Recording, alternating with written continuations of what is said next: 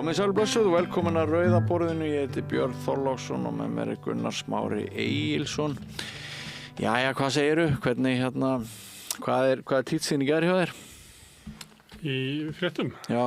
Það er náttúrulega ekkert að frétta mér. Nei, það er minnst áhugavert þessi hershöfðingi sem mætir hérna og eiginlega tilkynir að Bandaríkjamenn ætla að vera með viðbúnað hér. Herinn er að koma. já, Og ég heyrði ekki, ég sá aðeins blaðamannafundin. Þá var hérna Kristrún. Hún var voða glöð. já, En ég tók ekki alveg eftir hvað það var út af þessu, sko. nei, En þeir ætla að hafa viðbúnað hér. Ég veit ekki okkur hershöfðingir eru að koma þetta stuttu fyrir þjóðaratkvæðagreiðslu. Kannski er þetta eitthvað frá Bandaríkjunum. já, Að þeir vilja róa þá sem að halda að þeir missi varnarliðið, svo kallega, já, já, og þurfa að leita því í Belgíu. já, Ég veit það ekki. En það er náttúrulega hefur verið aukin viðbúnaður í Keflavík. já, já, Það eru ýmsum framkvæmdir og 20 milljarðar heldur sem búið að eyða í það. já, Höfnin í Helguvík og Já, þetta. já, já, En það var eiginlega hægt að skilja á manninum að þeir verður bara að horfa á það að vera með herstöðina. já, einmitt. Ég sé að Stefán Pálsson er búinn að í miðnefnd samtaka hernaðaranstæðinga búinn að tjá sig þetta og hún er Skiljanlega. líst illa á þetta. Það, Hún er líst náttúrulega mjög illa á þetta. já, herstöðu anstæðinga vil ekki fá herstöð. Nei, Það. Þannig að mér finnst þetta merkilega frétt. já, Og eins og alltaf þegar það kemur að varnarmálum þá finnst mér alltaf svona hjárænulegt að hvað stjórnmálafólki getur ekki rætt í það. Nei. Það ég veit ekki okkur það er.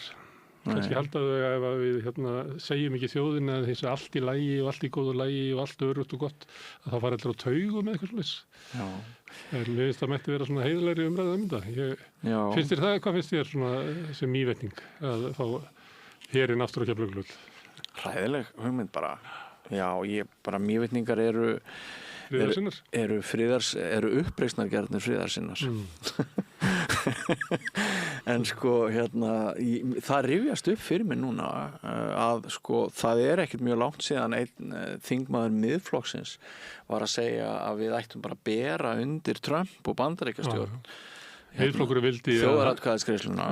Miðflokkurinn vildi að Íslendingar legðu lóð á vogarskálar svo að Trump fengi friðarverðlaun Nóbels. Já, Þannig að ég veit ekki hvað er nei, þetta samband Miðflokksins við Trump er náttúrulega eitthvað það er mjög sérstakt. mjög sérstakt. En sko, við eigum, er þetta eitthvað að þínu mati, Gunnar Smári, sem að getur haft einhver áhrif á niðurstöðu þjóðaratkvæðagreiðslunnar? Nei, með sko tímasetningin, að því að það hafa verið viðmælendur sem hafa verið að hvetja ykkur til þess að spurja afstöðu Bandaríkjanna og ég var eitthvað að þrjóskast við í einhverju viðtalinu, ég meina það bara vill að ég hringi Trump. Það er í leiðinni sem að geta svarað í. Þannig að við höfum enga aðstöðu til þess að vita hugðu þeirra. Þarna kemur yfir hershöfðingi NATO sem er Bandaríkjamaður og tekur náttúrulega við orðurum frá Bandaríkjunum og er svona svolítið erindi hans er að koma til Íslands. Það er reyndar heræfing þessi norðurvíkingur sem er tindatarleikur sem er annarkvort ár út í okkur móum. En hann kemur og hann hefur fyrir því að segja þetta. Já. Hann hefur fyrir því. Og maður ekki að reyna að lesa. Hann veit alveg að það er þjóðaratkvæðagreiðsla framöndan. Og ef þú skoðar þessu umfjöllun í Evrópu, ég hef ekki séð neina umfjöllun í Bandaríkjunum mögulega umsókn Íslendinga aðild að ESB, þá þær alltaf öryggismál. Það er bara eina sem þetta snýst af því að ef þú horfir á Ísland frá Evrópu, þá er þeim alveg hjartana sama einhverja 400.000 manns og einhver 6 atkvæði þarna og einhverja smá peninga þarna og þar endur göttunum, en þeir horfa til að það myndi auka öryggi Evrópu ef Ísland væri í Evrópusambandinu. Í Evrópusambandinu hefði þá líka svona aðgengi að norðurslóðum og annað slíkt. Þetta er yfirleitt bara ég las þýska daginn og svo var ég bara svona að googla og skoða fyrirsagnir og svona. Það ekki mikið fjallvæðmynda reyndar. En það sem fjallvæðmynda, að þá þetta eins og við séum að vera að kjósa aðild að Evrópusambandinu vegna válegri heims og við getum ekki treyst á Bandaríkin. Kristrún gaf það sjálf aðeins í skyn í þessu spjalli hennar við The Rest is Politics að þetta væri út af framferði Trump og hvað hann væri ófyrirsjáanlegur. Sem tímasetningi væri góð. Svo herskáir Campbell náttúrulega ótrúlega herskár maður. Einn af höfundum Íraksstríðsins og hlera. Ég myndi bara loka eyránum í hvers skipti sem hann fer að tala um öryggismál. Men hann var létt eins og að okkur stæði ógn af Rússum sem að ég held að séu nú kannski bara 7 á Íslandi sem að upplifa það. Það held ég nú líka. Ég held að allir viti við erum á áhrifasvæði Bandaríkjanna og Bandaríkjunum munu koma hingað til þess að vera í eigin hagsmuni. Þeir eru alveg sami okkur en þeir munu passa það að hér nái ekkert stórveldi einhverjum ítökum. Það hafa líka bara verið svo mörg tilefni til þess að fyllast áhyggjum á framferði Bandaríkjaforseta að það ekki pláss til þess að hafa áhyggjur af Pútín. En þessi yfirlýsing, hvernig hann segir þetta, þessi hersöðingi, þá hann bara tilkynna okkur að þeir alltaf gera þetta. Og þú mannst eftir umræðin viðbótar varnarsamningin sem að Guðlaugur Þór gerði við fyrri Trump-stjórnina. Það sem að þeir geta bara sjálf metið stöðu heimsmála þannig að það sé best að herinn komi hingað og hernum með Íslandi. Og það þarf ekki þetta ekki að hringja undan þar eins og bara mætir í kaffibúðið. Við erum svolítið mynd á það í dag. Já, mér veist það. Og þess vegna finnst mér að þetta mætti vera meira í umræðinni. Kannski finnum við einhverja leið til þess að fjalla um þetta. Það var annað sem að mér fannst líka áhugaverð frétt. Hvað var hún? Hún var inn á RÚV, held ég. Þá var verið að spurja könnun maskínu held ég tengsl loftslagsbreytinga og við hitamet og skógarelda. Þetta ástand sem búið að vera í Evrópu, það búið að vera meira og minna hitabylgja í Evrópu og þeir sem að búa þar maður heyrir í tónu, þau eru alveg að gefast upp. Og ég trúi því vel, ég hef verið í hitabylgju og það svona stigmögnun. Þú kannski þolir fyrsta daginn og annan dag svona aðeins slæmur, þriðji dagur eru óbærilegur og fjórða daginn þá ertu bara að hugsa sjálfsmorð sko. Maður eiginlega missir stjórn á huganum í hitabylgju sem gefur engan svala. En þetta spurt og niðurstöðnar í frétt RÚV eru skiptur á milli stjórnmálaflokkana. Það í einu flokki það sem að meiri hlutin á því að það sé ekki tengslan á milli. En það mjög naumur meirihluti og það Miðflokkurinn. Aðrir sem að trúa ekki á tengsl skógarelda og hitabylgjunar við loftslagsbreytingar. Það svona kannski svona tæplega 30% inn í Sjálfstæðisflokknum. Það er góður meirihluti fyrir því að þetta sé tengsl. Og svo kannski svona svipað inn í flokki fólksins. En annars þetta bara já, þetta eiginlega eins og svo margt annað, það aðeins bara eftir, það eins og öll mál sé orðið menningarstríð. Já. Ég alveg viss að þetta fólk inn í miðflokknum sem hafnar þessu, það er ekki verið að skoða þetta. Skynsemin deyr vegna einhvers konar trúarbragðalegs, menningarlegs ofstækis. Já, bara við höfum ekki að trúa því sem kemur frá háskólanum. Háskólanir hafa verið að ljúga okkur alls konar. Maður heyrir þetta líka í útlendingaumræðu, sko. Það er alveg sama, félagsfræðingarnir og afbrotafræðingarnir og fleiri komið fram og segja þessi tengsl sem að þið sjáuð á milli til að sklæpa og innflytjenda, það bara ekki til. Eiginlega þvert á móti. Og alls konar svona, en það bara hefur engin áhrif þannig að þá verður eins og Trump til dæmis, hann trúir að einhver sem kemur úr háskólanum hann sé allt samsari gegn þessi bara pólitík þannig að ég held að það sé það sem að ræðu þessari afstöðu þetta er náttúrulega örfáir sko það er ekki margir sem að helmingurinn af miðflokknum og fjórðungur af Sjálfstæðisflokki og flokki fólksins er ekki þetta er eitthvað svona 14% af fólki kannski sem að við getum kannski 13,7, það er að nota það oft. Það er atkvæðin sem að Davíð Oddsson fékk. Það kemur oft til dæmis í afstöð til kvótakerfisins, þessari könnun og fleira. Þá er alltaf svona 13,7% sem eru bara samlagast ekki hinum og eru bara þvert á svona ríkjandi viðhorf, getur við sagt. Men þetta ekki alltaf ég að finna því, ég er á móti ríkjandi viðhorfum í alls konar málum. og það er að standa með Ég sjálfa held að enga trú að í auðvaldi færi okkur bjarta framtíð eins og virðist vera einróma ef það er borið upp í Alþingi, það var 63% atkvæða með áfram auðvaldið og í fleiru sko. Sem að þetta að því að við erum búin að tala svo mikið um ESB þá sko eru hérna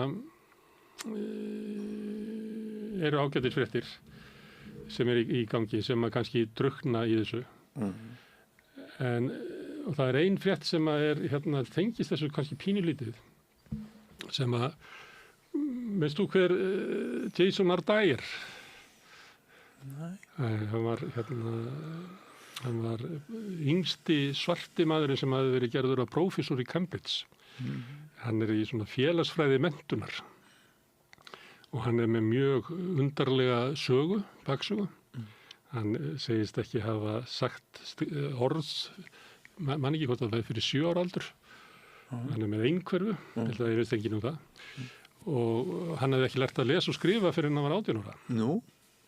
Samt hérna, og svo segist hann líka hafa hlupið, held ég, 600 mílur á 6 dögum sem að er bara líffræðilega ómúlegt, sko.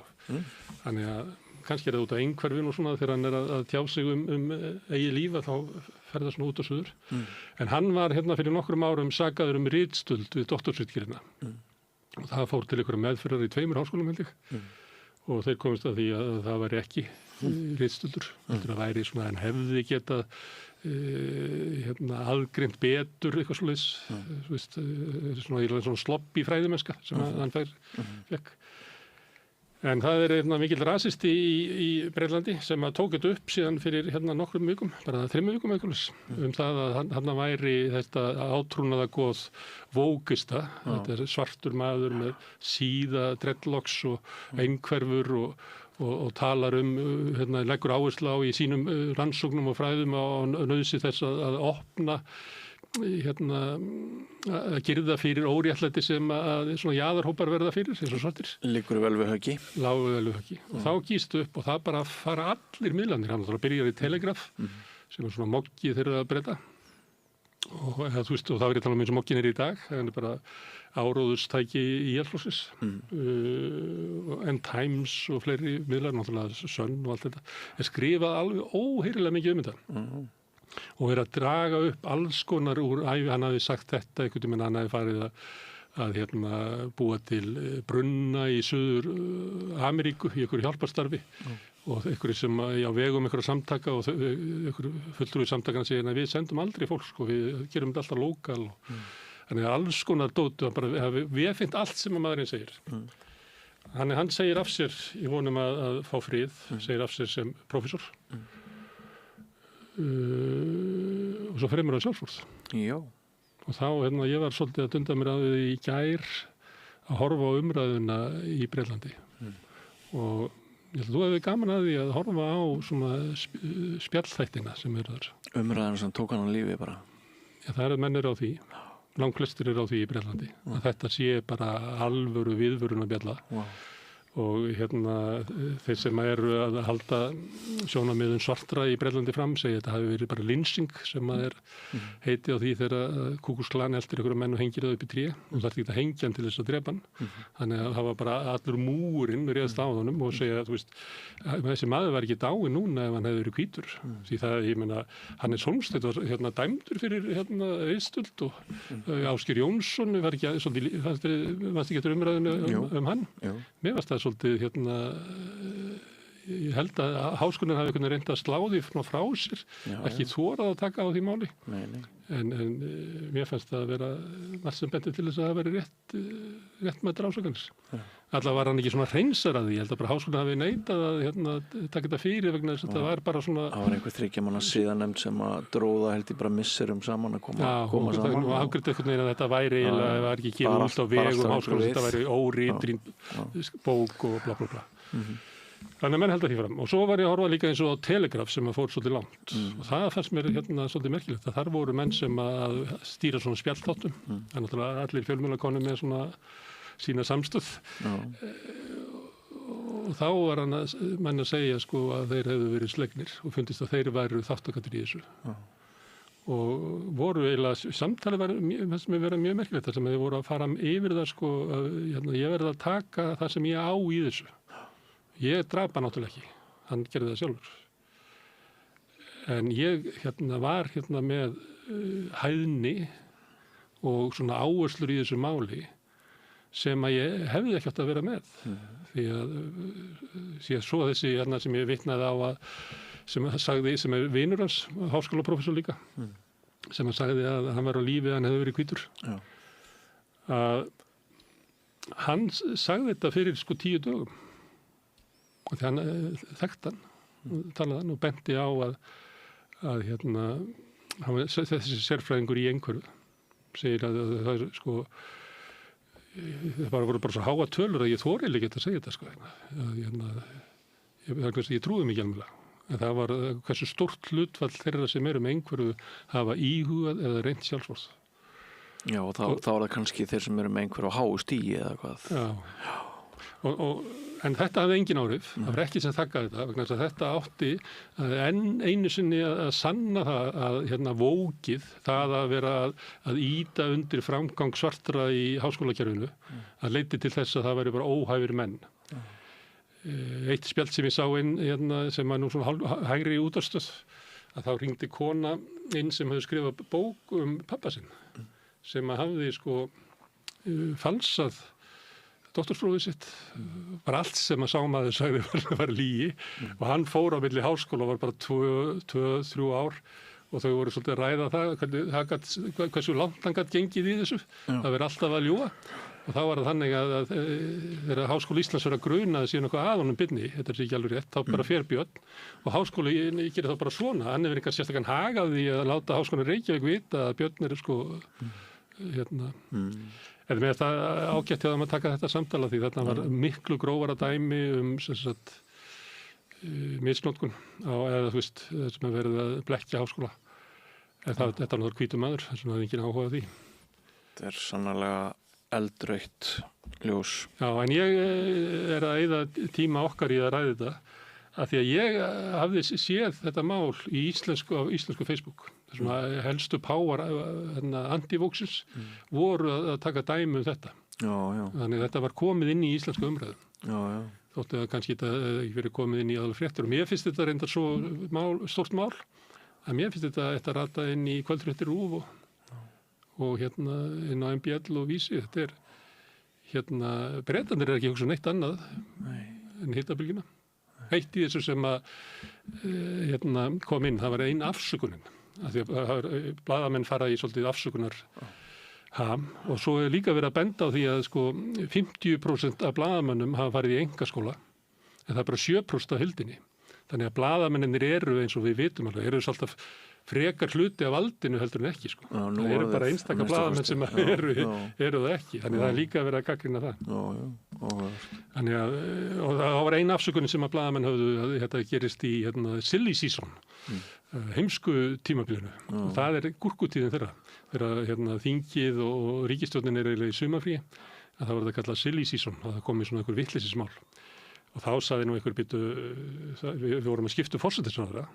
Það eru búin að vera hitabylgjur og skógareldur á Evrópu. Það er ekki búin að vera henni gúrka. Þannig það er engin afsökun í því að þetta var eina máli sem við höfum getað fjallað Það var bara val allra fjölmiðlana að ráðast á þennan mann og einhvern veginn reyna að girða niður mann og hengja hann í næsta þrjá. Svakalegt. Og ekkert út af því sem hann var. Heldur bara þessi ákæfi sem er orðin í þessu menningarstríði er orðin svo mikill að fólki vera anskotað sama fólk. Þetta er nú það. Eins og heyrir þá er ég að leika mér að því hvað ég geti talað við lengi á hans nefna ESB. Hver er staðan á því? Ertu eitthvað nær? Hvernig niðurstaðan verður? Nei, ég er það alls ekki og ég myndi aldrei treysta mig til þess að spá fyrir það. Það merkir þetta í gær, sástu silfrið? Já, nei. Ég því miður var að spila bridge og ég hef ekki komið til þess að horfa. Jáarar eru alveg á því að Guðni T. hafa eiginlega lagt þeim líð með sínum málflutningi. Er ekki neyjarar líka? halda því Ég sé nú minna því. Ég sé minna því. Mér fannst ég sjá eitthvað báða hópa vera fagnanum, sko. Já. Og ég, sko, hlusta á þetta. Ég myndi segja hann hefði verið svona 75% já í þessu. Já, ok. Að bæði að við höfum getað séðum eigi mál, við höfum góð í samningum og öllu þessu. Mér fannst það svona að vera svolítið á þeim. Já. Það væri skrítin upplif. Það kæmi ekkert óvart, hann náttúrulega upplýstur maður, menntaður í útlöndum, alþjóðasinni alveg pottþétt, sko. Þannig að það kæmi mann ekkert óvart. Þorvaldur Gylfason sagði daginn að hann hitti engan í háskólanum sem ekki ætla að segja já. Já. Og þá gripu með það á lofti og jáið er elítusvarið, af því að þeir sem að vinna kosningar í okkar heimsluta eru þeir sem eru ekki elíta. Já. Þannig að báðir hópanir að reyna að klína elítunni yfir á hinn, sko. Þannig að sé bara háskólaelítan sem vil gangi í Evrópusambandið. En þetta er bara útgerðarelítan sem vil ekki gangi í Evrópusambandið. Þannig að það er allir að reyna að kasta þessari drulluklessu elítunni hvor og annan. Já. Við ætlum einmitt að fjalla aðeins ESB í þætti kvöldsins.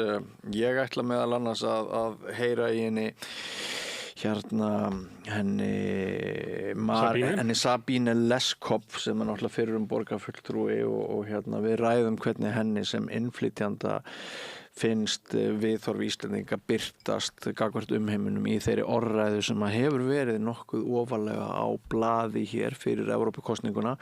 Þar má nefna heft og andúð gagnvart útlendingum eins og hún bendir á, og orðið nasismi kemur við sögu í okkar spjalli. Já, orðið nasismi kemur við sögu í okkar spjalli með mjög varfærnum hætti, en Sabine er í hópi þeirra sem að telja sig hafa séð svona köflum ansi mikla þjóðerniskennd og stæka í ummælum sumra og áherslum sumra, og nú er ég ekkert að smyrja því neitt á Íslendinga sem þjóð, en við þurfum alveg að vera vakandi fyrir ýmsu og margt að því versta sem maður hefur séð í svolítinn tíma, það hefur skollið á manni núna í aðdraganda þessarar Evrópukosningar. Þannig að ég held að sé fínt að við fáum viðhorf mannesku sem ekki fæddist ekki hefur alltaf verið hugsað eins og við heldur kemur að utan, og þú ætlar að vera með það verður með 2 fastakesti hann nú komið minna undanferðið Ásgeir Brynjar Torfason, en hann var fastagestur og í kringum COVID-kreppinu held ég hann hafi komið bara eiginlega einu sinni í viku. Og við eiginlega, það var svo miklar hreyfingar í efnahagsmálum og svona endurskoðun á efnahagsmálum og stöðu ríkisvaldsins út alla Evrópu. Þannig að ég naut þess að fá að hitta hann einu sinni í viku og fór eiginlega, hann var svona lóðs í gegnum COVID-kreppina. Já, ég man eftir því. Og svo Hilmar Þór Hilmarsson sem hefur verið eiginlega lóðs okkar í gegnum svona stríðsátök í Úkraínu og Miðausturlöndum. Já. Og breyttu heimsmynd. Ég ætla að fá þá í sikkurlagi og tala við á ESB. Ég hef nú grun að Ásgeir Brynjar að við vilji gangi í Evrópusambandið. Ég bara veit það úr gömlum samtölum við hann. Og Hilmar skeptískur. Hann er skeptískur. En Hilmar er náttúrulega, hann hefur verið að kenna í Eystrasaltslöndunum og svo hefur hann skrifað líka Lýsigrænlöndin sem er þarna í Mið-Evrópu. Þannig að hann þekkir mjög vel til landa sem ég býst við að meiri hluti íbúa í þeim löndum líta á veru sína inn í Evrópusambandinu sem algjört lykilatriði fyrir sjálfstæði. En ég eins og hann grunaði, hann kemur bara í ljósu eftir, ég eftir að tala við hann. Hann grunaði að vera frekar svona megin. Já, og þú kannski spyrðu Hilmar Þór eitthvað út í þetta nýjasta stönd Bandaríkjamanna gagnvart Íslandi. Hann tók þátt í að semja á sín tíma, það var aðstofamar utanríkisráðherra og var í samningarnefnd við Bandaríkjaher. Verður forvitnilegt að heyra það. Heyrðu, svo er tvennt ónefnt hjá okkur. Við ætlum að enda þáttinn á því að doktor Nína Margrét Grímsdóttir, píanóleikari og tónlistarkennari, hún ræðir við mig tónlistarkeppnir, hvort er eitthvað vit í því fyrir börn og ungmenni. Í tilefni þess að einni slíkri alþjóðlegri er nýlokið í salnum í Kópavogi. Og svo ræði ég við hana Rósu Líf Darradóttur, hún er læknir. Hún ætlar að ræða sem sagt ákvörðun Kristjáns Loftssonar að hætta að reyna að selja Japanum hvalkjöt en stefna þess í stað framleiðslu á járnpillum. Þetta er náttúrulega ert að grínast, þetta svoleiðis frétt, sko. Þetta svolítið það er bara, það valla að maður geti, sko, rætt þetta af alvöru. Ætlar að fara að veiða hval til þess að búa til, fæðubótaefni járn. Þetta er bara... Sko, frétti var vandræðaleg, en í gær var ekkert síður vandræðalegt að sjá fólk sem er með honum Kristjáni Loftssyni í liði stíga fram og reyna að færa rök fyrir að þetta verið frábær hugmynd. Já, mér fannst það nefnilega, sko, því að þetta ætti að vera, ég fylgist með á Facebook, Onion og fleira, það er ennþá hefð fyrir því í Bandaríkjunum að vera með svona grín með þetta tilera því eiginlega. Veiði hval til þess að búa til járntöflur. En það verður svolítið að heyra hvað Rósa Líf segir. Er þá nokkuð eftir annað en að bara brýna okkar góðu hlustendur og áhörfundur til þess að halda áfram að dreifa okkar efni og kannski styðja okkur eða hvað? Já, það er eins og öllum er ljóst að þá er rekstur á fjölmiðlum bratta brekka endalaust. Það er ekki bara við samstöðuna, það við alla fjölmiðl á Íslandi og alls staðar í okkar heimsluta. Ég held að sé engin fjölmiðl sem hefur það gott og það náttúrulega kostar mikið átak að starta nýjum fjölmiðli og við höfum búið til samstöðuna svona með þessum hætti sem að hún er. Við höfum trúað því að það sem að vanti í samfélagi sé svona samtal sem að við reynum að halda úti. En þetta er ekki hægt nema að almenningur leggi þessu átaki lið. Við sem að höfum unni lengst af vorum við bara í sjálfboðvinnu og svo er ekki launung á því að við erum öll á skítakaupi en vinnum mikið. En ef að þið viljið hjálpa okkur við að halda út í samstöðinni og það er reyndar þannig að maður getur aldrei sagt að samstöðin verið til eftir 3 mánuði. Það er mikil óvissa í þessu og þannig hefur það alltaf verið.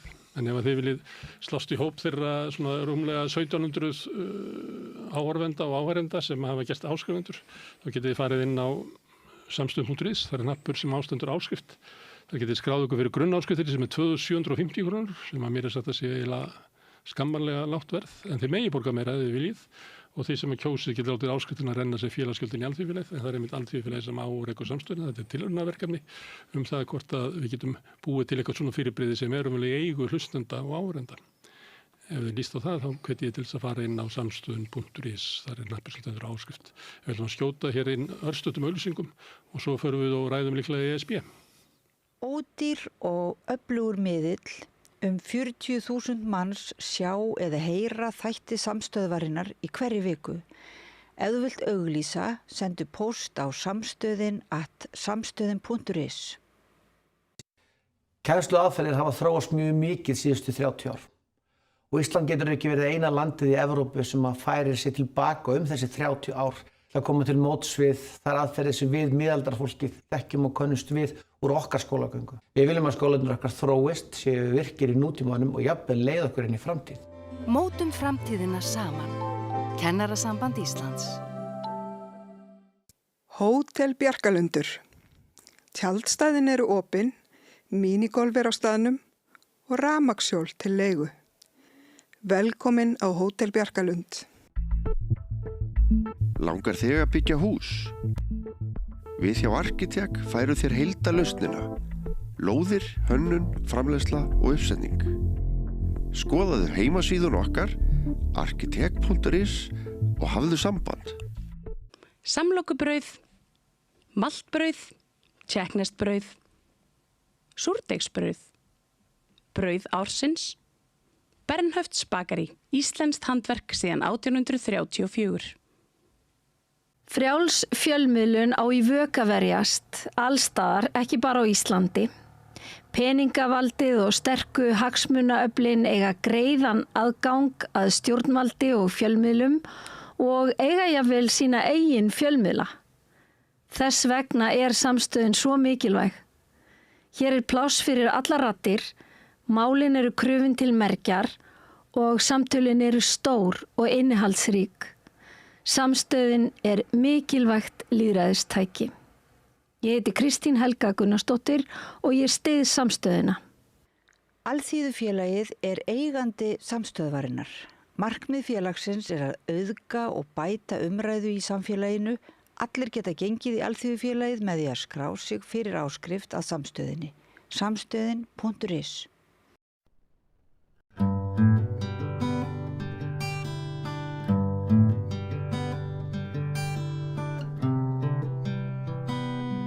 Já, við ætlum að hefja dagskrána í kvöld á því að ræða, frétt Morgunblaðsins í gær, þar sem því var slegið upp að í stað þess að selja, eða reyna að selja Japunum hvalkjöt eins og reyndu við verið sennilega með ekkert mjög góðum árangri síðari ár, þá væri lausnin að búa til einhvers konar töflur, járntöflur úr hvalkjöti. Og þetta hljómaði nú kannski svolítið einkennilega í augum og eyrum margra, en svo hélt nú bara ferðalagið áfram í gær. Það var bara rætt þetta mál eins og þetta væri allt saman bara mjög lögmætt viðskiptatækifæri, og þetta svolítið einkennilegt því hvalveiðar eru náttúrulega mjög umdeildar. Og hún komin hingað, hún Rósa Líf Darradóttir, vertu velkomin. Takk fyrir. Þú ert með svona ýmsa hatta í tengslum við það að það sé gilt að ræða við þig í þessu samhengi. Bæði ertu náttúrulega hvalavinnur og í hvað stjórn þar eða hvað? Já. Og svo ertu formaður samtaka dýravelferð. Já, og læknir að auki. Já, passar. Já. Sko, ég rekli dæmis augun í það í dag að menn eru að toga þessa frétt moggans alveg út og suður í háði. En það líka verið að tala svona að þetta sé dálítið ógeðslegt, sko, að blóðleysi í Afríku, hráir þriðjung mannkyns, játskortur og eitthvað svona, það talað þetta eins og þetta sé bara charity, bara góðgerastarfsemi eða eitthvað svoleiðis heiminum, þegar þetta er sennilega eitthvað annað. Segðu mér hvað þér finnst þetta? Já, þetta hvalveiðimál hefur náttúrulega bara náð nýjum víddum í fáránleika ef á að réttlæta þessar veiðar með því að þá núna fara að skuttla þessar langriðar til þess að tróða þeim í hylki til þess að meðhöndla járnskort. Við erum alveg með tækin og tólin til þess að meðhöndla, greina og fyrirbyggja járnskort og nákvæmlega engin þörf á því að fara að pynta næststærstu dýr jarðar og láta þau líða þessar vítiskvalir sem að þær þola þarna við þessar ömurlegu veiðar. Já, þannig að þú gefur ekkert fyrir þetta. Þetta er bara mjög löng teygja fyrirtækis sem er að reyna að finna sér einhver tilgang fyrir vöru sem að bara er engin markaður fyrir lengur. Já. Og mann dettur í huga að þarna sé tilgangurinn að kaupa sér jákvæða ímynd í tengslu við veiðarnar? Eða hvað? Já, þetta er alltaf að mála þetta upp eins og Kristján Loftsson, eins og það sé einhver ástríða hans að lækna járnskort í þróunaríkjum. Þetta er náttúrulega bara, þetta er hlægileg tilraun til þess að réttlæta þetta. Já. Og segjum sem svo að hann sé nokkuð ósvífinn. Það er líka í rauninni áhugavert að mörg okkar eru alveg tilbúin að taka þátt í þessum leik. Hvað heldur að skýri það? Já, það er bara mjög alvarlegt. Virkilega alvarlegt þegar að einhvern veginn svona þvæla er bara einhvern veginn meðtekin og fær einhvern veginn bara standa og fer á forsíðu Morgunblaðsins og bara engin setur spurningamerki við það. Frétt og Vísi í gær, engin spurningamerki þar? Já, það vist bara algjörlega vanta alla gagnrýna hugsun í þessa umfjöllun. Já, eða þá það er bara einhverju hagsmunir sem að fólk hefur að því að spinna þennan frá svona áfram, sko. Já, það er eitthvað. Þetta er ekki í lagi. Andri Snær Magnason segir það mætti halda að markmiðið væri að sjá hversu mikla vitleysu megi bera fram, hversu mikið óleysi og talnablinda hrjáir landsmenn. kannski má hreinlega gefa í á einhverjum sviðum og segja okkur eitthvað geimverur? Já, þetta, ég veit ekki hvort þetta sé landlægur vandi, en það eins og, sko svona, hvað maður segja, vísindalæsi, staðrendalæsi, það fær alltaf að víkja fyrir einhverjum tilfinningarökum og einhverju svona þjóðarstolti sem að hann virðist, sko, eða þessar veiðar, einhvern veginn, þær snerta einhverja mjög viðkvæma þjóðartaug. Og það fer einhvern veginn alltaf á afturlappurnar þegar þetta gagnrýnt. Þrátt fyrir að við erum með allar staðreyndirnar á borðinu, þessar veiðar þar uppfylla ekki lögum velferð dýra, það engin markaður fyrir þessar vöru, slæmt fyrir umhverfið, það ekki eins og að hvalkjöt sé heilnæm vara, það er bara engin þörf á þessu. Þetta algjört tilgangsleysi. Já. Hvað þið sko úrganginn ef við verum að fara að veiða hval í brjálæðislega mæli út af einhverjum járnbíl? Sko, úrgangurinn, kostnaðurinn, þetta galið businessplan. Járn náttúrulega 4. algengasta frumefni jarðar. Næst algengasti málmur á jörðinni og bara við erum með mjög góðar aðferðir í að búa til fæðubótaefni úr járnsöltum. Og það að fara einhvern veginn að taka þessi ógurlega stóru dýr og einhvern veginn vinna úr einu dýri 20 kíló járn og setja það einhver þetta gengur ekki upp á neinum fletti. Hvað? Bjarga íbúum Afríku? Já, og sástu það sko og mesta hneyksli var það að hvalirnir þar fá að synda í friði. Það enginn að skuttla þá þarna og á meðan börnin í Afríku þjósta í átskortið. Ég ætla að leyfa mér að staðhafa sem blaðamaður sem við fylgst með þessum málum áratugi að businessplan Kristjáns Loftssonar er augljóslega dautt. Það vill enginn lengur kaupa þetta hvalkjöt. Það hefur nú verið svona frekar lítil spurn eftir því. En frekar en að einhvern veginn bara játa sig sigraða gagnvart nýrri þekkingu, nýjum heimi, þá skal allt alveg endalaust reynt. Þetta ekki einhvern veginn þannig? Jú, þetta eiginlega ótrúlegt. Sko. Þetta fer alveg þvert á allt það sem við þekkjum og vitum í dag. Þvert á bara svona siðferðis meðvitund fólks samtímans. Við erum bara flest þar að þetta ekki rétt lengur. Við vitum betur. Og það sorglegasta í þessu einhvern veginn hvað þetta fær að vera, hvað þetta fær að viðgangast lengi. Að okkur takist ekki að stöðva þessa þvælu sem þetta hefur verið í öll þessi ár. Þess vegna ég langreið á þessu rugli. Og sko það búið að skoða þetta, það búið að skrifa skýrslur. Þetta Matvælastofnun segir þetta er ekki samkvæmt markmiðum laga velferð dýra. Fagráð segir þetta gengur þvert gegn lögum velferð dýra. Dýralæknafélagið kallar eftir banni. Þetta 2023. 2024 gefur Bjarni Ben út leyfi og áfram heldur þetta og þetta algjörlega alveg eins og bara núna í sumar 22. júní þegar þessi hvalur skotin með 4 skutlum. Ástæðan fyrir því að allar þessar stofnanir komast að þessari niðurstöðu að þetta ekki boðlegt lengur. Og það sem að gerir þetta kannski aðeins öðruvísi en aðrar veiðar og önnur svona aflífun dýra að þrátt fyrir að aðstæður séu eins og bestir og kostnar. Eins og veður skilyrði, ölduhæð, birtu skilyrði, fjarlægð báts frá dýrinu,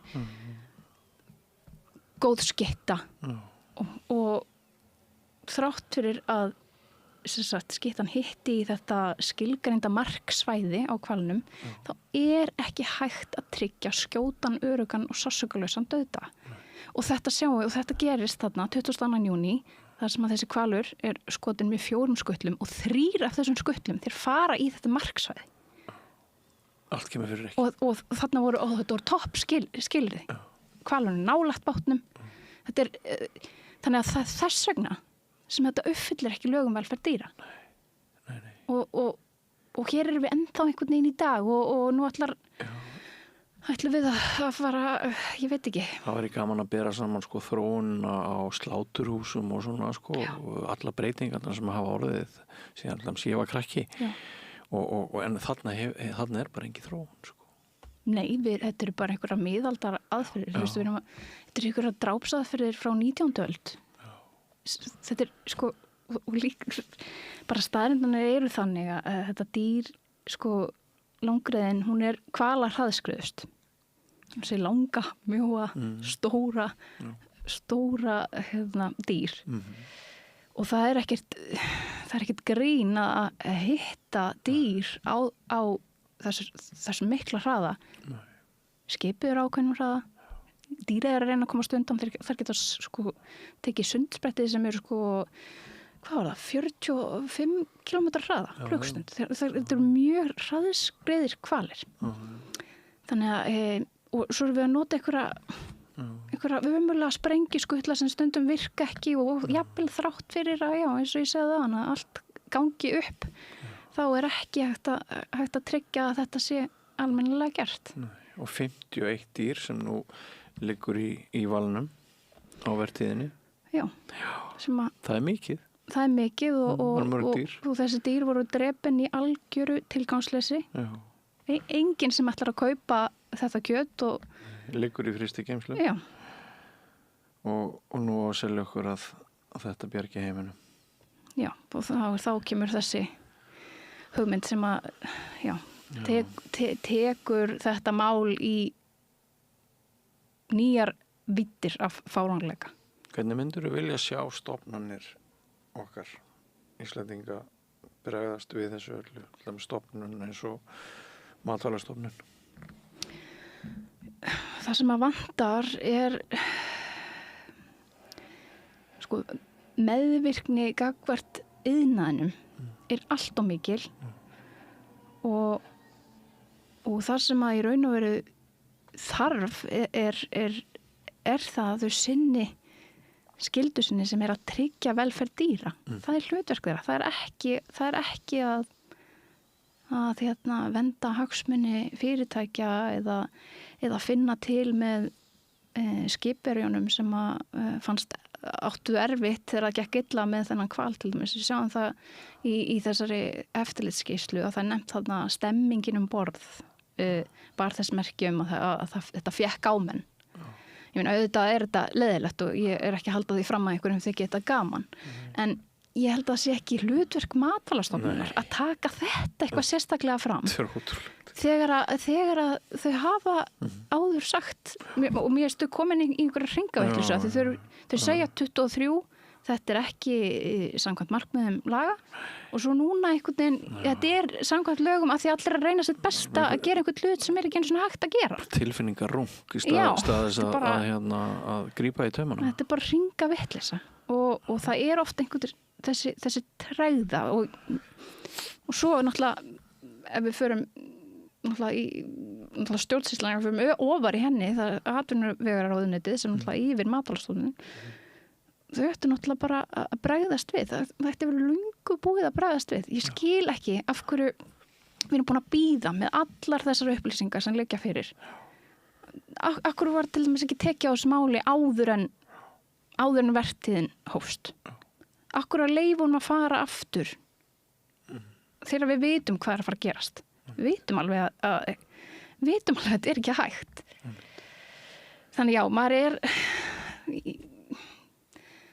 afskaplega, hvað er hægt að gera meira? Þetta er svo...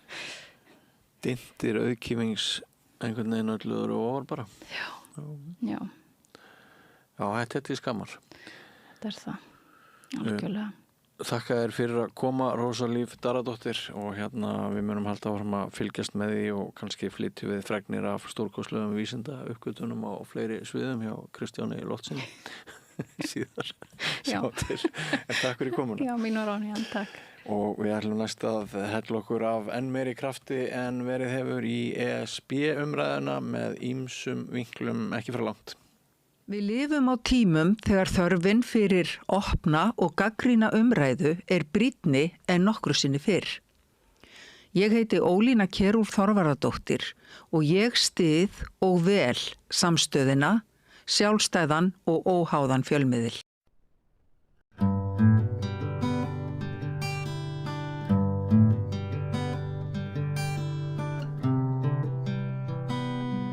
Þá var að ræða ESB, þjóðaratkvæðagreiðsluna eftir 11 daga eða svo. Við höfum haft þann háttinn á að fá einn gest í einu og við hann að rökstyðja, kannski sína afstöðu en líka segja okkur ýmislegt þannig að hægt og bítandi byggist upp ykkur betri heildarmynd af hvað þetta merkir allt saman, hvort að Ísland eigi að gangi í Evrópusambandið eða ekki, eða hvort við höfum að sækja eða ekki.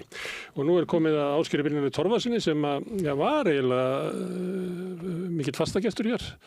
Ég sagði það hérna í kynningunni að mér minnir að þú hefur komið næstu einu sinni í viku í gegnum alla COVID-kreppuna. Já. Það hefur verið lóðsokkar í gegnum það tímabil. Ég held að þetta sé að nálgast 100. þáttinn. Ég náði ekki að telja það saman en það hefur verið svolítið hlé. En þið fengu nú hérna vaffer laðurspinn í... Já, en ég man eftir því að þegar við vorum að ræða og þá vildi þú stundum tala um Evrópusambandið og ég ýtti því svolítið í burtu. Já. Þú varst þá svona Evrópusinni sem að fékkst ekki alveg að tala eins mikið um Evrópu þú vildir. Ég hef alltaf verið Evrópusinni á þessar öld. Já, þannig þú ætlar að segja já. Já, ég sé ekki að það sé hægt að gera neitt annað en það. Það eru ýmsir sem að sjá það, en þú sér það ekki, þannig þú ætlar að krossa við já.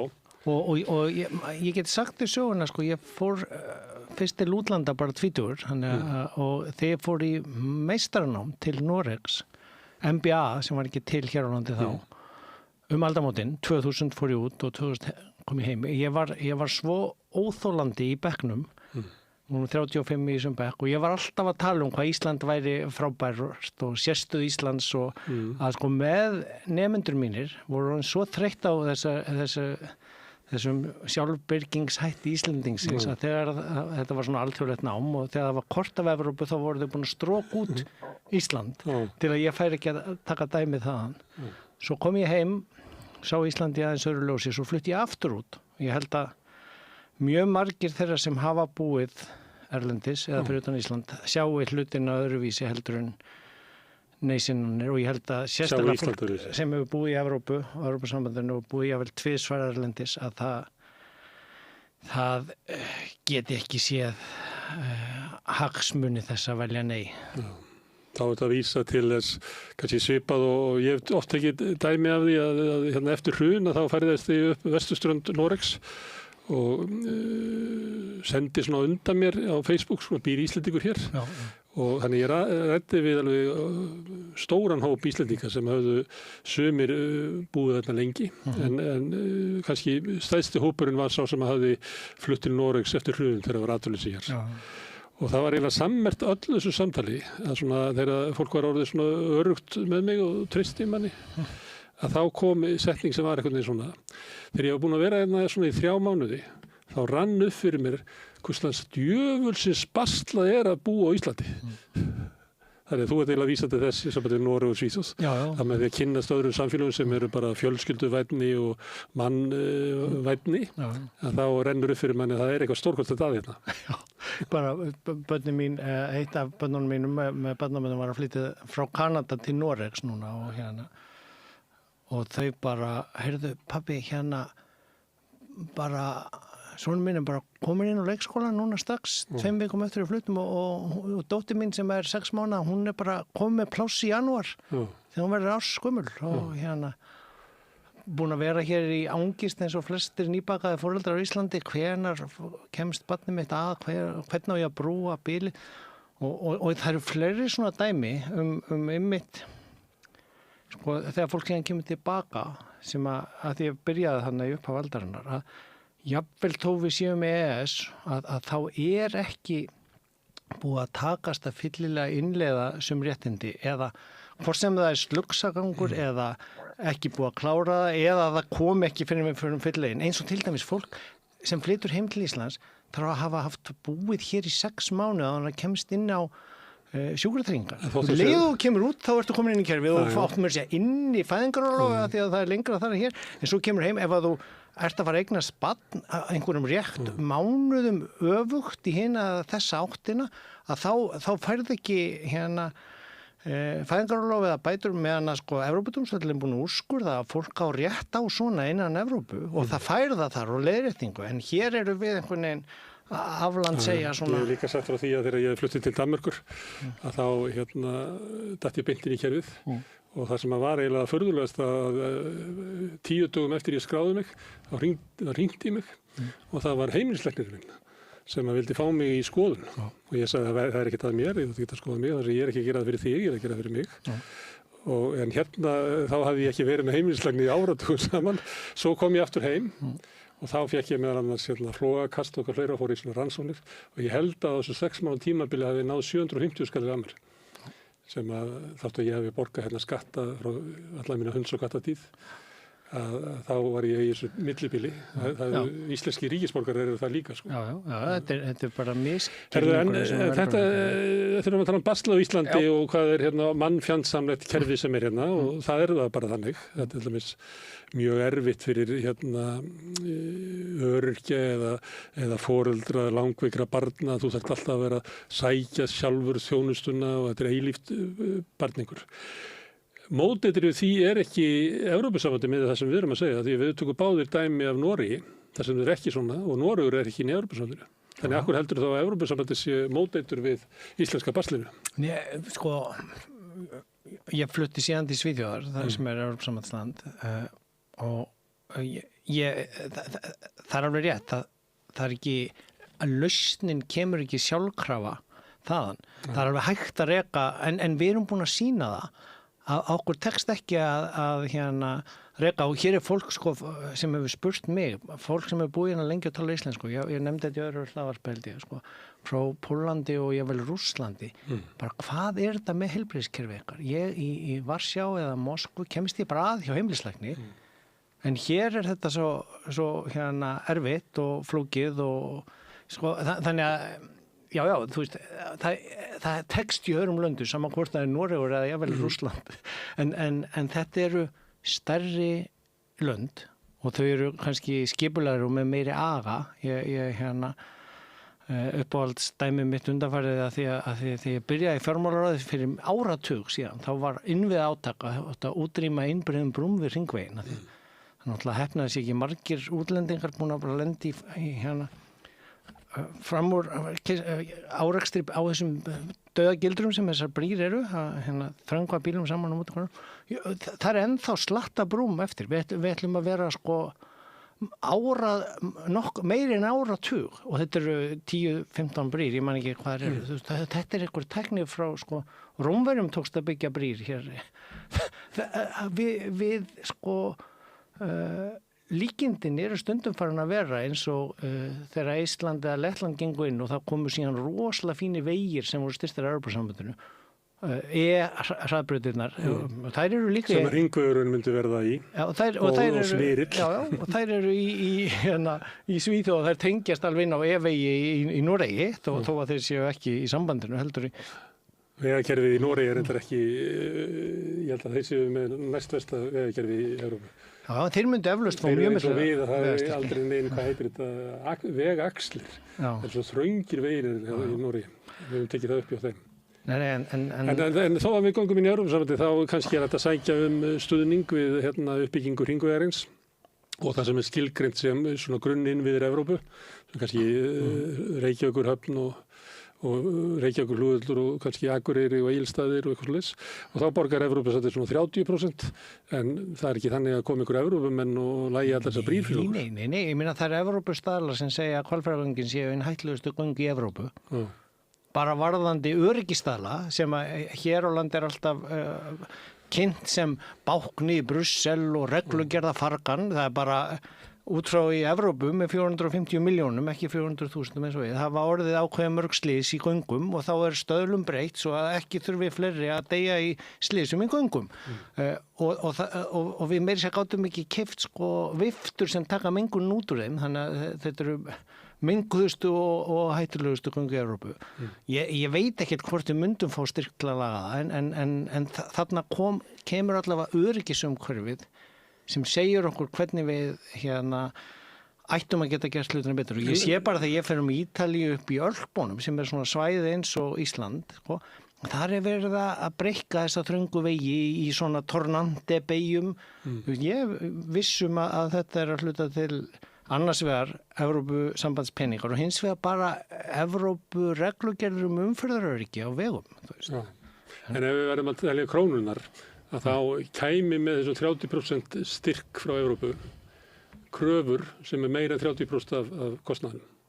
Þannig að við fengjum ekkert fleiri að vera jafnt kostnaðsamt fyrir okkur að leggja vegina samkvæmt Evrópustöðlum og það væri að gera þetta með okkar lagi. Já, en veistu hvað, ef við værum komin inn og ég alltaf að sjá þetta skýra og skýra því að fólk verðist trúa EES-samningurinn annars vegar sé ævarandi og hins vegar hafi fært okkur alltaf góða, við getum valið úr honum.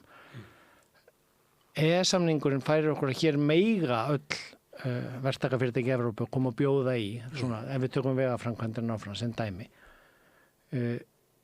Ég alveg samfærður að þau eru mjög fá að gera það vegna þess að hér kostnaður í krónum og þau þurfa að reikna einhvers konar álag í viðbót við flutningin. Það minna vesen að fara með græjurnar innan Evrópu en sko, og auðvitað eru samkeppnisforskot þeirra sem á staðnum yfir en þetta svona sem hinn sameiginlegi markaður virkar. Að það sem hægt að fá hagkvæmara af stærð og að utan með samkeppni milli stórra aðila, að það skila sér í lægra verði. Hér á þessari ámörkuði einokun eða fákeppni. En verktakafyrirtæki hafa mátt koma hingað. Já. En hafa ekki gert það. Nei. Af hverju þetta að gera það að vera með Evrópusambandið? Ef að krónan komin inn í ERM og það orðið öryggi að hún muni ekki hoppa og skoppa því að allir í verktakabransanum eða fjármögnunarbransanum vita alveg og vissu alveg að það voru stóri sjóðir sem tóku stöður á íslensku krónuna vegna innflæðisins í Kárahnjúkum sem var risaframkvæmd samhliða bankabólu og það var vita að gjaldmiðillinn myndi falla eftir að þær framkvæmdir myndu stöðvast að öðru óbreyttu.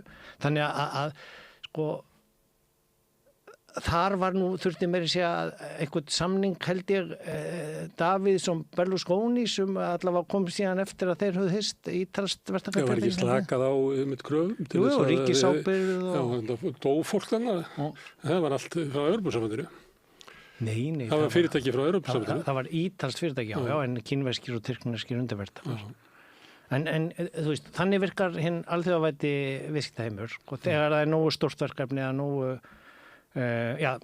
tryggt einhvern veginn að það muni ekki koma gjaldeyrisálag ofan á tilboðið sem að eyðu upp ábatanum fyrir stóra fyrirtæki að fara þannig út á þannig jaðar að vinna í að smíða eitthvað þar. Ég meina, ég vann fyrir alþjóðlegan amerískan sjóð í Skandinavíu og það sem að Svíþjóð var jaðarsvæði fyrir þá. Þeir voru að vaksa inn í Austur-Evrópuna þá, þetta var hann fyrir 20 árum og þeir gátu komið með þekkingu og stundum jafnvel undirverktaka sem voru sérhæfðir í sínu bygging og við gátum lækka byggingakostnaðum sko 40% með því að stóraðali komin á markaðin byggðir hraðar, stærra með sérþekkingu á okkunnum sviðum. Þannig að þetta er sko aftur, maður getur ekki verið viss eða lofa því, en aðstæðunar fyrir svona hagsbætur á hraðari að þurfi ekki að taka 2 áratugi að útrýma þessum 15 einbreiðu brúm á hringveginum. Er það ekki fjármögnunar vandi? Líka, já. Og þar kemur þá fjármögnun ríkissjóðs sem klassíska dæmi sem ég tók hér alveg síðan í COVID og var alveg frá því fyrir áratug því ég byrjaði fjármálaráði. Grikkir að borga minna hlutfall af sínum þjóðarútgjöldum í vaxtakostnað fyrir hið opinbera heldur en Ísland.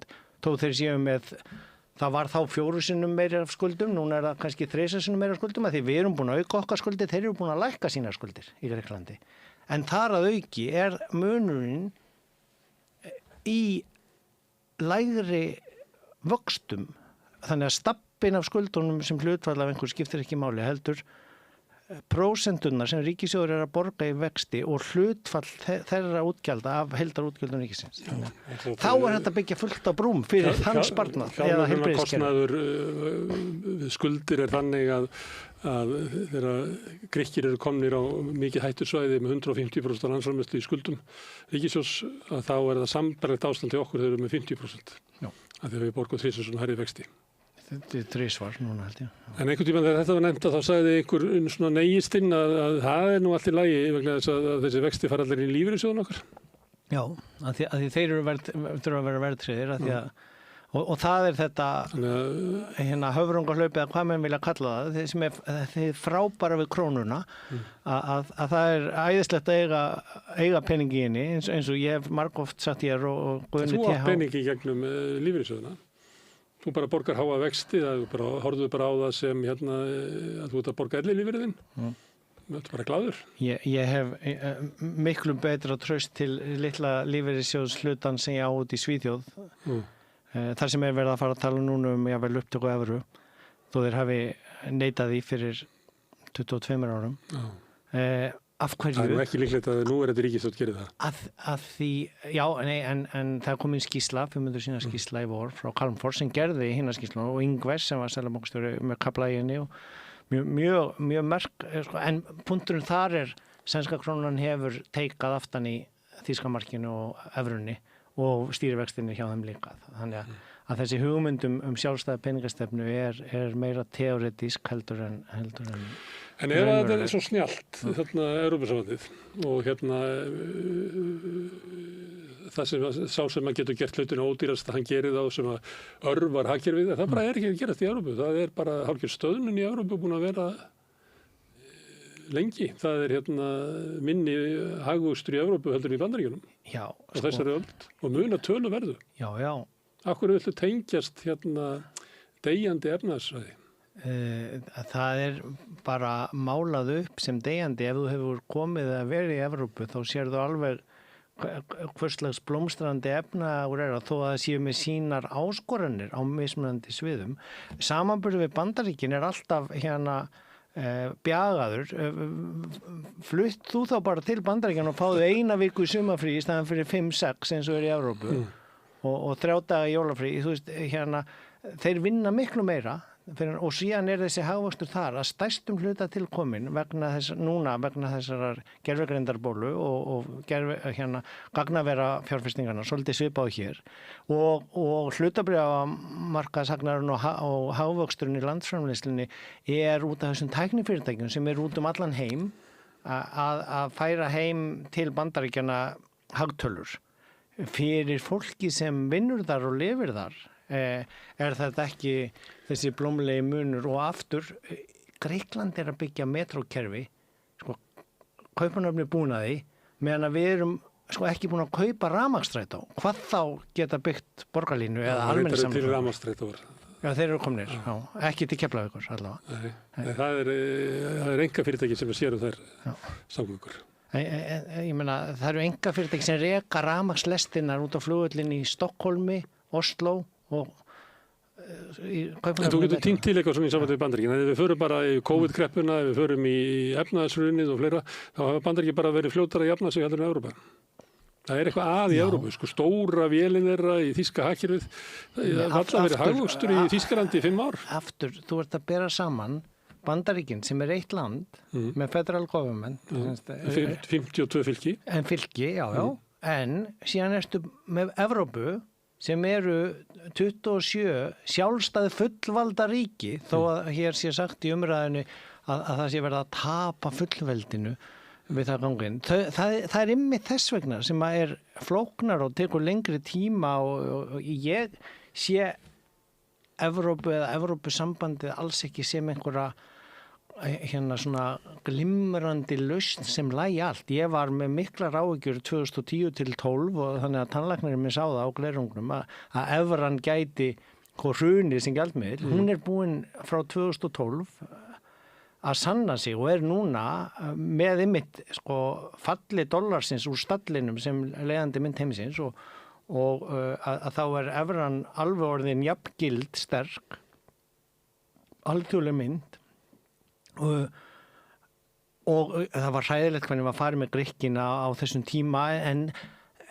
þannig Evrópusambandið sko hérna perfect project sko sem alltaf við það að misheppnast að því það hreyfir sig of hægt að lagast of seint en sko alternatífið, hinn möguleikin þá þarf maður að fara alveg aftur í söguna hvernig það var búið til sko. Og það var ekki til þess að fyrirbyggja stríð í Evrópu per se, það var til að gera það, og nú ég vitni í Schumann-yfirlýsinguna til að gera það ómögulegt að stórveldin, Frakkland og Þýskaland myndu nokkuð tíman fara í stríð eða geta farið í stríð aftur. Það snýst það. Og þannig efnahagurinn samþættur, síðan sameiginlegi markaðurinn, það gengur allt og hægt að gera fjármálamarkaðinn samþættan með sameiginlegum skuldabrjöfum Þessi öryggi sjónarmið að þetta leiði til fríðar í Evrópu hefur líka mistekist. Frakkland og Þýskaland eru sameiginlega komin í stríð við Rússland. Þannig að það er ekki eins og að fylgi ykkur fríður í Evrópusambandinu. Nei, og það var... Evrópusambandið styður þjóðarmorðu í Gaza. Aftur, ég var að segja, í yfirlýsingunni, það var ekki markmið skrifa niður að útrýma stríðum í Evrópu eða fyrirbyggja. Það var að fyrirbyggja að þessi tvö stórveldi fari í stríð. Það er einn sameiginleg markmið. Svo var eflaust trú Þjóðverjanna, þegar þeir voru svona háðir Rússum með gas og þess að það myndi ganga eins og það gekk vel við sameiningu Vestur-Þýskalands og Austur-Þýskalands að ná viðskipta samþættingu við Rússland og þeir fóru illa á því. Þú getur spurt fólkið í Austur-Þýskalandi, það er ekki á því að hafa gengið vel. Nei. Það er bara, nú er það fólki sem hefur gert Alternative for Deutschland að stærsta flokki Þýskalands. Já. Þess að það lítur svo á að sameiningin hafi raunverulega hafa öllu rænt frá okkur. Já, ég veit, ég meina heimurinn svona flókin, alveg eins og það er sko blanka fólki í Ameríku sem að kjósa milljarðamæringin Trump sem forseta sinn, ég meina, en ekki einvörðungu, það er bara eina sem að gerðist að Trump fekk yfir fleiri atkvæði úr þeim hópi heldur en að aðri republikan hafði náð. Það er ekki eins og að bara öll ástéttin í Bandaríkjunum hafi fylgt sér á Trump, það bara er ekki þannig. En sko, mér finnst svolítið merkilegt í umræðinni hér á landi þegar það verið að horfa með svona glampa í augum til Bandaríkjana sko, sem okkar besta bandamanns. Þú veist, maðurinn er yfirlýst, ítrekkað á alþjóðasamkonum að segjast ætla að taka Grænland og við þorum ekki einu svona ræða eru við Vestmannaeyjar Grænlands, sem sagt, fylgjum við með eins og Kolbeinsey eða Grímsey eða... Það mátti næstu skilja á hershöfðingunum sem var hérna í gær. Nei. Að hann ætlaði ná varanlegum her hingað til Íslands. Þannig við erum stökkpallur og leiðara til Grænlands. Já, ég meina ég skrifaði það í fyrra þegar ég var með nokkra greinar niðurbrot NATO að innrásin mögulega gerð hérna. En sko, punkturinn í af hverju ég svona samfærður að hagsmunum okkar langt umfram efnahagslega hagsmuni einmitt meðal annars öryggishagsmuni og þú veist, öryggi er ekki bara herþotur í Keflavík til að verja okkur eða kafbátaleitarþotur. Öryggi nútildags og stríðsreksturinn nútildags snýst allskins tækni og þar uppbygging á rosalegum viðbúnaði svona neturyggisveita í Evrópu. Sem bara aukið eftirlit með borgurunum. Þannig ef þú byrjar að skrifa ert á móti Úkraínu stríðinu, þáttöku Evrópu í því, að þá getur þú bara lent í vandræðum. Ég nú meira að hugsa að vera ekki hakkað inn í kerfi á Landsvirkjun eða veitum og vatni okkar hætti, en sko punkturinn hér samt það nú þegar komið upp myndavélakerfi í og ef þú fylgist með fréttunum nýlega, það eru upptökur úr símum notaði dómsmálum sem að, það var umræða þegar ég bjó í Svíþjóðum hvort það ætti að veita lögreglu heimildir. Ég bara sé í Kína svona mikið að myndavélum út á götu sem taka allt upp hér, það er ekki hægt að labba bæinn á þess að löggan geti alveg fylgst með því hvert maður labbaði og fór og stoppaði og þetta höfum við ekkert verið mikið að ræða eða verið einu svona rætt á þinginu. Í Evrópusambandinu eru privacy act, svona tilskipunum réttindi friðhelgi einkalífs og til dæmis að þú er rétt á því að losna við tölvupóst frá fyrirtækjum sem þú hefur einu sinni gefið netfangið, þannig að það þurfa að vera unsubscribe afskráningar knappur. Þetta er aftur dæmi svona reglugerð. Og hverju einustu síðu svo ferði inn þá að haka í 14 staði og viljir ekki fá kökur. Það er frá Evrópusambandinu. Já, ég meina aftur, ekki eitthvað fullkomið kerfi en það er til að, nú eru dómsmál í Bandaríkjunum varðandi samfélagsmiðlana inn á sviði barna, þannig að auðvitað er kerfið þar líka og það er annars konar, en spurningin er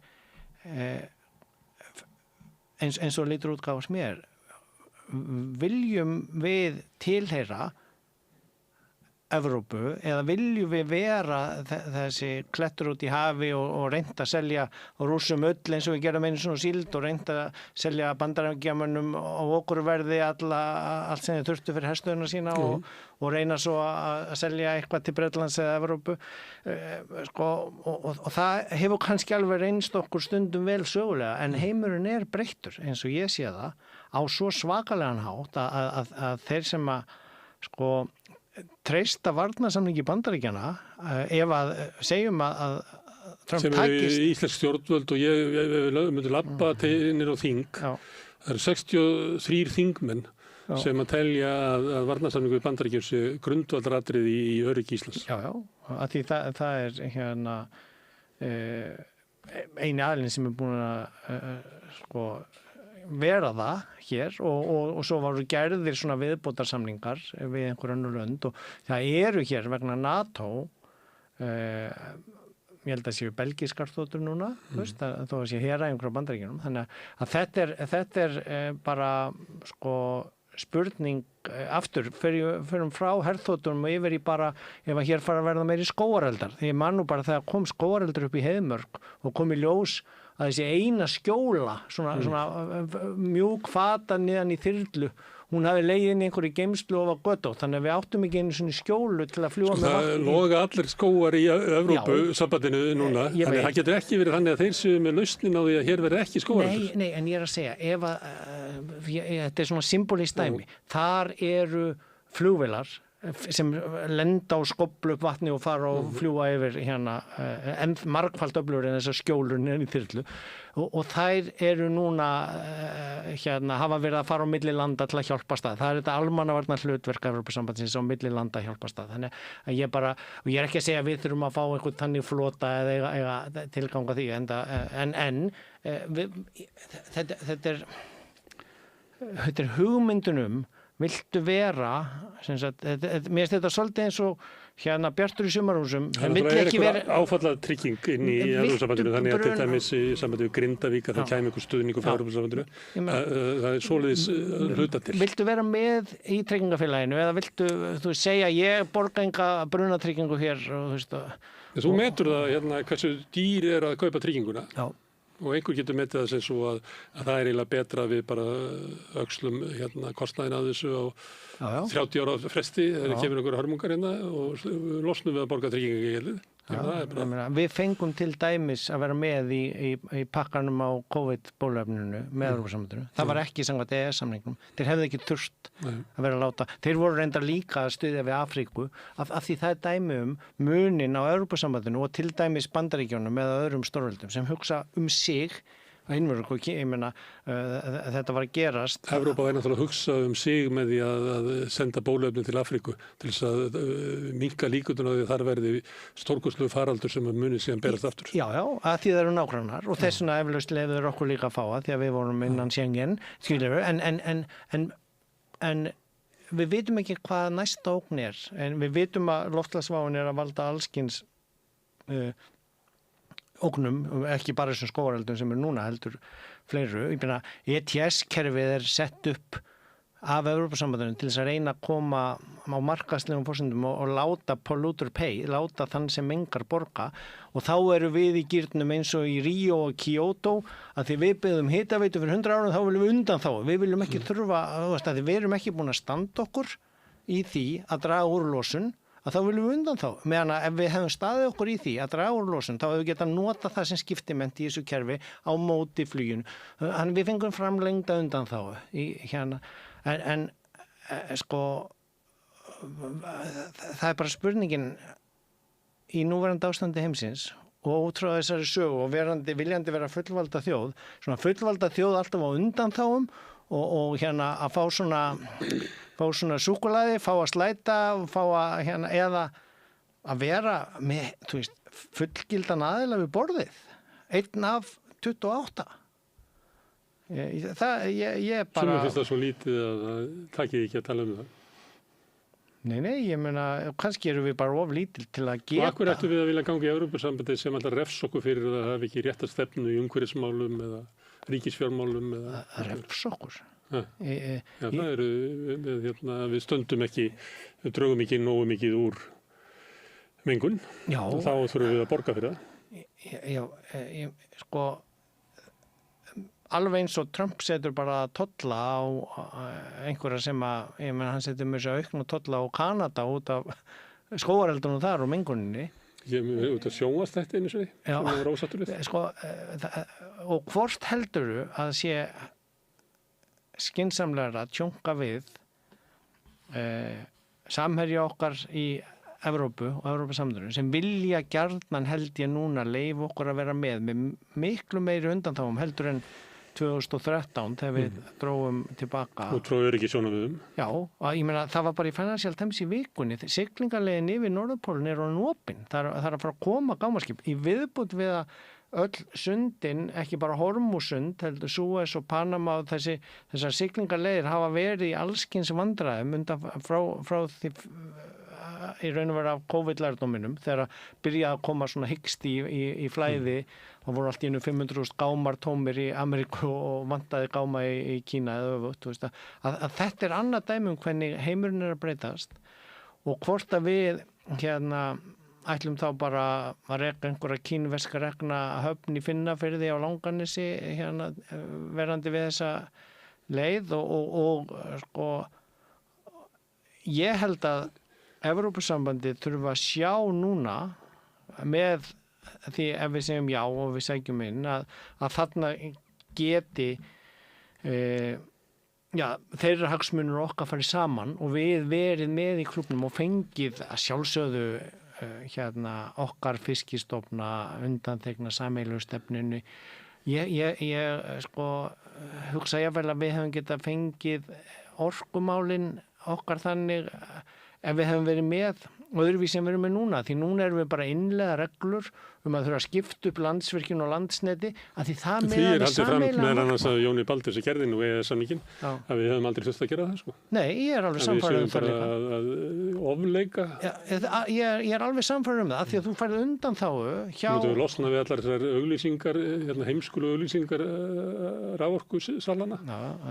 Að því aftur, í Evrópu sameiginlega markanum, samtengda markanum var það skynsalegt þegar einhver áttu aukarafmagn að geta nýtt annars staðar og svo er verði nota til að regulera það á milli og svo eru komin snjallar reyndar einn stórkostlu galli til þessi svo í Nóri eða náttúrulega að meikar í lengan sens að allt í hækki verði í sunnaverðu Nóri þannig að þessi orðið sko 15-falt á það sem er norður. Aftur og ég held að þeir eru náttúrulega svo langir, þú mannst að ef maður snýr Nóri Oslo þá fer nýsti hluti Nóris niður til Rómar þannig en þú veist það er fullt, ég meina var ekki Malta með undan þá skjóta og grilla lóur. Ég meina ef að þeir myndu fara að drepa alla lóurnar heldur að við myndum ekki mótmæla að kæma einhver lóur hér á vorin. Þeir fá sér undan þá fyrir einhvern pínulítinn hérna sögulegan hefðarétt þó ég myndi persónulega vilja við bara hættum að drepa refina okkar en þeir drepa engin lömb lengur og hérna og hann er friðaður. En Evrópa mun banna okkur að drepa refina. Já og við kannski semjum sér undan þá ef að það er svona mikilvægt. Skjóta heimskautarefin. Mér finnst það að ég ekki gera það, mér finnst það ekki að fá sér undan þóttar, en punkturinn er þessi, það er búið að vera slá svo mörgu fram í umræðinni til að hræða fólk og mála upp skratt, og þetta er svipað maður sá með Eurobussing í Bretlandi í áratíðum, Murdoch bara sem átti mjög stóran hluta fjölmiðlum þar og ég held reyndar líka alveg komið í ljós, ég meina rússneskir hagsmunir sem voru með mikil ítöku í London vildu gjarnan losna við þetta peningaþvættis eftirlit Evrópusambandsins og þess áttar og það var nú notað en við munum áratug aftur í tíman Cambridge Analytica, samfélagsmiðla profilering í kosningum eins og hjá Trump, þannig að sko, lýðræðið er undir mjög mikið ógn af þessum tæknibreytingum í heiminum. Við erum með fjölmiðla í mjög veikri stöðu hér á landi núna umræðinni þessar kosningar. Ég meina, ég kom með heimildin á Evrópublaðið og það var með þess að fyrr í ár meiri Evrópu umfjöllun, en síðan er Morgunblaðið með mikla Evrópu umfjöllun. Já, á sanngjörnum blaðamannslegum forsendum þykir þér reyndasti blaðamaður Íslands? Ég les ekki manga svo vel. Nei. En fyrir mér lítur nei hinn öfluga nei barátta út fyrir að vera sko drifin áfram af hagsmunum sem að er svolítið erfitt að sjá sem sko ef maður reynir að fylgja því hver hefur haginn af neyinu, að þá það, finnst mér svolítið ef ég má taka líkingu við þegar var búin til hér hugtaki neyðarflugbraut og sérstakur flokkur sem það var samþykkt aðalskipulag og maður lokar ekki okkur flugvelli, en allt í einu var svo mikilvægt að verja hann og halda honum áfram og nú er hávaðinn langt yfir Evrópum sambandsreglugerðar mörkum hollustu og mér sýnist að núna sko hverjir högnuðust af því að hann fór ekki séu einhverjir Cessna eigendur og túrista þyrluflugmenn og einkaþotu auðmenn sem að lenda hér í miðbænum sko að því að ég er svona, fólk út á landi myndi segja að það væri þeir sem að veikjast út á landi sem hafi líka hagað því að geta lent í bakgarði sjúkrahússins. Já, en sko aftur, við erum hérna með landhelgisgæslu þyrlur sem eru að fljúga 200 mílur. Og það gleymdi að gera ráð fyrir þyrlupalli í landsbyggðum. Já, og við erum ekki með neinar það sem heitir í Skandinavíu helikopterambulans, semst litlar þyrlur sem eru eins og fljúgandi sjúkrabílar.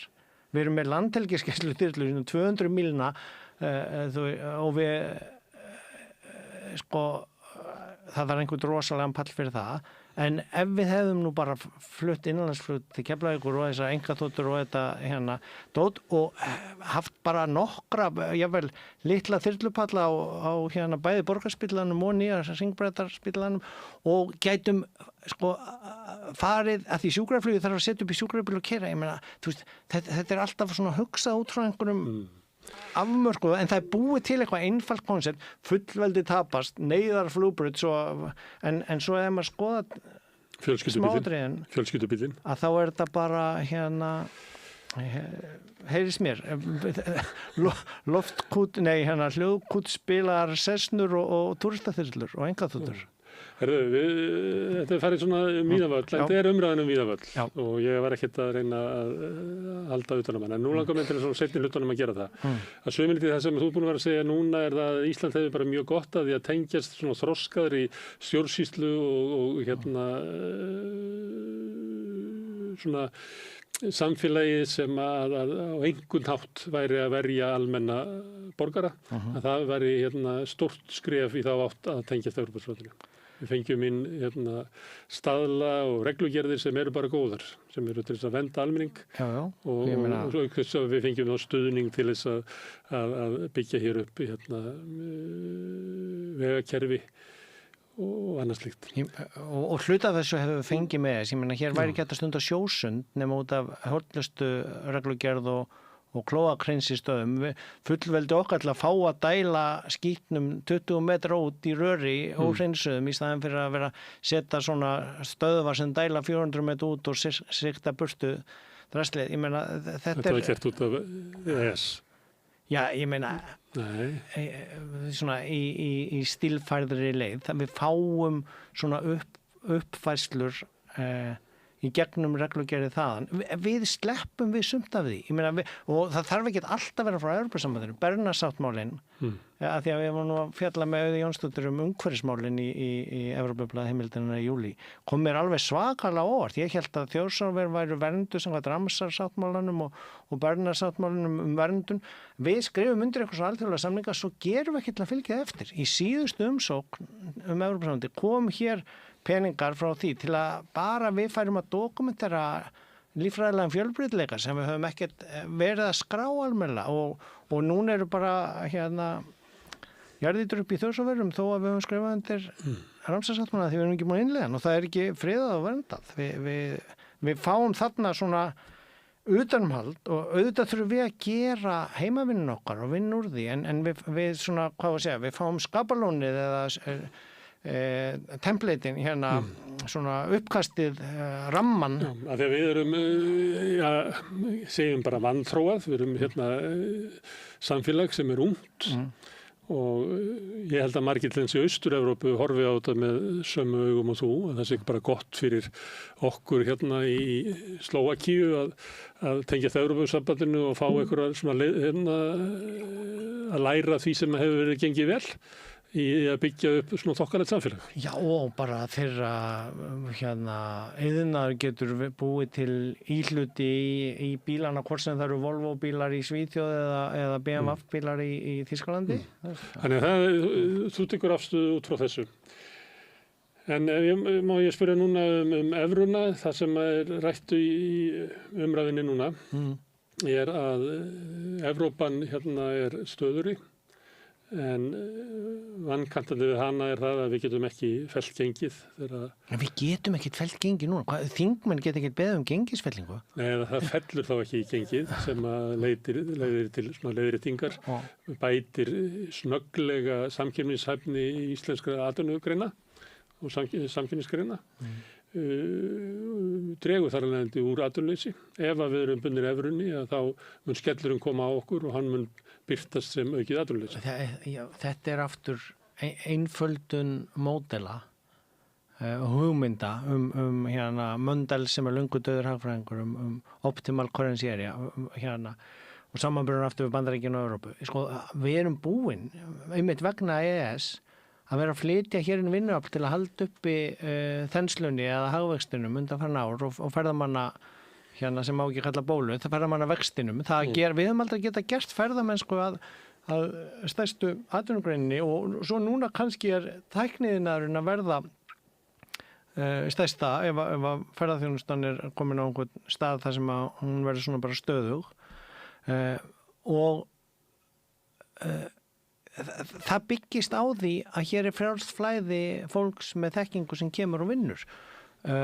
Núna sjáum við bara gífurlegt atvinnuleysi vera að aukast og sérstaklega hjá aðflutta vinnuaflinu, ef maður má nota svona kapitalist orðfæri, eins og þetta sé bara einhver hráefni sem sé hægt að sækja. Það eru fleiri á þessu ári, þá hafa fleiri farið frá landinu heldur komið af erlendu vinnuafli. Þannig að þannig erum við með sveigjanleika og evrópska efnahagsvæðisins, þannig að halda að en öll Evrópulöndin hafa þennan sveigjanleika.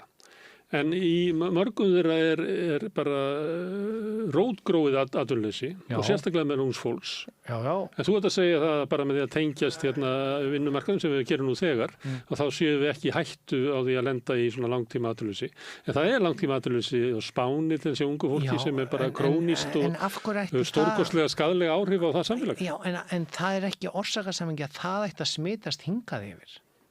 Þú veist, það sem þetta snýst hjá okkur. Auðvitað getur við alveg aukið atvinnuleysi ungs fólks sem er með sér að byrja að aukast og við okkar sér íslenska leiðir ofta að breyta einhvern veginn talningaðaferðunum eða flokkununum til að láta þetta hverfa svona, til að líta vel út í OECD-tölunum þar sem við viljum sýnast svona alvöru með mönnum en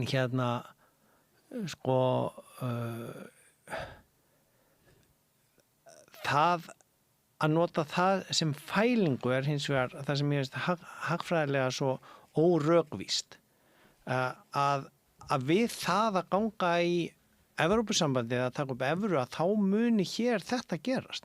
Sko, það bara svo margir þættir.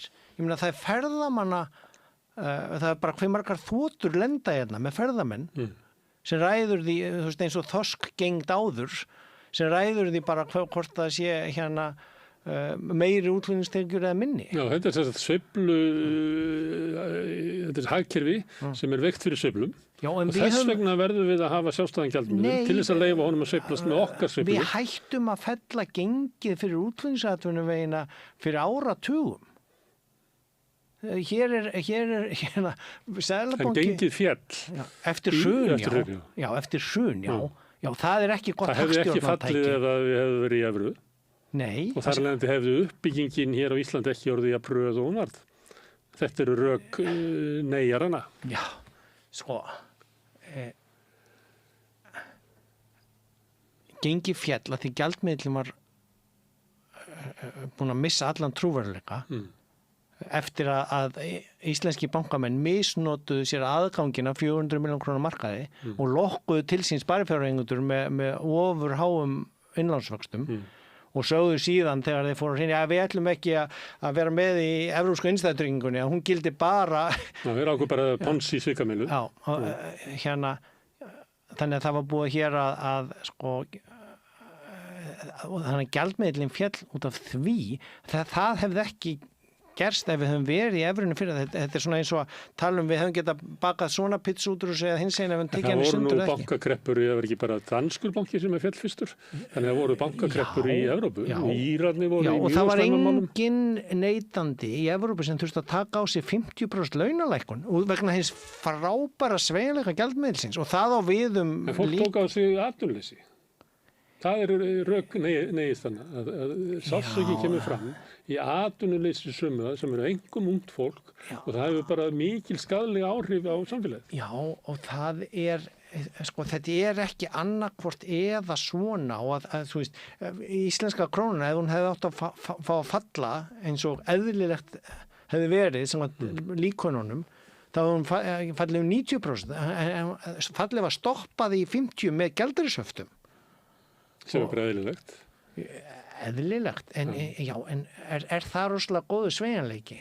Ég hef heyrt menn verið að tala um það að við fylgjum krónunni gjaldeyrishöft og svona, ekki var ég var við gjaldeyrishöftin eftir hrun. Ég stendi í einhverjum svona alþjóðlegu viðskiptum eitthvað. Nei, en það þá, ef maður að tala um kostina við að hafa sjálfstæða mynd, að það væri... Mín mætti vera gjaldeyrishöft ennþá, sko. Já, þá þetta auðveldar að halda verðbólgumarkmiði.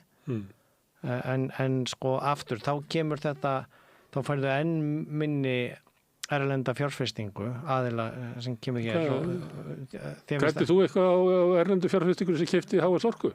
Nei, og ég hef skrifað greinar í vísbendingu og gagnrýnt að einmitt þessi hagvöxtur síðustu 2 ára hefur verið vegna gagnaversuppbyggingar erlendra aðila hér á landi sem að margir held ég bara húseigendur og skuldsettir Íslendingar hefðu bara vilja hafa minni hagvöxt og minni verðbólgu.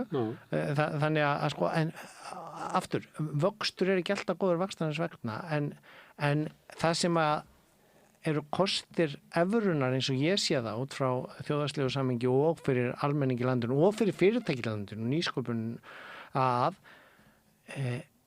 við verðum fyllilega komin inn á evrópska markaðinn, ekki bara sem meðspilari í EES með þennan stór hættulega gjaldmiðil sem að fyrir erlenda fjárfesta bara að þú vilt ekki snerta með töngum að því þú veist ekki hvort setja hann í höft eða felli gengið eða, þú veist, þannig að þú getur ekki reiknað út hérna þegar þú ert að bjóða í. Það vantar okkur ekki peninga, við eigum eiginlega of mikið af peningum í lífeyrissjóðunum. Við þurfum ekki að laða hingað erlenda fjárfestingu til þess að byggja upp Ísland. Við eigum alveg nóg af peningum sjálf. Já.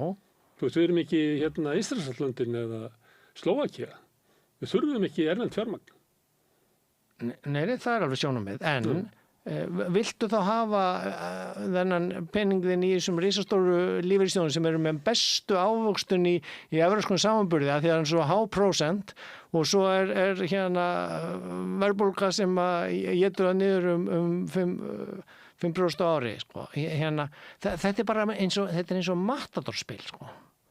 En ég held að við séum nú dottin í það að vera með betri eftirlauna greiðslur heldur en flest og nú dettum við nú hoppum við. Kynslóðin mín, hún að fara út úr lífeyrissjóðakerfinu að fá miklu betri eftirlaun heldur en fólk bara í Danmörku og Svíþjóð. Sko, og aftur, þarna það vegna þess að við erum með það er við erum svo duglega að borga vexti sem að fara inn í lífeyrissjóðina en þegar þú borgar allt og hafa vexti þá ertu að leggja til evri ára. Nei, þarna ertu ekki að tala um vextina.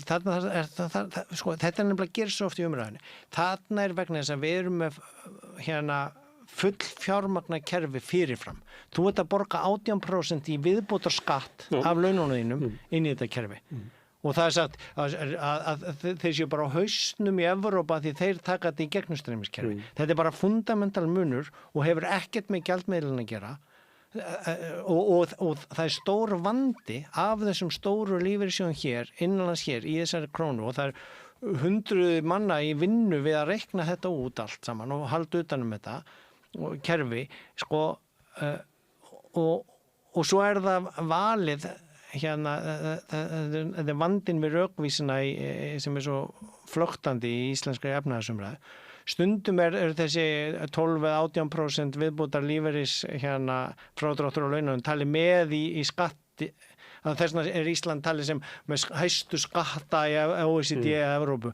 En svo ef þú tekur samkvæmt bara stöðluðum útreikningum þá erum við bara kringum meðaltalið við erum ekki með háa skatta, við erum með lága skatta á fyrirtæki og og það er eitt stærsti kosturinn sem ég sé við það að ganginn að þá neutraliserast út þessi sér íslensku hagsmunir og þessi órökvísa umræðan þar sem hoppa svona á milli og hér kemur bara fólk sem vinnur í kommissjónunni í Brussel og fer yfir tölunar í samanburði við önnur lönd og segir, heyrðu, hallinn á ríkissjóði er svona mikill, frumjöfnuðurinn er svona mikill, það er þú þarft núna að lesa greinina og hans Dagsbé og Vísi eða Gauta sem að vísa í fylgi kafla viðauka 7 í IMF skýrslunni sem kom í júlí stöð og þá getur þú séð raunverulega skuldastöðu Íslands og halla á ríkissjóði en ekki þess að sér íslensku útreikninga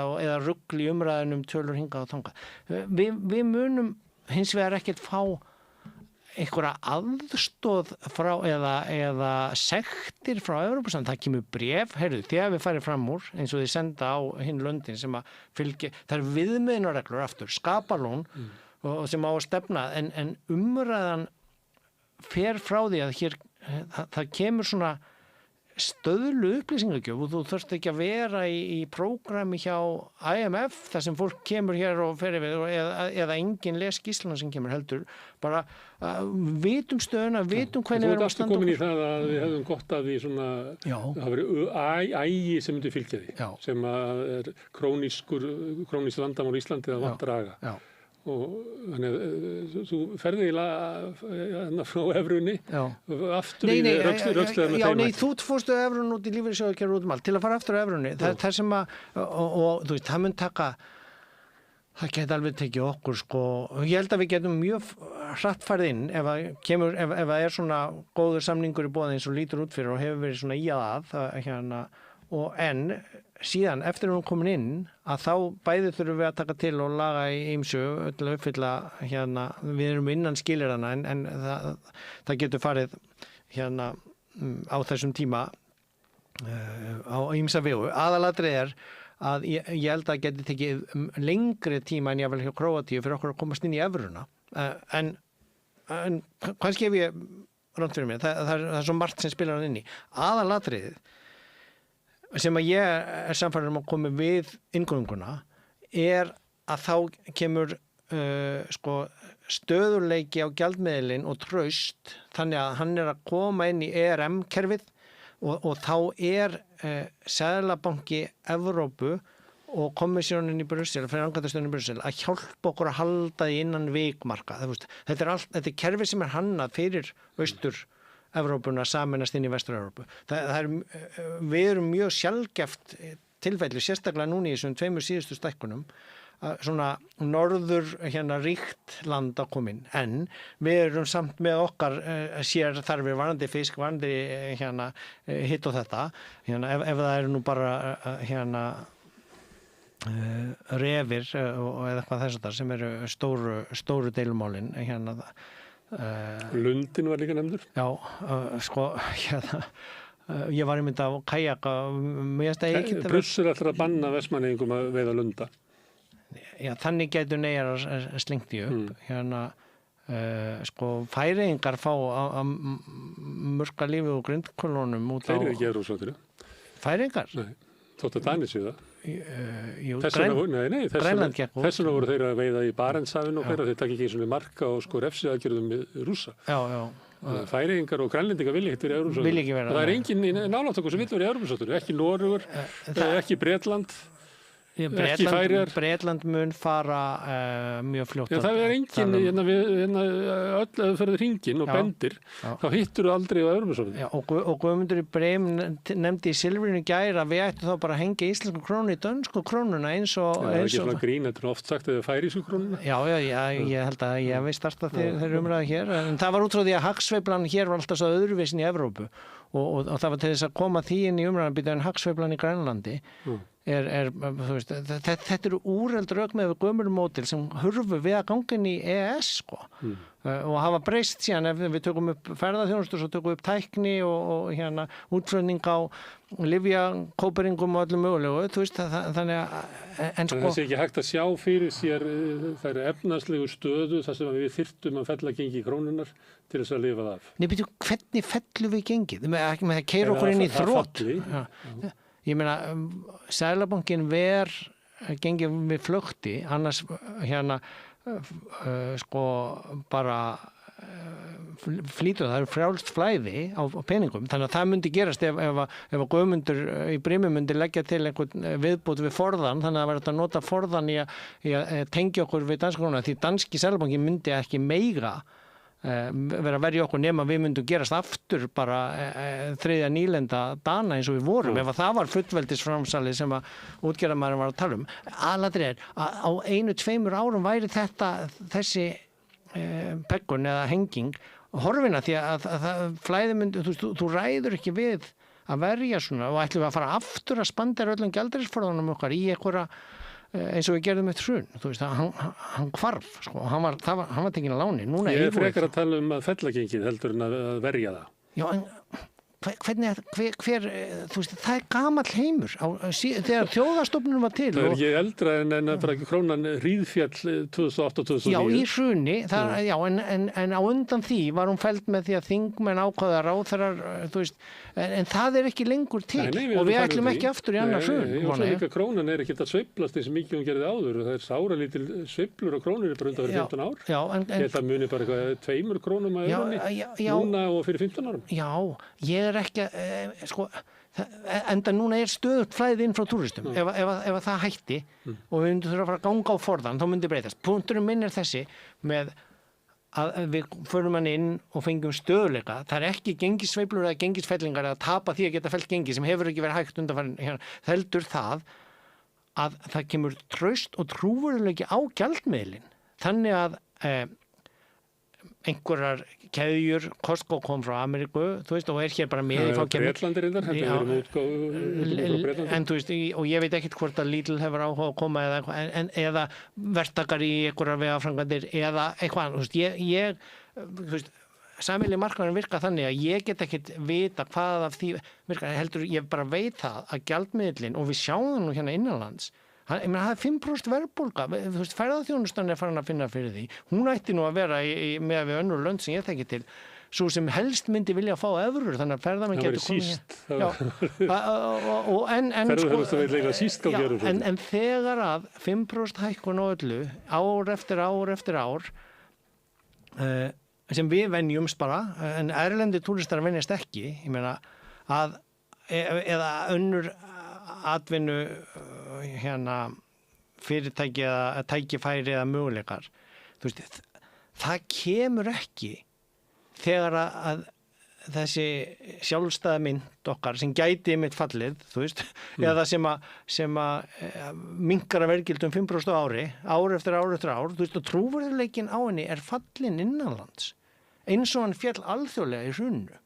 Og hvað ætlum við að gera daginn fyrir kosningar eða það forsenda á hvað kemur? Ég meina, þú veist, ætlum við bara að venjast því að lifa við 5% verðbólgu og hafa fastbundna 5% launahækkun inn í kjarasamningum, þannig að raunlaun ekki að hækka og lán bara hækka og lífeyrissjóðanir okkar blómstra af því að lánin okkar hækka. Þú veist, hver hugmyndafræðin við þetta frábæra sjálfstæði og fullveldi? Þá segja neyjararnir. Sko, verður bara lífskjör á Íslandi saman við annar staðar og við stöndum okkur bara vel. Já. Hér jöfnur meiri þess að. Já, samkvæmt Gini-stöðli, já.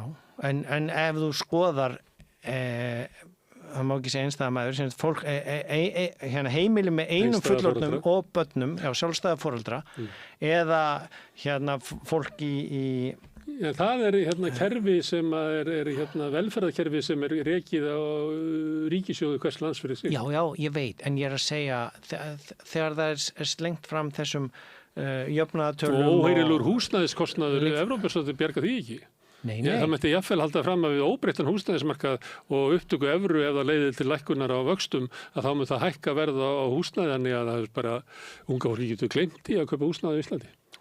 Og aftur, það kæmur samt kannski einhver fyrirtæki sem vilja byggja á af gæðum en hagkvæmar eða það kemur einhverjir sjóðir sem vildu... Ég veit ekki, Bjarg greinir það, en það bara verðið á lóðin svo hátt að það er ekki hægt að byggja á henni. Við erum alltaf að reyna að gera okkar eigin heima tilbúin kerfi og það eru húsnæðiskrísur í ýmsum borgum í Evrópu. Ég ekki að segja að lausnin komið að hann, heldur, ég að segja vandinn okkar svo mikill bundinn í gjaldmiðlunum og þó að það jafnvel, og það ekki einu sinni víst að takist að taka upp evruna, því að sko bankakerfið í Króatíu, sem síðasta landi sem komin í evruna, það var meira og minn í eigu ítalskra banka. Þess vegna gekk svo vel þar að taka upp evruna. Og það alveg að finna einmitt fólk í neðri helmingi þjóðfélagsins í Króatíu sem bara óanægt við að taka upp evruna því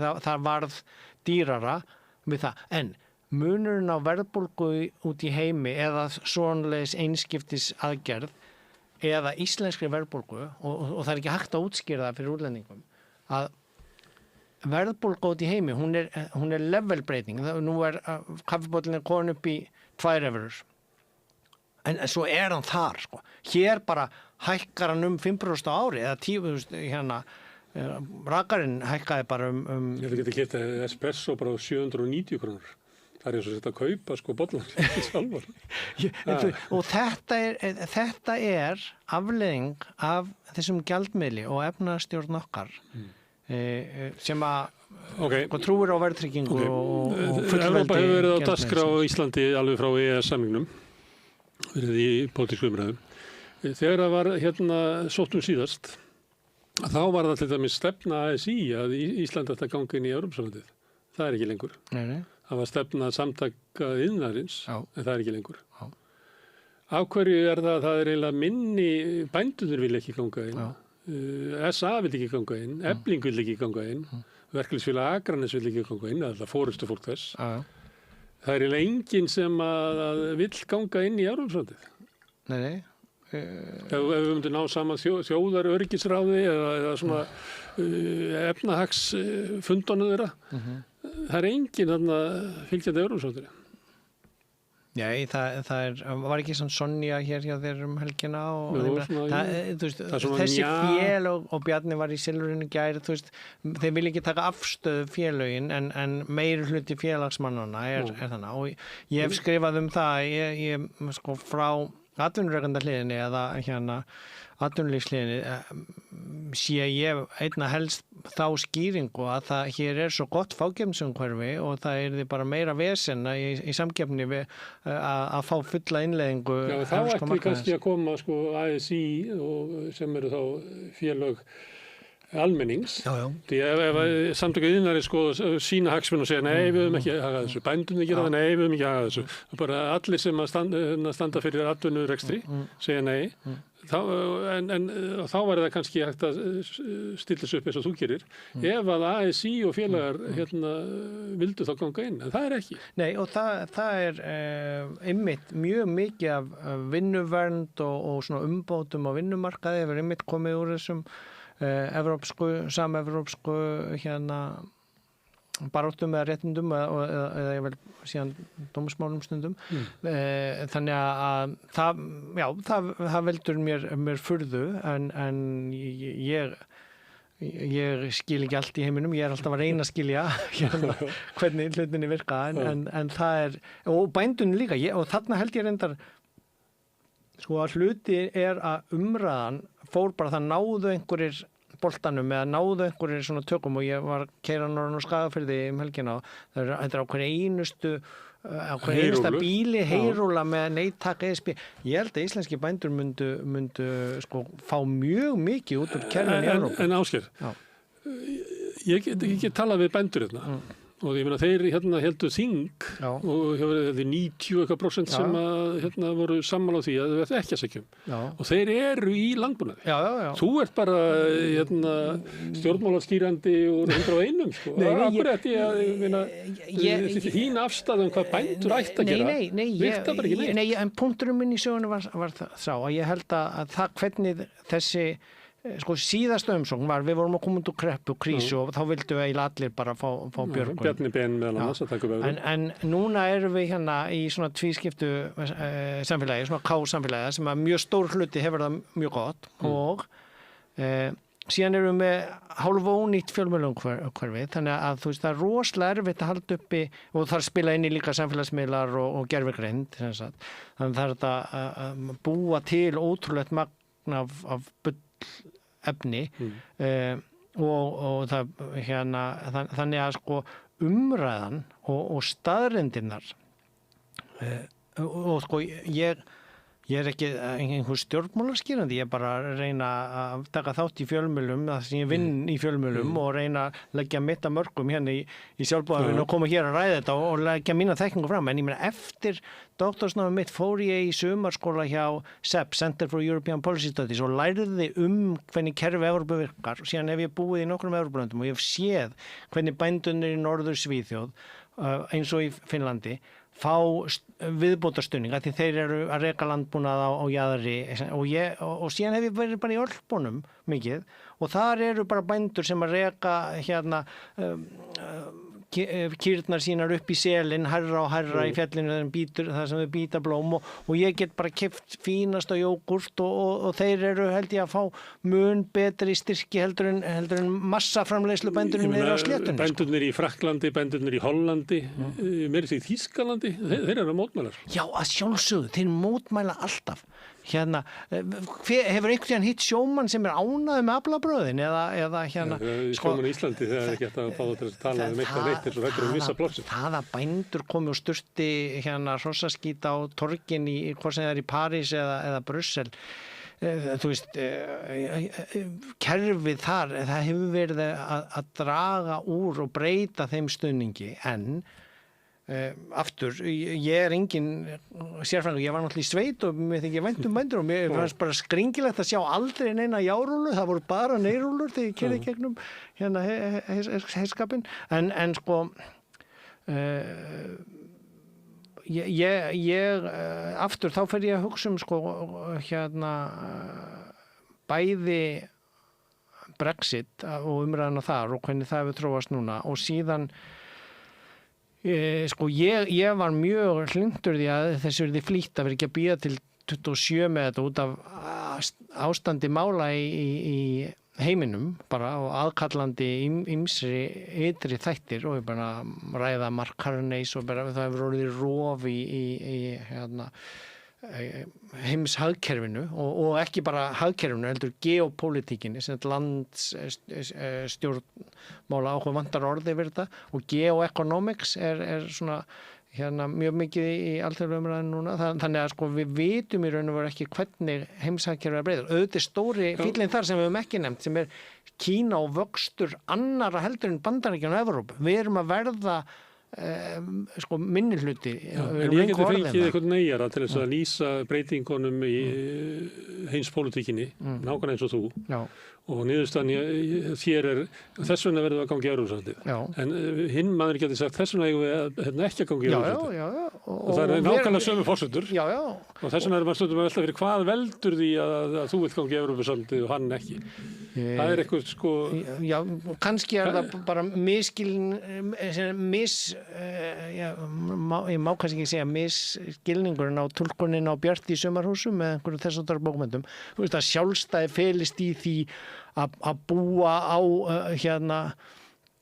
bílinu þó hann þurfi að drepa síðan mjólkurkúna til að halda sjálfstæðinu sínu þar og vera sjálfstæð. Ég held að þessi freka þannig að fólk telli það bara að sé ákveðin tækifæri til þess að standa fyrir utan. Við getum samið við Evrópusambandið, við getum samið við Bandaríkjamenn, við getum samið við Kína, við erum með fríverslunarsamning við Kína og Indland sem er meira en Evrópusambandið með. Já, og við viljum fá að flytja inn ódýrari vinnuvélar sem eru ekki CE-merktar þó að sko eða smábændaföt með eiturefnum í þannig að við fá útbrott og ég bara hef meiri trú á svona, en við vitum að það eru fólk sem með þá skoðanir Evrópusambandið það er bara gengið of langt í regluvæðingu. Já, ég veit Gott við að Draghi ekki næstu verið aldaði fram. Nei, það hefur nú verið mjög mikil mistúlkun á Draghi skýrslunni í íslenskri fjölmiðlaumræðu það einmitt, sko hún að fjalla hvað þurfum við að gera og breyta til að samkeppnishæfnin batni. Hefur þú séð einhverja svolítið úttekt á íslensku atvinnulífi? Eða úttekt hvað ef að ferðamannavöxturinn heldur ekki áfram? Það er komin atvinnustefna, við fjöllum það í sumarblaði vísbendingar, en hver okkar stefna í þessum nýja breytta heimi? Ég meina, eitt kannski á að setja þessa umræðu í gang og hlusta og heyra og fá lýðræðislega niðurstöðu. Ég meina, á sjálfsögðu eins og í öllum kosningum þá eru mismunandi hliðar en forsendur þess að lýðræðissamfélag lifi af að það séu traustir og góðir fjölmiðlar og upplýst umræða og ég ég svolítið hissa á hvernig svo umræða hefur orðið og einmitt og hvaða hagsmunir raun og veru ráða og hvernig síðan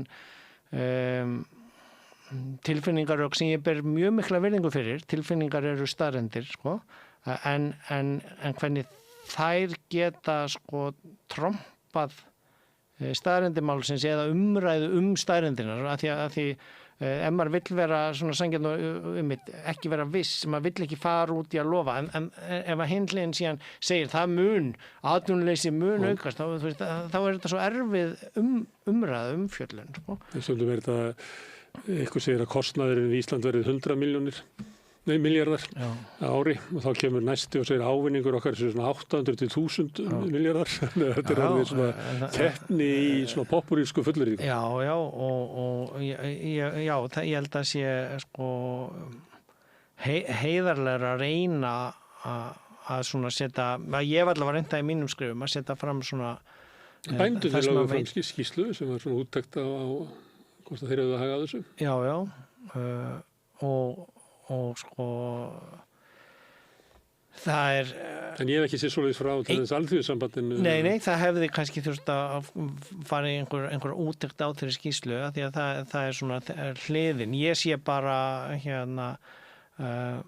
munin á því sem ég get keypt af ferskum mjólkurvörum þegar upp í Ölpunum í Evrópu versus að hér er allt vikna, ég vil 2-3 vikna gamla mjólkurvörur frá afurðastöðvunum 2-3 sem hér ráð öllu og bara leitun að úsætu mjólkur efni, hvað sem það hérna jógurt eða skyr eða hvað sem þannig að, og ég meina, ég fæ betra skyr í Danmörku jafnvel heldur en hér, þó ég hafi haldið að skyr var, þú veist, þannig að þannig eru mismunandi kannski smekkur eða bara mismunandi sterkleiki afla. Ég hef enga burði til að vera að berjast á móti skýrslu bændana eða ef að þeir trúa þessu, ég meina, þá kjósa þeir þannig, en landbúnaðarpakkin nú bara einn af mjög mörgum köflum og sjávarútvegspakkin annar og svo fullt af öðrum köflum en ég í þessum samningaviðræðum sem þarf að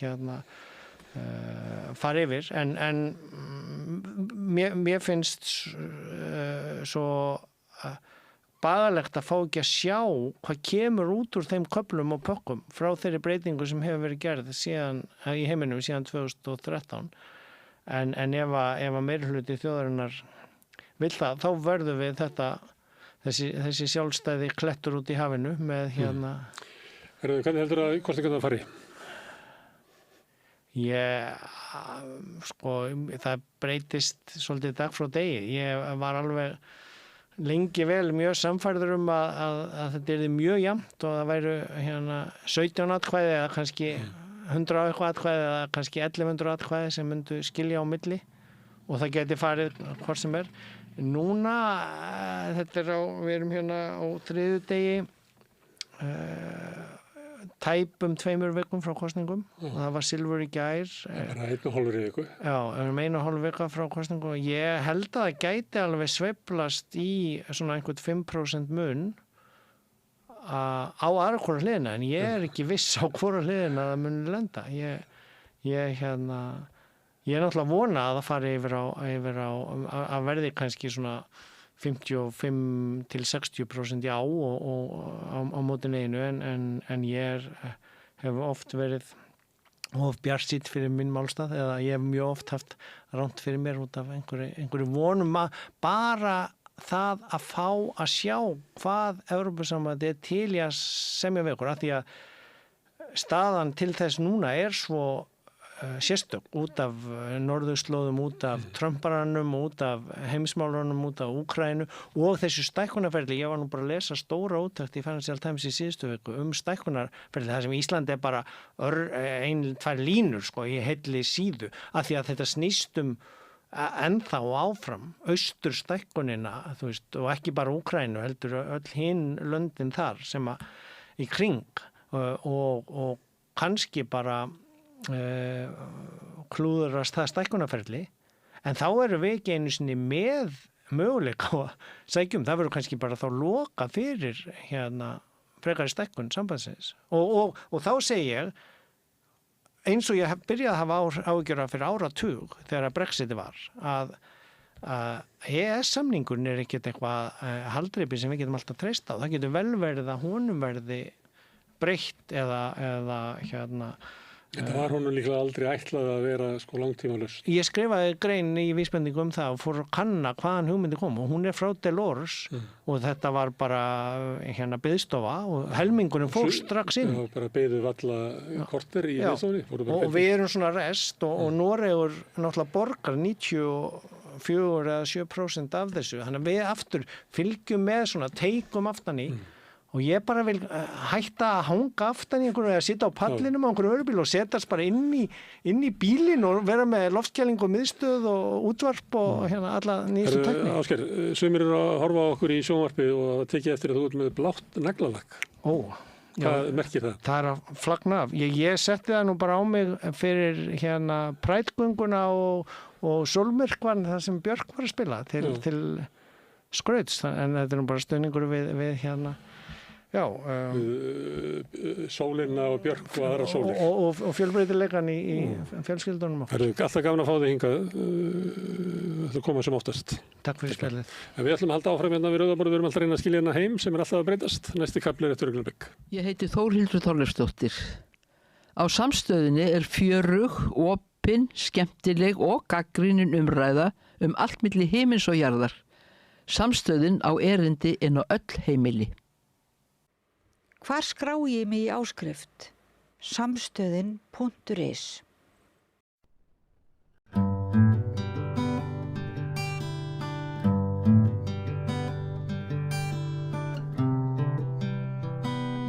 Við ætlum að halda áfram að tala hérna Evrópusambandið og hingað komin Hilmar Þór Hilmarsson, prófessor á Akureyri, sem að verið svona lóðsokkar í gegnum breytingar á valdahlutföllum í heiminum, mikið rætt öryggismál. En núna ætlum við að ræða Evrópusambandið. Ég baði að koma hingað til þess. En þá gerist það að hérna kemur bandarískur hershöfðingi í gær og það má eiginlega skilja þannig að bandaríski herinn sjáu fram á að vera hér með viðbúnað sem að er orðalag sem er kannski notað til þess að hérna verði varanleg vera einhverja hermanna. Það ekki? Hvernig túlkar þetta sem hann að segja? Ég fagna þessu mjög vegna þess að hérna Þú ert ekki hernámsandstæðingur? Og ég alveg hissa á því að, nei, ég er stuðning með því að við séum í NATO og ég er líka stuð það að við séum með varnarsamninginn. Og það náttúrulega var, herinn fór á sínum tíma á 2006 í óþökk stjórnvalda. Nú eru örugglega, auðvitað eru margir Íslendingar er ekki hrifnir að hafa varnarlið í landinu, ég veit það alveg, en ég held að stjórnvöld hafa alveg síðan verið að biðja meiri viðveru. Og eina aðalástæðan fyrir því að Ísland að það er gert út á Evrópusambandssaðild það öryggismálin sem jólagi hjá okkur. Heldur þá að bandarískur hershöfðingi komi hingað til þess að segja þetta, til þess að segja við Íslendingar sem að fara að kjósa eftir 10 daga að það er ekki ástæða til þess að gangi í Evrópusambandið vegna þess að sé að rofna varnarsamningurinn eða vilji Bandaríkjanna til þess að verja Ísland? Ég get ekki, það er engin leið að vita hvað er að gerast í höfðun á stórveldi og það getur aldrei komist inn í höfuð á hvað eru nákvæmlega að hugsa, en það er engin tilviljun að finnst mér að Marco Rubio þegar hann óskaði Ísland til hamingju á þjóðhátíðardaginn 7. júní að þá fór hann að dásama varnarsamninginn og hvað hann verið mikilvægur og góður og allt þetta fram til göttunum, að senda þetta skilaboð. Venjulega væri ekki mikil ástæða til þess að þú ert að óska þjóð til hamingju með 17. júní á Íslandi þegar okkar þjóðhátíðardagur að fara að tala varnarsamningið í svoleiðis kveðju. En það var gert og það finnst mér alveg í mínum huga mjög líklegt að það sé vegna þess að bandaríska sendiráðið sem ekkert annað en bara stór eyru fyrir Bandaríkjana á Íslandi vita vel að það verið að tala þetta hér á landi og Evrópusambandið það verið að tala að hefja viðræði við Evrópusambandið aftur og ég held að Bandaríkin hafi ekki mikinn áhuga á því að því það myndi veikja okkar sambandi Bandaríkin, við hefum bara við verum ekki með eins frjálsar hendur eins og við erum í dag. En hvernig þá? Það skiptir nokkru máli hvort þau séum í Evrópusambandinu? Já, Bandaríkin eru komin í hálfgerð stríði við Evrópusambandið í öryggismálum og sérstaklega viðskiptamálum. Þannig og Donald Trump núverandi forseti, hann sagði the European Union was established to screw the United States. Þannig að það er alveg ljóst að screw the United States, það er ekki eitthvað sem er jákvætt Hann fyrirlítur Evrópusambandið og leiðtoga þess. Og þeir sendu þessa kveðju, auðvitað vita þeir nákvæmlega allt sem er að gerast hérna. Að utanríkisráðuneytið í Bandaríkjunum veit allt sem er að gerast, fylgjast með öllu og sendiráðið fylgjast með öllu. Og þeir vita það alveg að það er verið að gera út á það að Ísland sé varnarlaust og við þurfum að fá eitthvað svona Evrópuvernd. Já. Þessi Bandaríki sem ætla að fara að yfirtaka næsta nágrann okkar hérna. Bandaríkin þú ferð upp á fjöll á Vestfjörð og sérðu Grænland. Hagsmunir Íslendinga og Bandaríkjana í varnarmálum fara algjörlega saman, eru nákvæmlega þeir sömu.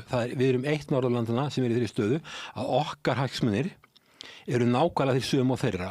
Og Eystrasaltsríkin og Norðurlöndin allt annarri stöðu. Við erum á stað þar sem að ef á að varandi kafbáta, hreyfingar á kafbátum og herskipum og öllu sem að tilheyrir stríðið átökum í Norður-Ameríku, þá er Ísland algjörlega ómissandi fyrir Bandaríkin, en það segir þessi hershöfðingi það.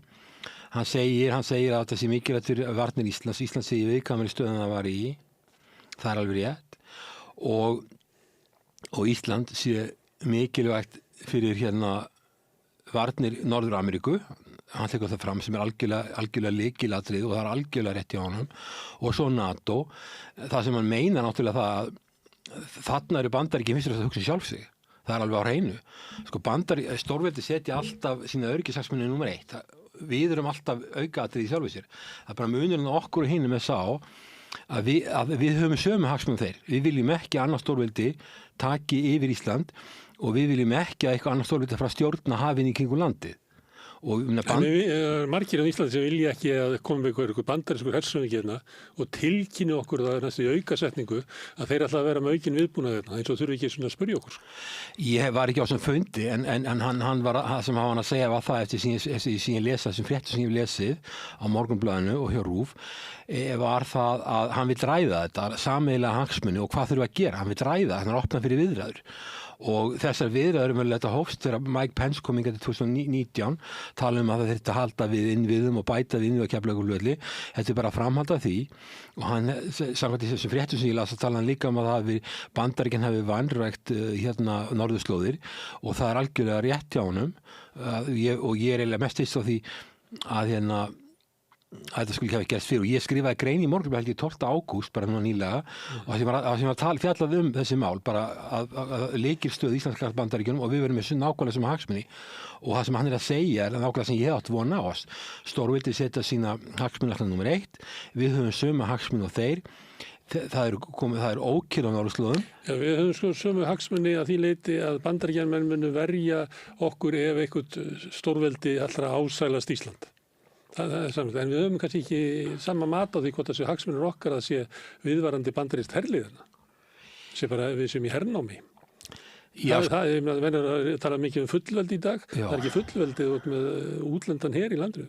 Þegar þú ert með varnarsamning við ákveð ríki og það tekur að sér að verja landið, að þá verður að hafa samráð við komandi ríki varnirnar. Og það sem hann er að gera, hann er að segja frá því að nú hefur staðan breyst. Og það öryggismatið allt annað. Staða Íslandi orðið miklu viðkvæmari heldur en nú var. Og aftur, eins og þetta verið í kalda stríðinu. Og það þarf að bregðast við því. Og hann er að koma til Íslands. Hann er ekki að kalla íslenska ráðamenn til Washington til að messa yfir þeim. Hann er að koma til að segja þeim frá þessu mati, sem er mest þess að hafa komið löngu fyrir með þetta. Og tala að það þurfi að gera eitthvað. Ég held að það hafi ekki gefið inn fyrirmæli en ég veit ekki hvernig stjórnvöld brugðust við þessu, ég hef ekki séð það en ég menna við erum með varnarsamning og við erum í NATO og að vera í varnarbandalegi er give and take. Þú færð ákveðna hluti en það er vissar fórnir til þess að við þurftum að láta aðstöða hendi fyrir varnarliði. Þannig að það kemur mér ekkert óvart. En svo líka bara hefur Evrópa verið svo ótrúlega barnaleg í öllum öryggismálum. Þú sétt mér svo það með þegar stækkun NATO, það fyrir að stækka NATO, Open Door Policy og NATO stækkar úr 12 löndum í 32. Undir forystu Bandaríkjanna. Já, undir forystu Bandaríkjanna og klappliði Evrópusambandsins.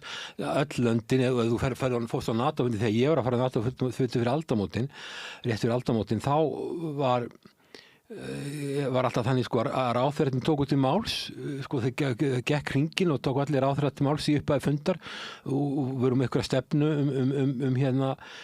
um NATO og þá bergmálaði allan hann tíma Open Door Policy. Svo endaði með því að NATO eru 32 ríki 1 milljarður manna Bandaríkin ráði ekki við þetta lengur þeirra ríkisfjármálin ekki nógu góðu lagi og svo enda með því sem máttu alveg sjá að Bandaríkin myndilega íta kostnaðinum á þessu yfir á þessi ríki. Þetta síðan þessi stækkun NATO að mínum dómi og ég veit að það er mjög umdeilt var eina megin ástæðan þess að Úkraínstríðið varð og það hlaut að koma að því að Rússland myndi sjóð upp úr þó eins og við höfum alls sagt við fordæmum þessa innrás í Úkraínu og hún er ólögleg og allt það en ég meina stórveldi, ef þið telja að sínum öryggishagsmunum sé ógnað, þá skipta alþjóðalög voðalega litlu máli. Þetta verður orðað þannig að þú ert að pota með grein í augað á byrninum, þá enda með að hann slærið tilbaka. Já, hamburinn kemur einhvern tímann á einhverju tímapunkti og það er það sem gerðist að Rússar gera þetta. Það þýðir það að þetta hefur áhrif á Norðurslóð því að Norðurskautsráðið eins og það 8 lönd í því og 5 þeirra voru í NATO fyrir, 2 þeirra voru hlutlaus, Finnland og Svíþjóð. Og svo var Rússland, það voru 5 ríki í NATO, 2 ríki voru hlutlaus, 1 ríki var ekki NATO. Svo gerist það út af Úkraínstríðinu að Finnland og Svíþjóð fer inn í NATO, sem eins og við vitum. Og þá eru öll ríkin komin í NATO nema Rússland. Og þá finnst Rússlandi að þeirra staða á Norðurslandi sé farin að veikjast. Þeir eru bara 1 á móti 7. þeir eru bara einir. Þeir eru náttúrulega með helmingin af strandlengjunni ef að má orða það þannig. Já, þeir eru bara 145 milljónir og miklu minna hagkerfi heldur en löndin eins og Bandaríki sérstaklega, en þeir eru ekki með yfirburðastöðu þannig ef þú tekur fólksfjölda og auð, þau verka landsframleiðslu. Þeir náttúrulega eru kjarnorkuveldi en þeir fara að nota kjarnorkusprengju til þess að gæta sína hagsmuna á þessu svæði. Þeir hafa mikla hagsmuna því að vinna með Kína og að Kína vantar siglingarleiðir og þau vantar aðgang að auðlindum og þeir fara að skilgreina sig sem near Arctic state, Kínverjarnir, og hérna... Sem svolítið ævintýralegt, en alltaf leið.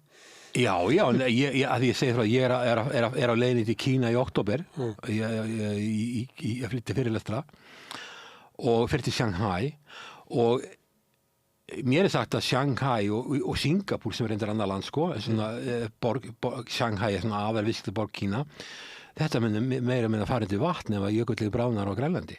Þannig að sko Kínverjar og Suðaustur Asía, hún er ekkert svona verður fyrir áhrifum. En þess ég er að segja þá verður bara að berjast gegn sko loftslagsbreytingum. Þú gerir það ekkert á Norðurpólnum, þú þarft ekki að vera það. Þeir eru með rannsóknarskipi, þeir eru að rannsaka hvað er að gera þarna og hvers vegna.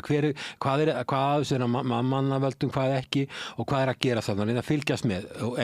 En Kína er stórveldi og þeir náttúrulega hugsa svo stórveldi og við vitum alveg hvernig þau eru. Það þeirra þjóðaröryggishagsmunir eru alltaf númer 1.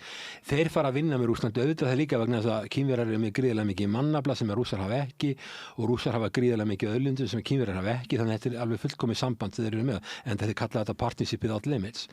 En það sem gerist er það að Kínverjar og Rússar fara að vinna saman þetta þessu svæði, þá fara Bandaríkjamenn náttúrulega vera nervös, þeir fara að hafa áhyggjur af þessu ástandi sem það að þessu miklu fjárfestingum sem er eiga þessi stað í höfnum og alls konar innviðum á þessu svæði sem er strandlengi Rússlands. Akkur það að vera, ég meina, er þetta ekki bara fínt að opnist siglingarleið? Það er vandamál með siglingarleiðirnar í Miðausturlönd og Súesskurðurinn og fleira. Þetta er hættursvæði, er ekki bara fínt að hafa bara stórveldi eru hrætt hvort við annað, þau treysti eins og við vorum að tala um að þú getur ekki þú varst að spyrja með Bandaríkjum hvað er að ættast fyrir, við getum ekki komist inn í höfuðið á þessu fólki, við veitum ekki hvað er að hugsa, maður getur giskað á það. Þeir hugsa svona svo, Bandaríkjum hugsa svona svo, þetta Belt and Road eða Silk Road eða hvað þetta kallað sko, sem er hérna norðurslóðirnar og víða í heiminum, að þessir innviðir eru í dag viðskiptalegs eðlis. En það er auðvelt að breyta því. Þú getur bara siglt herskipaflota inn í þessar hafnir og þá er þetta orðin herskipahöfn. Þannig að sko Bandaríkjamenn treysta ekkert Kínverjum frekar en Kínverjar treysta ekki Bandaríkjamennum.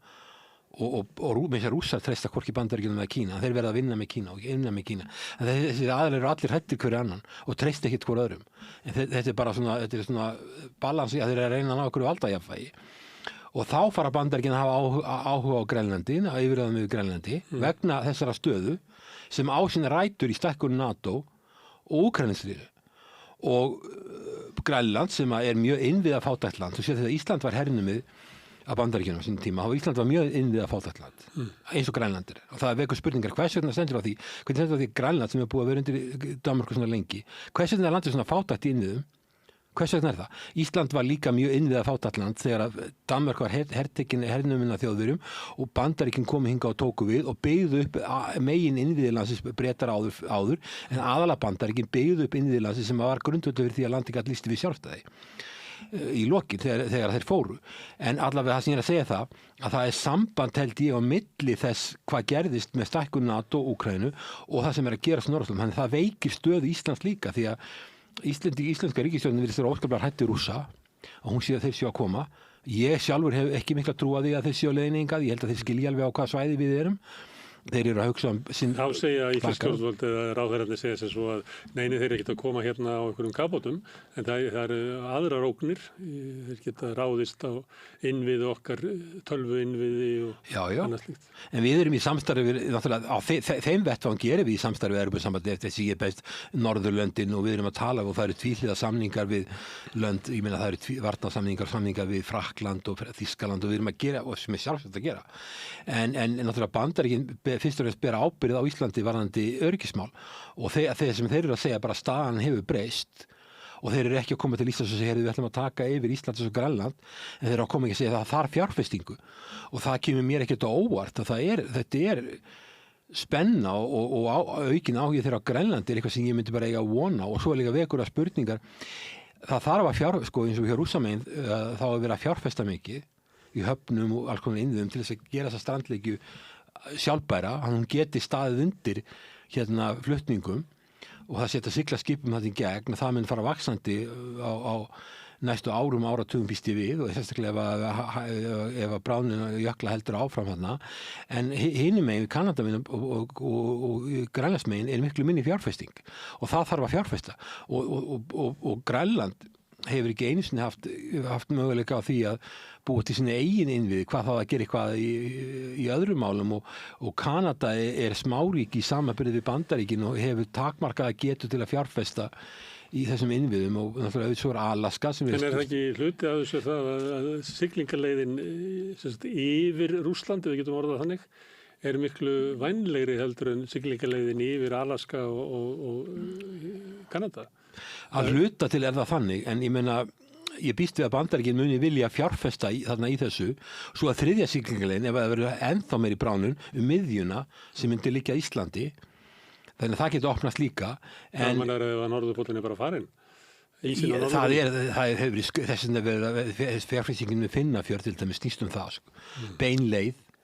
Ég er ekki sérfræðingur í jöklafræðum en það er talað að séu 3 leiðir, Northwest Passage, Northeast Passage, svo er líka í miðjunni þá myndi Ísland verða meira svona mikilvægra sem umskipunarhöfn, þannig að menn eru kannski ekki að tala um eitthvað sem gerist á morgun, þetta getur verið á næstu áratugum, en það er alveg ljós sko að það er spenna, vaxandi spenna þarna og Evrópuríkin, mér finnst þess að þau sjá ekki hlutin í samhengi. Í fyrsta lagi að sjá ekki að það að vera að stríða Rússland, það getur vel verið að mikið til að hugsa svo við verðum að drepa allar, eða Rússlandi, brjóta Rússlandi í smáríki eins og öryggis og utanríkis málastjóri Evrópusambandsins að brjóta Rússlandi upp í mörg smáríki, svoleiðis hugsun og svoleiðis aðgerðir, það muni þýða það að það verður endalausu núningur við Rússland og að löndin þarna eins og Norðurlöndin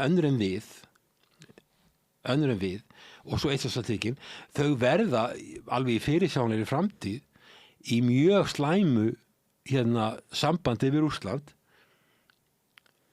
mjög svona hatur og óvild að báða bóa og átök, við vitum að það eru drónar að fara inn fyrir þeirra loftfelgi sitt á hvað, þannig að Rússland mun þjarma þessum löndum næstu ár og áratugi jafnvel, allavega næstu ár og það er engin vilji hjá þessum löndum til þess að reyna að finna ykkur að langtíma lausn. Ég meina, þú getur haft, þó að sé óvinurinn, þá getur þú samið vissa hluti, vissa reglur og vissa hluti báðum til hagsbóta.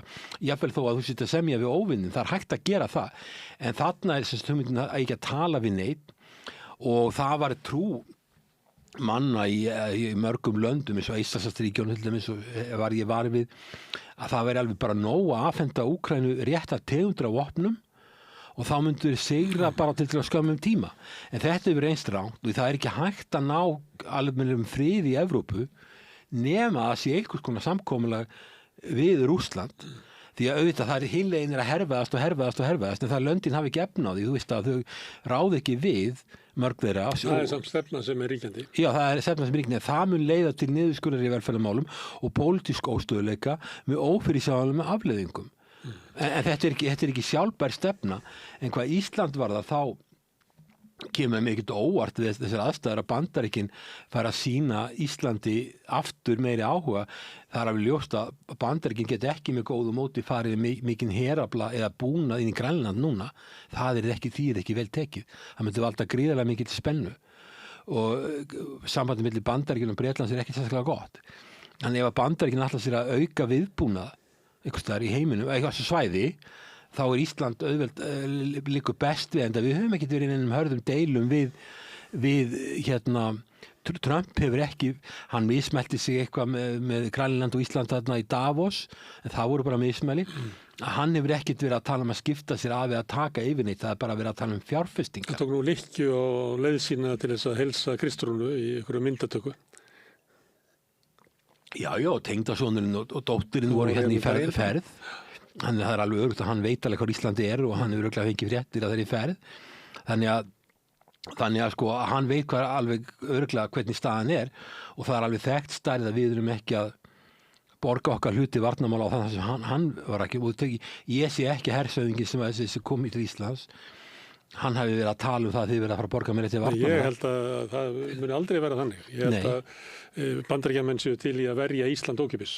Vegna þess að þið telja það bara að vera hluta sinni öryggisstefnu. Það bara lykil þjóðaröryggisatriði fyrir þá og að frekar Íslendingar geti náð peningum af þeim eins og þið gerðu raunverulega þegar varnarliðið var hérna. Já. Með sérstaklega óhagkvæmum olíuviðskiptum og alls konar dóti. Íslenskir aðalvegstakkar eru flugríkir á því að byggja yfir herinn.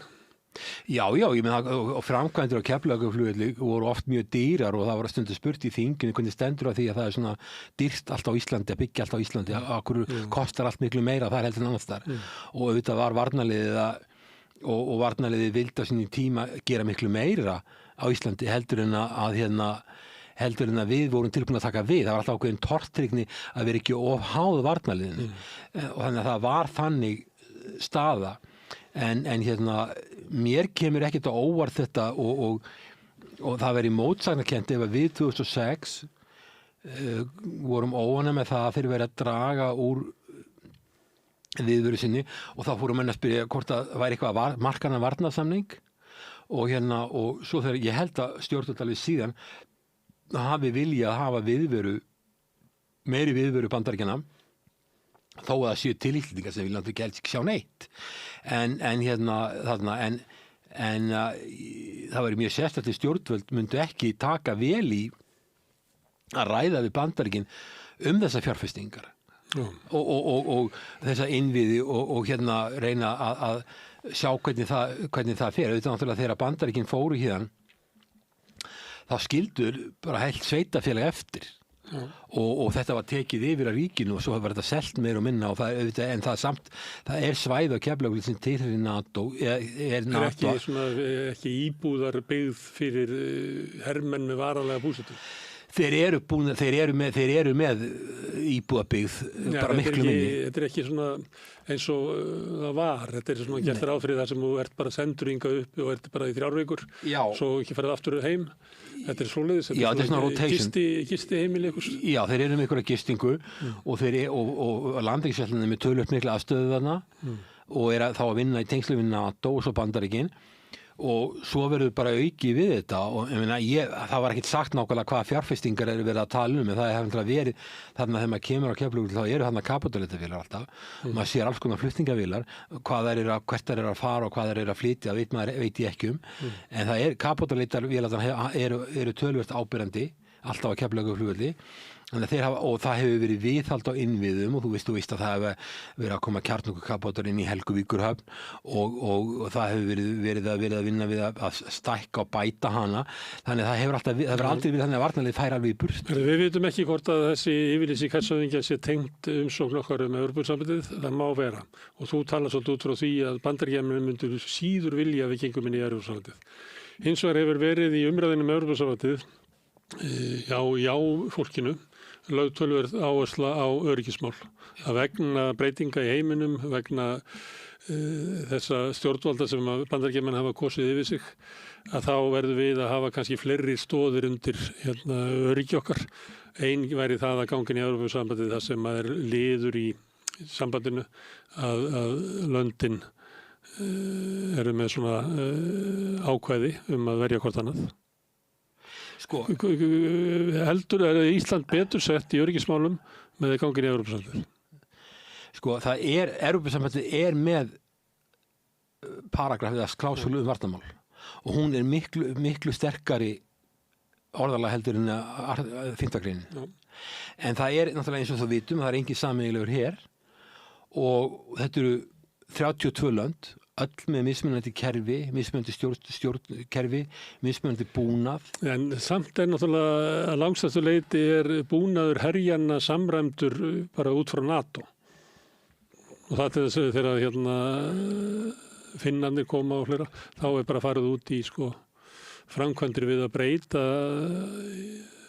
breyta hjá þeim? Það er samt sem aðlaga herinn að NATO-herinn? Einhverju leyti, við vitum samt að 60% eitthvað að búnaðinu sem þessi löndir hafa verið að kaupa eða koma frá Bandaríkjunum, þau eru miklu litur með sameiginlega búnað en þó er líka kaupa frá hvert öðru og annar stað frá, en eins og frá Suður Kóru og annað, en sko það hefur verið talið vandamál að þetta eru 37 þjóðríki og það er eitthvað samræmingan á milli en hún er ákveðið vandamál og hvaða land segjum ef að Rússland myndi gera eitthvað aðhlaupa, koma og ætla að fara að gera eitthvað hér. Hvaða Evrópuríki ætlar að fara að verja okkur sko, breski sjóherinn er ekki svipur hjá sjón? Það er eins og ég sagði áðan að þá eins og stjórnvöld talaði núna, þá er það ekki að tala að Rússland komi bara og taki Austfirði. Þetta er frekar að það verði einhver hernaður í svona nethernaður eða það verði skornir sundu kaplar og eitthvað fleira og þá er betra að vera í kompanegi með þjóðum. Já, þetta held ég. En þess að ég var að segja það, sko, Bretland er ekki inn í Evrópu, en það er Þýskaland eða Frakkland, ég held ekki að þessu löndum myndi verja okkur í stríð, þau hafa allir nóg með sjálf sig. Það er engin sameiginlegur hér. Varðandi sæstrengi að þá er náttúrulega eitthvað sem auðvitað er það eitthvað sem þarf að ræða við Bandaríkin og svo að hafa samráð við Evrópu og svo er mjög gott ráð að vera ekki að kaupa vopn gegn Rússum. Sko, ef þú ert að kaupa vopn og þú ert vopnlaus þjóð þá ert að gefa ákveðið tilefni til hefndaraðgerða. Það getur verið okkur finnist það fáránlegt en frá sjónarhótti stórveldis ef að þú gerir eitthvað svona þá er það talið verið óvinveitt.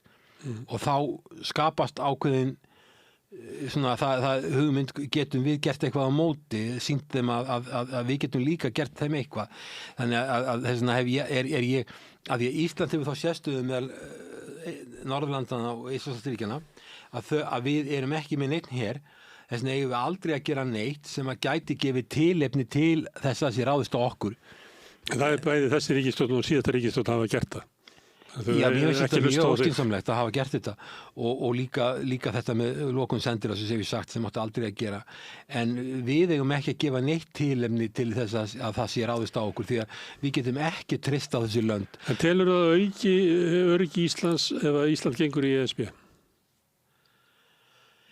Nei, ég held að auki ekki öryggi Íslands. Við erum í viðskiptum við Evrópusambandið, við erum í sameiginlegu vinnumarkaði, við erum með frjálst flæði vöru og þjónustu. Ég get ekki sé að það gerir það með neinu sem máli skiptir auðvitað, og það er líka annað í þessu máli að varðandi samvinnu við Evrópusambandið og nágrannaríki eins og Bretland og Norðurlöndin og allt þetta, við getum alveg gert þetta án þess að fara inn í Evrópusambandið. Það er ekkert sem bannar okkur það hafi verið gerðið tvíhliða samningar sem tengist varnarmálum við Frakkland og Þýskaland og það er að vera í alls konar samstarf og Norðurlöndin á vegum NATO eru með samráð og svo framvegis.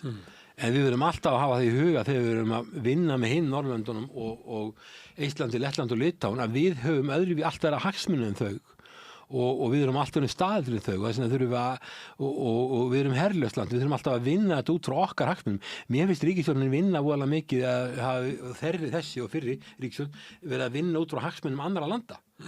Hún er ekki að horfa á Ísland, hún horfa á... En það komið með hugtak sem heitir þetta að vera verðu bandamaður. Já, Ísland, Lettland og Litáin. Aðstóðum önnur lönd í þeirra utanríkisstefnu. Við getum alveg aðstoða lönd en við getum gert það á annan hátt. Ég meina, ég býst í því ef það er ráðist á Íslandsríkin, Ísland, Lettland og Litáin, eitthvað þessu löndum, við myndum reyna að hjálpa þeim á einhvern hátt. Við myndum ekki, ég veit ekki hvort það færi mjög vopnakaup, ég myndi ekki gera, við getum aðstofað og mér finnst að artikul 5 og hún segir ekki endilega að þau eru að vera vopn en mér finnst að sko, það er eins og ríkisstjórnin hún leggja jöfnu okkar stöðu þessara ríkja. Og það þarf að gera alveg greina við erum á allt öðruvísi stöðu sem betur fer og þurfum að hafa okkur þannig og svo líka þessi sérstaða Íslandsvarðandi það að við erum ekki með her því það við erum ekki að taka þátt í hernaðaraðgerðum og þannig að menn verða að fara varlega í þessu og ég myndi bara taka vel í það sem Bandaríkjamenn er að gera en ég held að þeir séu ekki að senda einn fyrirmæli en þeir eru bara að segja okkur það sem við vitum. Það einhver ekki öryggi okkar að ganga í Evrópusambandið. En þú ert hagfræðingur, ekki? Já, ég tók próf í hagfræði. Já. Myndi það ekki bæta í það svona efnahagslegt öryggi Íslands að taka upp evru? Sko, Finnland eitt land Norðurlandana sem við tekið upp evruna og ég skrifaði grein nýlega þetta hagvöxt í Finnlandi með Ísland. En var það ekki svolítið óheppilegt að því að inn í því tímabili hrun Nokia fyrirtækisins? Jú, við höfum líka. Sem hafði bara áhrif á það var bara stöðnun í Finnlandi í 10 ára eftir. Við höfum orðið fyrir alls konar áföllum líka, eins og þeir. En Nokia var eiginlega stærri hluti heldur en kannski Play eða eitthvað var á Íslandi. Já, Nokia, svo náttúrulega viðskipta band gegn Rússlandi og það alls konar hluti sem búin að hafa áhrif á það. En þeirra hagkerfi stendur illa. En þegar ég hef skrifað grein þar sem ég bar saman Evrópusvæðið og Ísland. Og þá kemur í ljós að hagvöxtur á Íslandi helmingi hærri en Evrópusvæðinu, atvinnuleysi helmingi minna, en verðbólga helmingi hærri. Og þá skammar með mig þegar þú ert að taka eitthvað land, ekki vera að bera Ísland saman við allt, heldur eitthvað land. Og ef ég bera saman Finnland, þá það líka ómögulegt. Og auðvitað hafa allar svona greiningar ákveðin takmörk. Þetta ekki Írland? Írland það meiri hagvöxtur en Íslandi. Írland dæmi sko ég hef ekki rannsakað Finnland sérstaklega það sem að Írland hefur sérstaklega, það alls konar fyrirtæki sem eru skrásett í Írlandi sem ekki þar. Og ég þekki hagfræðinga, til dæmis hjá London School of Economics, prófessora sem ég var í sambandi við þegar ég var í Cambridge og hann sagði við mig takt ekki marka á reikningum þjóðhagsreikningum Íra, það ekki að marka það þjóðhagsreikninga og það var fleiri sagt með þetta. Þetta er skráð velta fyrirtækja sem aldrei dýf ekki tanni eins og inn í Írland. Ég hef ekki rannsakað þetta en mér var gefið í skynni mig að þessi þjóðhagsreikningar þeir væri ekki að sína raunverulega stöð. Það er lágskattað land sem að laðar að sér. Já. Ég held að það ekki Facebook í Evrópu og fleira sem eru skráði í Írlandi. En þú hefur kynnti sérstaklega Eystrasaltslöndin og Vísegrænlöndin sem eru Tékkland, Ungverjaland, Pólland og Slóvakía. Já. Ég myndi halda það ef við færum inn í þessu lönd og spyrjum hver er það góð reynsla af þessu lönd séu inn í Evrópusambandinu? Ég held að mikill meirihluti segi já. Það spyrir ekki hvernig spyrðu. Ég að fara til Kína og við um Erasmus. Evrópusambandið, þetta er Evrópusambandsprógram. Ef að ég var í spurður, var þetta Ísland, er ekki eitthvað jákvætt við gott við Evrópusambandið sem okkar samstarfið þá sem skilur okkur gott? Jú, það eru örugglega að telja upp ýmsa hluti, til dæmis nemenda og kennaraskipta sem Evrópusambandið á undan öllum öðrum. Evrópusambandið lang fremst og best þegar kemur að því að fjármagna. Jú, en fólk sem svarar þessum spurningum í þessum könnunum. Ég hef ekki séð spurningar þar. Við myndum spyrja, heldur að landið þitt hafi haft gott að því að gangi Evrópusambandið? Ég myndi halda að væri svona 70% í þessu löndum. Já, það er spurningi, hvað áttu við að sé gott? Það er örugglega... Fólk metur það bara sjálft og það kann alveg að meta það. Ég veit ekki, hvernig er spurningin nákvæmlega? Ertu sáttur við veru landsins í Evrópusambandinu? Ég hef ekki séð þessar spurningar og ég hef heyrt þetta áður en ef þú skoðar stöðu þessara landa þessara sem þú nefndir Vísegrænlöndin og Eystrasaltsríkin, þá er náttúrulega alveg ljóst að þessi lönd er að fá mun meira út úr Evrópusambandinu heldur en þau leggja þarna inn. Og ef þú tekur Eystrasaltsríkin, þá eru þau logandi hrædd, þau eru með landamæri við Rússland, Litáen við Kaliningrad sem er hluti af Rússlandi og síðan Eistland og Lettland sem eru vesturlandamæri, að þau taka allan samruna, efnahagslegan, pólitískan og alþjóðlegan samruna sem þau geta fengið. Það er alveg sama hvað nafnið nefnir. Og það er ekki aðalega út af efnahagsmálum, það er út af öryggismálum. Þau telja sig bara öruggari að vera límd eða tengd einhverju eins nánum böndum eins og hægt er. Eins og sumir nefna í varðandi inngöngu Íslands í Evrópusambandið. Það er ekki margir. Við erum ekki með landamæri yfir Rússland. Eftir sem áður leggja sumir mikla áherslu á öryggis. Já. Sem að þú segir að Evrópusambandið mun ekki auka öryggi. Það er aðrir sem að segja. Þeir geta það ekki. Þú verður að hafa búnað sjóher, almennilega sjóher og hvenær heldur ef það í stríði meginlandi Evrópu, heldur að frakkar eða þjóðverjar eiga lítinn sjóher, frakkar það ekkert öflugt breski sjórin sem endur ekki Evrópusambandinu, hann svipur hjá sjón. Hvaða land það? Heldur að Ítalir fara að senda henga herskip til að berga okkur? Ég meina, hver það sem á að gera eitthvað? Ég ekki haldið sem fram, ég bara að benda á að sumir taka afstöðu þetta bara vitleysa út frá öryggissjónarmiðum og þú hafna því bara. Ég hafna því algjörlega vegna þess að sko, það ekki nóg að þú hefur fallegan vilja til að hjálpa ykkur landi ef þú hefur ekki búnaðinn til þess og ekki getuna og ég meina, það alveg ljóst að það sama við hvernig þú talar. Ég hef hlustað á viðtal við æðsta hersfræðingja Þýskalands ekki til lengur síðan og það alveg ljóst að Evrópa ekki tilbúin til að verja sjálfa sig. Þeir ætla þangað og Þjóðverjar til dæmis að þú nefndir þá, þeir ætla að byggja upp sterkan her og svona miðað við söguna þá getum við gert ráð fyrir því að þeim takist alveg. Já, við hefum líka, ef við tökum söguna þá vitum við alveg hvað það þýðir þegar þjóðir eins og Bretland, Frakkland og Þýskaland fara að keppa sín á milli hver sem stærstur og sterkastur. Við erum búin að sjá 2 heimsstyrjaldir á síðustu öld í því máli, en við vitum alveg hvar það endar ef að þessi lönd fara að keppa. En Bandaríkin eru í dag það land sem að við langöflugast, hafa öll tækin og búnaðinn til að verja okkur, eru tilbúin til þess núna og munu gera það raunverulega hvort sem við viljum það ekki. Þeir eru fyrst og að hugsa sína hagsmuni. Já, ok, við sleppum öryggismálunum og við myndum orða spurninguna þannig við séum bara venjulega Pólverja. Telur þú að efnahagslegur uppgangur í Póllandi megi rekja til þess að Pólland gekk inn í Evrópusambandið? Ég næstu vissum að við fengjum það sama, 70-80% já. Pólland náttúrulega var mjög mikið landbúnaðarland þegar það gekk inn í Evrópusambandið og þurfti að fara í getum mikla fjárfestingu og ég var að vinna í SS-ríkjunum sín tíma. Þá var það þannig að þessi lönd voru að fá styrki í landbúnaðar og dreifbýlismálum og svo var þetta innviði og þá var það þannig að 75% af fjárfestingunum var greitt að Evrópusambandið sem styrkir.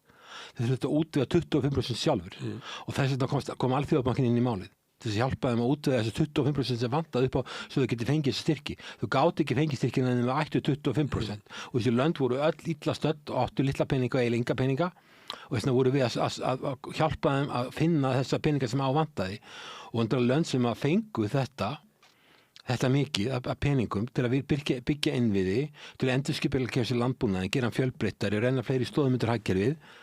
Auðvitað voru þau mjög ánægð með þetta en við myndum ekkert fá þetta. Ef við verðum að fara inn þá myndum við ekkert fá, við myndum alveg örugglega vera land sem væri að greiða meira inn í þetta heldur en að við fengjum tilbaka. Þannig að ég ekki að segja það að enda, þú sér það með varandi í Ísland, þá eru mjög skiptar skoðanir hér. Þetta bara svona 50% vill ekki sem ræða Evrópusambandið og 50% vill hefja viðræður og sumir af þeim eru bara með þá trú að það sé að sjá einhvern pakka, það verður bara samningur upp á fleiri hundru blaðsíður sem kemur út úr þessu og það er mjög ólíklegt að Ísland fái geti gert grundvallar breytingar á bandalagi með 450 milljónir manna innanborðs. Já, það er nú svona út af öryggissjónarmiðum og það er eini áhugin sem að Evrópusambandið hefur eiginlega á Íslandi. Ég meina við skiptum ekki svo miklu máli hvort við erum vinnið úti í svona efnahagslega. Já, þú meina að þeir ætla að gera Íslanda einhvers herstöð? Ég meina við erum að tala Bandaríkin og Bandaríkin eru til í að út af sérstöðu Íslands, legu Íslands og mikilvægi fyrir öryggismál Bandaríkjana. Þá voru þeir til í að borga allt og hátt verð fyrir það sem íslenski aðalverktakar gerðu, allt og hátt verð fyrir olíuna sem þeir keyptu, allt og hátt verð fyrir flutningana. Þannig að þeir horfðu bara í gegnum fingur sér við það að Íslendingar væru að okra á þeim og þeir tóttu að bara vera þess virði að láta það yfir sig ganga vegna þess að Ísland væri svo mikilvægt. Og það sama getur áttu Evrópu, að þeir telji Ísland vera það mikilvægt fyrir öryggishagsmuni Evrópu að við mögum eiga þennan fisk og við mögum hafa þetta bara eins og við viljum meira og minna. En það efnaðslega þá viktar þetta ekki svo. Það er kannski allt annað en þeir eru að taka inn 20 miljóna þjóðir eins og Pólverja og Ég get ekki séð fyrir mér að Evrópusambandið fari að bjóða okkur eitthvað slíkt. Ég meina þú meinar að þeir fara að bjóða okkur einhverja risastyrki og alls konar fyrirgreiðslu sko, hvernig peningum er driftin Evrópusambandsins er samkvæmt ákveðinni formúlu og öll lönd sem eru með meðaltekjur sem eru hærri meðaltali, sem við erum langt þrjú að meðaltal, þau eru alltaf að borga meiri innheldur en út.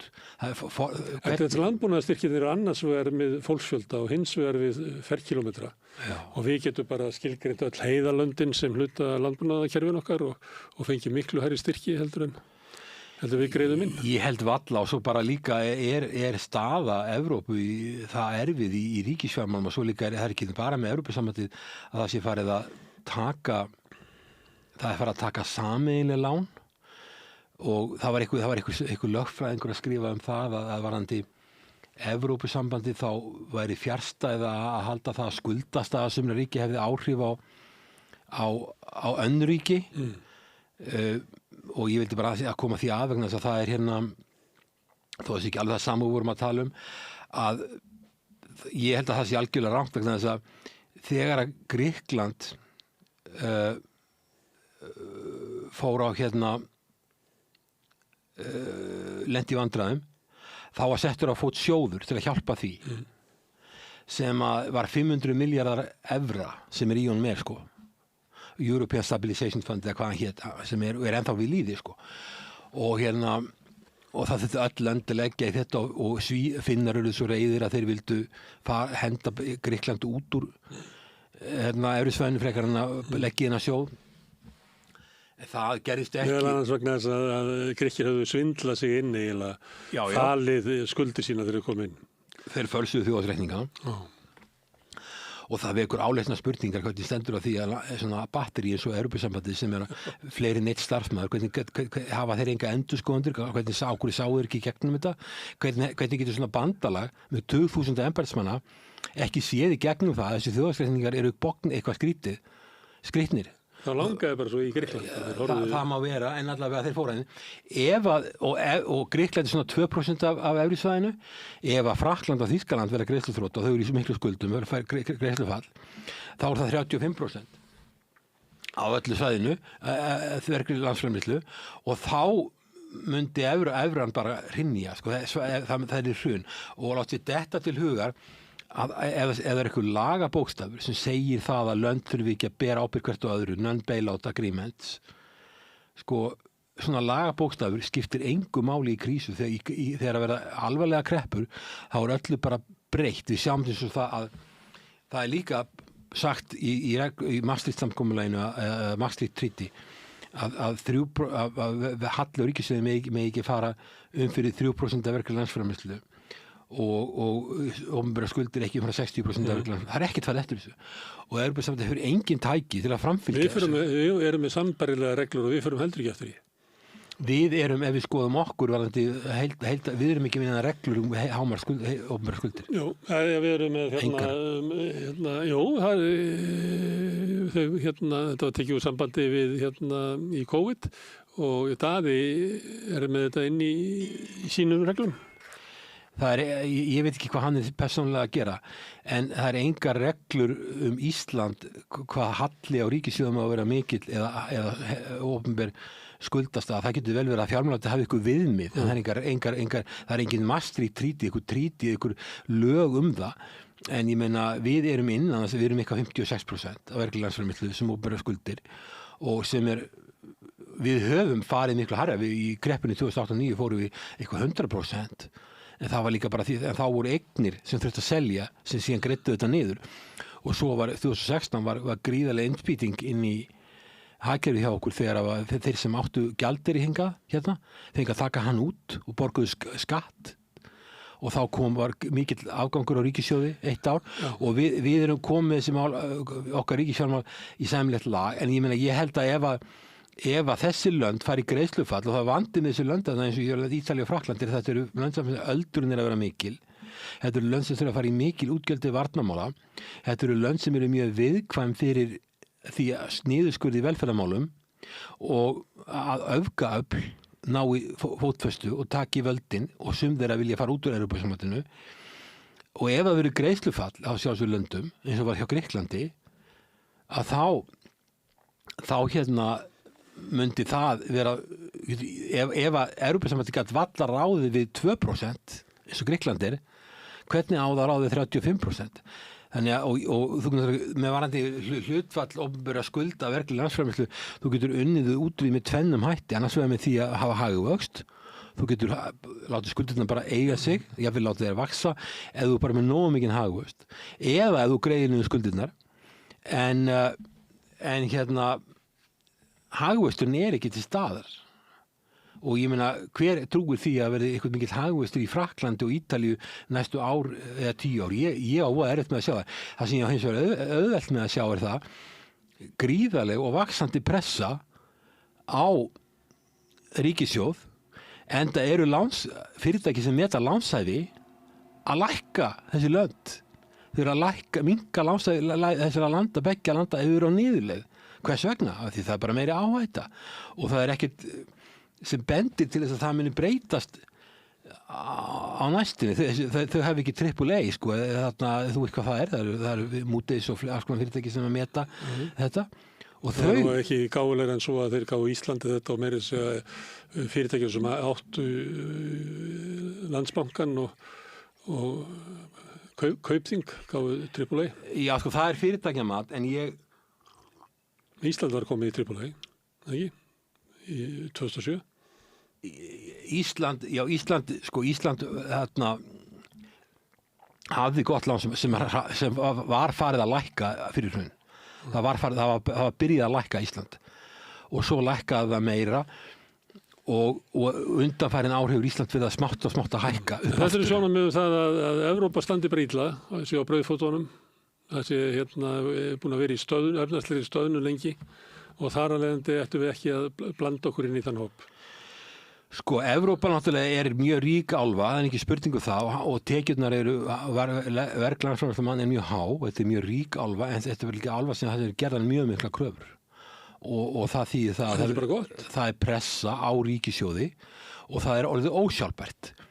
Þegar þú ert komin með blöndu þannig að það eru mjög lítið af ungu fólki sem þarf að halda uppi mörgu gömlu fólki, sem þarf meiri heilbrigðisþjónustu, þarf að komast að eftirlaun, þá verður enda með því að kerfið eru ósjálfbært. En þú ert ekki að borga eftirlaunin á Ítalíu í dag, ef þú Dani. Við borgum bara okkar gamla fólki. Já, það sem ég var að segja við því. Það verður ekki tekin af okkur lífeyrissjóðirnir. Ef það verður greiðslufall í þessu löndum, þá bitnar það á öllu myntbandalaginu á endanum. Ef það verður greiðslufall, eins og var því í Gríklandi, þá bitnar það á öllum löndum. Það var eftir hrun í landi sem hafði raunverulega svindlað sig þarna inn. Trúir því að það verði þannig á Ítalíu eða að Ítalía lendi í greiðsluþroti? Það er ekkert að útiloka það. Þeirra opinberu skuldir er eitthvað 140% af verkleg landsframleiðslu og horfurnar er ekkert góðar.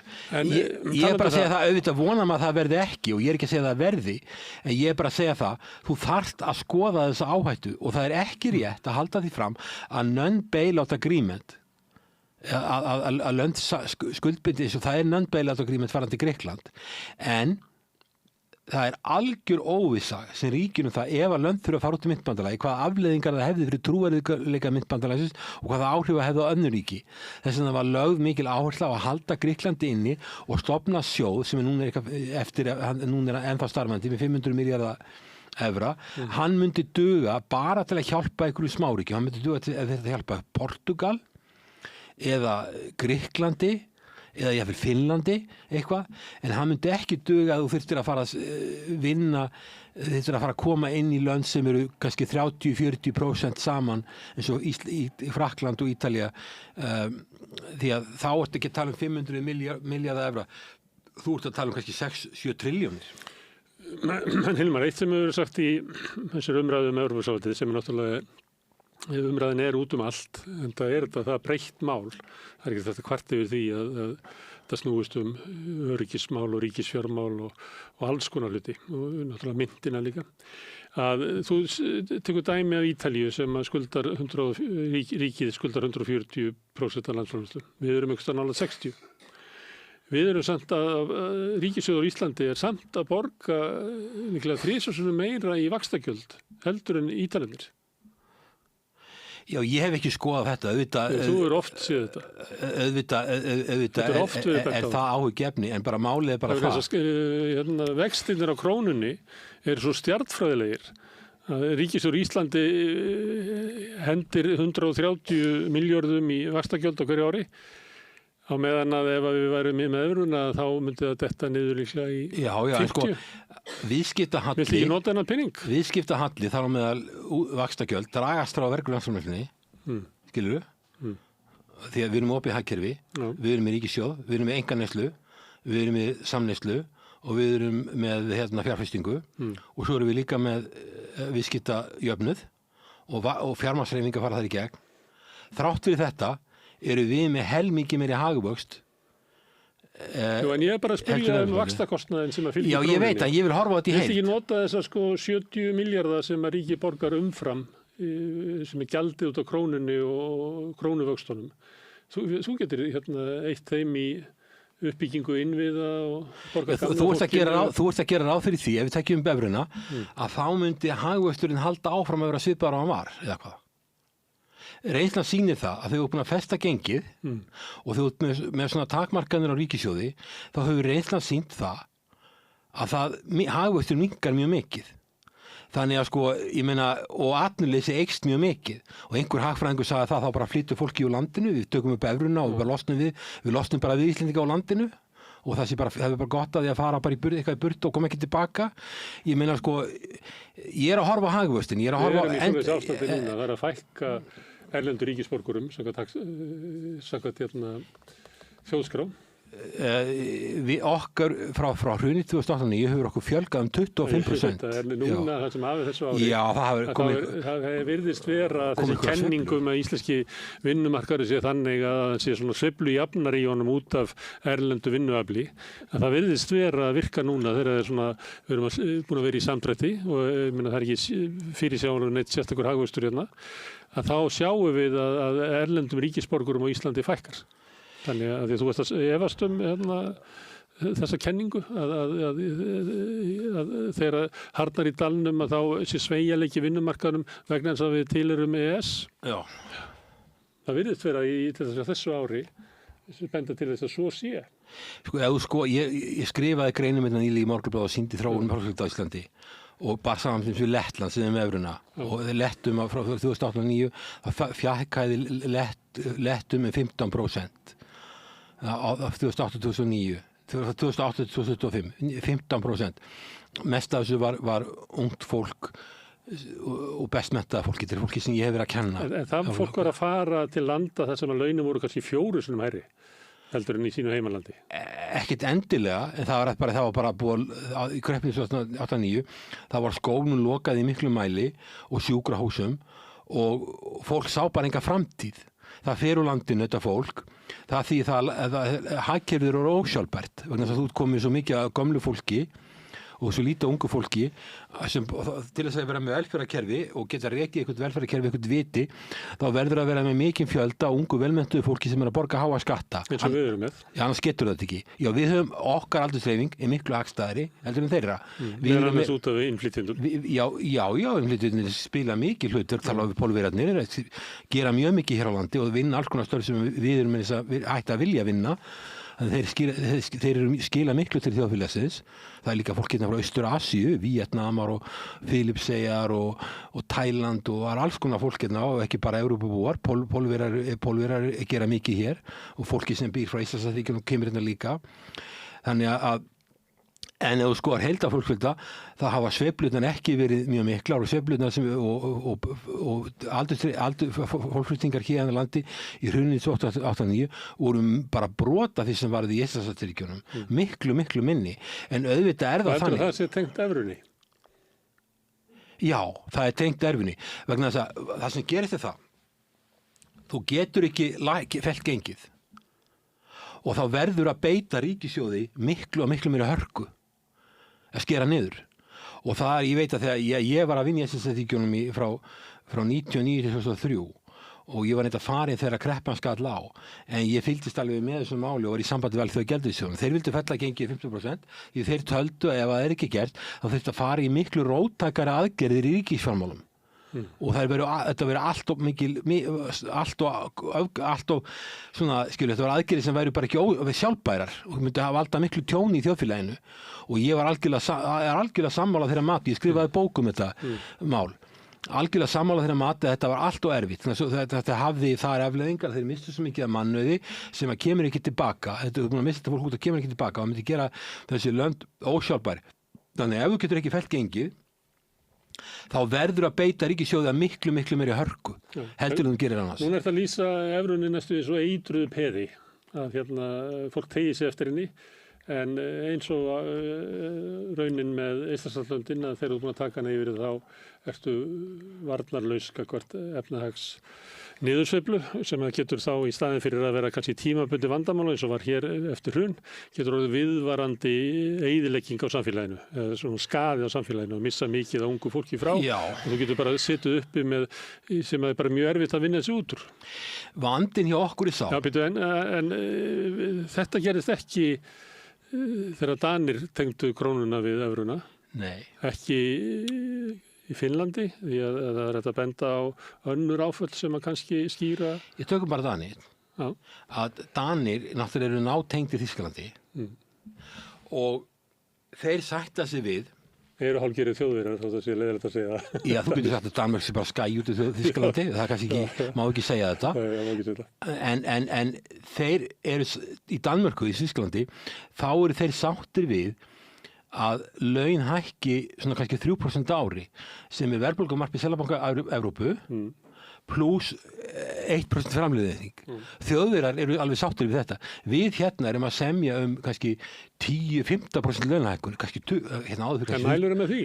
Nei, það er algjört brjálæði. Já, er það ekki bara gott að ganga inn í Evrópusambandið og neyðast til þess að semja? Jú, ef þú hefur enga trú á Íslendingum og halda að ef að þú dregur þá ályktun, Íslendingar get ekki lært það reynslunni og get ekki verið skynsamir, að þá er Evrópusambandið kannski laust, ég veit það ekki. Að hækka laun svona mikið, það er alveg ljóst að það fer út í verðlagið. Laun hafa hækkað mikið. Það er gjaldeyrisjóður sem að þú vannst hjá. Já, í Alþjóðabankin. Já, þeir segja að þessi 11% af verðbólgunni megin rekja til launahækkana. Á Íslandi? Já. Í skýrslum sem kom í síðustu viku? Já, það er alveg ljóst að það sem við erum að gera, við hækkun launin í mikið í prósentum og við vitum það, ef það er uppsveifla, þá er þetta að halda einhverja af þessum raunlaunum í gangi, að hækka launin eitthvað umfram, það verður búin ykkur. Þegar kemur skellur, þá verður að lækka þetta aftur og þá er þessi hleypt út í verðlagið og við gerum það. En þetta þýðir líka það þegar verðlagi hækkar svona mikið vegna launahækkana að þá bregst Seðlabanki við með stýrivöxtum, hækka stýrivöxt til þess að... Þú losnar við þetta ef þú tekur upp evru? Já, sko, býtur nálegur og náttúrulega stýrivöxtinir eru þeir vextir sem að viðskiptabankarnir taka og þá verða þeir að hækka lánin hjá sér og þá eru þeir sem eru að taka lán Íslendingarnir sem er að taka lán hérna eða þeir sem er að taka lán hér á landi að borga mjög háa nafnvexti við erum þá að reynda að greina með raunvextum og nafnvextum en þetta er náttúrulega ákveðin vítarhingur sem þarf að rjúfa og þetta er ekki vandamálið er ekki krónan, vandamálið er hagstjórnin og vandamálið er vinnumarkaðurinn að þú nefndi Danina Danirnir vita það og þeir vita það að þýðir ekkert við þá að ætla að hegða sér öðruvísi á vinnumarkaði heldur en Þjóðverjar. Og Danirnir lærðu það, við getum ekki lært það, ef þú tegir að vera eftir svona verð. Ég myndi vilja það, en ef þú horfir á suma fórustumenn Seðlabanka sem er svo nú er þetta forma bankar og alls konar aðeins sem auðvitað Seðlabanka sem keppast að lýsa við vantrú á krónunni og ekki hjálpa það nú. En sko, ég myndi halda að Íslendingar geta lært þetta og það er alveg nauðsynlegt fyrir okkur, en ég held að ég bara segja þessu svo. Ég myndi spyrja Ásgeir Brynjar Torfason sem er líka í þessu þætti. Þá myndi að segja besta leiðin til þess að koma upp þeim aga sem að sannarlega vantar á Íslandi er að ganga í Evrópusambandið. Já, það er bara best að láta aðra hugsa fyrir okkur og stjórna okkur. eins og þarna verið peningamálastjórnum algjörlega farin úr okkar höndum en hvað myndi gerast? Hvað myndi gerast? Silfrinu í gær, þá voru menn að segja það að það er ekki hægt að gera alltaf sömu hlutin og búast við annari útkomu. Við verðum að breyta ykkur afgerandi því að núna segja allir sem að vilja ekki ganga í Evrópusambandið að við getum alveg leikið okkur á því að lækka vexti og við getum leikið okkur að hafa stöðuleika hér og við getum leikið, en við höfum aldrei gert það. Sko, stöðuleiki í íslenska hagkerfinu hefur farið vaxandi. Já, það er bara út af við erum heppin að fá ferða. Ég er ekki viss það er hagstjórnin held ég sé skáð. Sumir regna það í EES-samningnum. En hvað, segjum við tökum bevruna, þriðja geirans. Hvað mun gerast? Að það er það að það eru verið töluverðar líkur á því að það verið haldið áfram að semja laun sem eru miklu hærri heldur en hægt að standa undir. Og þá raunlaun á Íslandi myndi að hækka mjög mikið og þegar verða áföll hérna, þá er ekkert að lækka þau, þú þurfir að lækka nafnlaunin og það er mjög erfitt. Það sem myndi þýða það að Ísland myndi missa samkeppnishæfni, launin myndi að hækka segjum 5 eða 10% og við erum komið með evruna og síðan verða áföll í þjóðfélaginu og þá er ekki hægt að bregðast við því, þannig að við getum ekki lækka gengi lengur. Þá er krafa það að ríkissjóður komi inn og bæti upp ástandið. Og sko, þetta myndi þýða það að það er bara mikil pressa á ríkissjóði og skuldasöfnun í kjölfarið. Við getum, sko, það þyrfti alltaf að vera alltaf pressa á ríki, við getum ekki lækka gengið, þá bara meiri pressa á ríkissjóði. Við lægri vexti, þannig að það er vinni skaði af því innan evrunar að taka sko, til þess að koma okkur í gegnum erfiðan tíma. Hagvöxtur á Íslandi hefur verið mun meiri þrátt fyrir þessa vaxtabyrði. Ég veit þú voru að horfa á allan viðskiptajöfnuðinn í heild. Við erum að reka, sko, það sem ég finnst vantavollega mikið í umræðina, hvernig ástandi er hérna. Við erum að skoða þessu Human Development til Sameinuðu þjóðanna sem metur tekjur, menntun, heilbrigðiskerfið og setur allt saman í eitt index, þá eru við númer 1 í heiminum. Og við erum með einhver alhæstu raunlaun sem til í heiminum. Við erum þrátt fyrir allt þó að séu margir gallar með besta velferðarkerfi í heiminum. Ég veit að það eru margir gallar á því biðlistar í heilbrigðiskerfinu alltaf, en við erum samt í fremstu röð eiginlega á öllum sviðum. Ef þú tekur hagvöxt á föstu verðlagi, þá eru við tvímælalaust hvort sem þú ert að taka heildartölur eða mann með mun betri framistöðu heldur en Evrópusambandið eða Evrusvæði. Það verður líka, þú veist, það tekur meðaltal Evrusvæðisins, en ef þú tækir sko meðaltal af Danmörku, Svíþjóð og Írlandi, það er ekki, ég er ekki vissum að fengja. Þú komið til Írlands aftur. Ég er að fara hringir í kringum Ísland. Við stöndum þetta er næstu nágrannar okkar inn í Evrópu. Svíar er ekkert með evruna. Já, ok, það er ekki bara hollendinga. Þeir eru með elsta seðlabanka í Evrópu og þeir vilja ekki sjá evruna. En ef þú takir Dani, hollendinga og Íra, að þá færði ekki þennan samanburð. Vegna þess að við stöndum okkur miklu betur heldur en evrulöndin. Þú ert bara að taka bestu lönd í heimi. Sko, Danir við erum á því svæði, ég er að bara taka næstu lönd. Já, ég meina, sko, við erum í samanburði eiginlega öll lönd í heiminum. Sameinuðu þjóðunum erum við með bestu lífskjör í heiminu þeirra mælikvarða og þeir taka ekki bara tekjur, þeir taka heilbrigðiskerfið og menntakerfið og allt í eitt index. Glæpatíðni og hreint loft og guðmáttar. Já, þeir bara segja að þetta er besta landið og við höfum verið það hvað eftir annað, þeirra mælikvarða. En ok, þú nefndi Svíþjóð er ekki með evruna, þú varst að tala um Pólland hefur ákveðið það að taka ekki upp evruna. Írland er með þjóðsreikninga sem er ekki mikið að marka. Írland, Danmörk er ekki með evruna. Þeir eru fastgengistefnu. Já, er það sama. Já. Holland er ekki að kona niður. Nei, Holland er eitt af bestu löndum í heiminn. Þú ert að bera okkur sama við lönd sem eru... Við erum í þeirri deild. Já, ég veit það, en það er ekkert sjálfsagt að við sem í þeirri deild. Finnar eru ekki lengur í þeirri deild. Finnar eru komnir, sko, Finnar eru langt fyrir neðan okkur í dag. Ég meina, við erum okkar þjóðtekjur og mann þegar að Evrópa var tekin upp. Danir eru yfir okkur. Ég er ekki viss um það. Jó, ég held að það sé yfir okkur. Nei, það myndi ekki skipta þessu máli, það sem ég er að segja, það sem Danir hafa gert, Danmörk er eitt af bestu löndum í heiminum, ásamt Íslandi, að Danmörk hefur gert það sem lært það sem ég held að, ákveður geti Íslandi ekki lært það, þeir hafa lært af Þjóðverjum, þú varst að tala um að þeir eru nátengt í Þýskalandi, þeir hafa lært það að launahækkanir geta ekki verið mikið meira heldur en verðbólgumarkmiðið pluss framleiðniaukning. Nefnum þú viljið bara auka hlut launafólks og minnka hlut fyrirtækjaeigenda? Já, sko, náttúrulega hlutur launin á Íslandi hafa verið að hækka og það getur orðið ákveðnu vandamáli líka vegna það sem gerist það þegar þú komur launlega svona hátt, þá fara útlendingarnir að streymin og sumum finnst það að vera óðalega slæmt. Ég ekki í þeirra hópi, að ég held að mikið útlendingu hérna séu mjög góðir þegnar, en það eitt af ástæðanum fyrir því að útlendingar flykkast inn í landið, að við erum að greiða það há laun og þú veist að segja að fólk sé að fara úr landinu. Það eru margir, ég held að hafa ekkert verið óalgengt með þá sem koma frá Póllandi, að þeir búa á Íslandi ákveðin hluta ársins og fara svo heim til sín.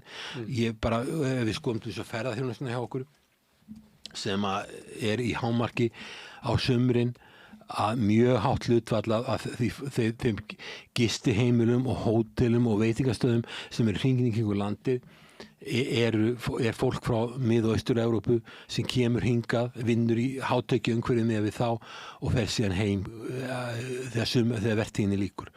Og það er ekkert óeðlilegt við það.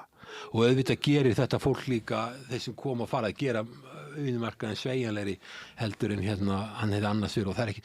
En það hefur samt sem áður ekki verið neitt ábyrjandi hrun. Það hefði búin að vera nána stöðu fólksfjölgun á Íslandi frá 2008. Það var ákveðin hreyfing fyrstu árin, eitthvað fækkaði eitthvað, en síðan þá hefur verið stöðu aukning fólksfjölgun og þá er það bæði Íslendingar en líka mikið útlendingar. Þú ert hagfræðingur og ert prófessor við Háskólann á Akureyri. Ef ég myndi taka svona sirpu og tala við hagfræðinga Evrópusambandið, þá held ég að sé bara leitun að einhverju sem myndi ekki alltaf segja já. Já, við hverju? Ég held að þú veist, Gylfi Magnússon, Gylfi Sóeka var hérna einhvern tímann og sagði já af öryggissjónarmiðum. Þorvaldur Gylfason myndi segja já. Það er helst að Ragnar Árnason myndi segja nei. Já. Og svo náttúrulega kannski ekki að marka þá sem er að vinna hjá SA eða viðskiptaráði. Af hverju er þín afstaða ólík svona, meginstraumi íslenska hagfræðinga? Já, þú nefnir þarna afskaplega merkilega hagfræðinga, ekki skal ég draga úr því. Ég nefni það svona sem ég held að... Ég skal líka nefna merkilega hagfræðinga sem þú kannski heyrt Joseph Stiglitz, hefur heyrt hann? Já, hann hefur komið til Íslands. Hann hefur stúderað íslenska hagkerfið mjög mikið. Já, mjög klár maður. Kannski ekki mjög mikið. Já, hann er mjög klár maður, afburðamaður. Hann hefur stúderað íslenska hagkerfið mikið. Hann er með nákvæmlega sömu skoðanir í. Hann náttúrulega hefur ekki trú á evrunni, sko. Og ég held að hann sé sko ekki lakar en þessi íslensku hagfræðingar sem þú nefndir og svo getur hann annan við þig. En hann telur bara með evran almennt sé mistök. Paul Krugman er annar hagfræðingur sem var í Princeton og hérna Nóbelsverðlaun hafi hagfræði. Hann er með nákvæmlega sömu skoðanir ég. Þannig að ég er með svipaða skoðanir og þessir hagfræðingar sem eru bæði Nóbelsverðlaun og eru mjög færir og eru ekki lakar en þessir íslensku hagfræðingar sem kannski vilja fólki flytja úr landi. En þá snýðir spurningu við, af hverju eru íslensku hagfræðingarnir sem eru mest áberandi ekki í takt við Krugman og Stiglitz? Krugman og Stiglitz skilja það, ef þú ert með lítið hagkerfi sem er sveiflukent, sem er með háar tekjur, þá þarf það að vera með dempara. Eins og bíll sem er að fara, getur þurft að fara í hérna einhverjar ófæru, hann þarf að hafa dempara. En þessir, ég veit ekki hvað, ég held að hluti af skýringunni tengist auðlindum, útgerð, eitthvað slíkt sko. En ég veit ekki, þú var eiginlega að spyrja hérna menn eins og Þorvald og þessar aðilas og Gylfana hvaða hann er að ræða. En ég allavega út að gefa í skýna að því ég sé Háskólann á Akureyri að ég sé með einhverja sveita hagfræði. Þá er ég bara með mainstream hagfræði frá tveimur hagfræðingum sem eru eiginlega nákvæmlega sömu skoðanir ég sem eru bara algjörlega leiðandi í heiminum. Það var alls ekki þannig sem ég nefndi Háskólann á Akureyri vegna þess að ég var eiginlega að tína til hagfræðingar sem eru í háskólakerfinu. Já, Háskóla Íslands, já. Já, sem eru flestir þar. Já. Og svo þess vegna var ég að nefna Akureyri að þú væri hluti af háskólakerfinu því að ég nenni ekki að vera að þylja upp sko hagfræðingarna sem að vinna hjá viðskiptaráði eða SA eða bönkum. Ég geti talið fleiri hagfræðingar hjá London School of Economics og fleiri hagfræðingar sem ég hef talað við í Cambridge, þar sem ég var gestaprófessor, var gestafræðimaður.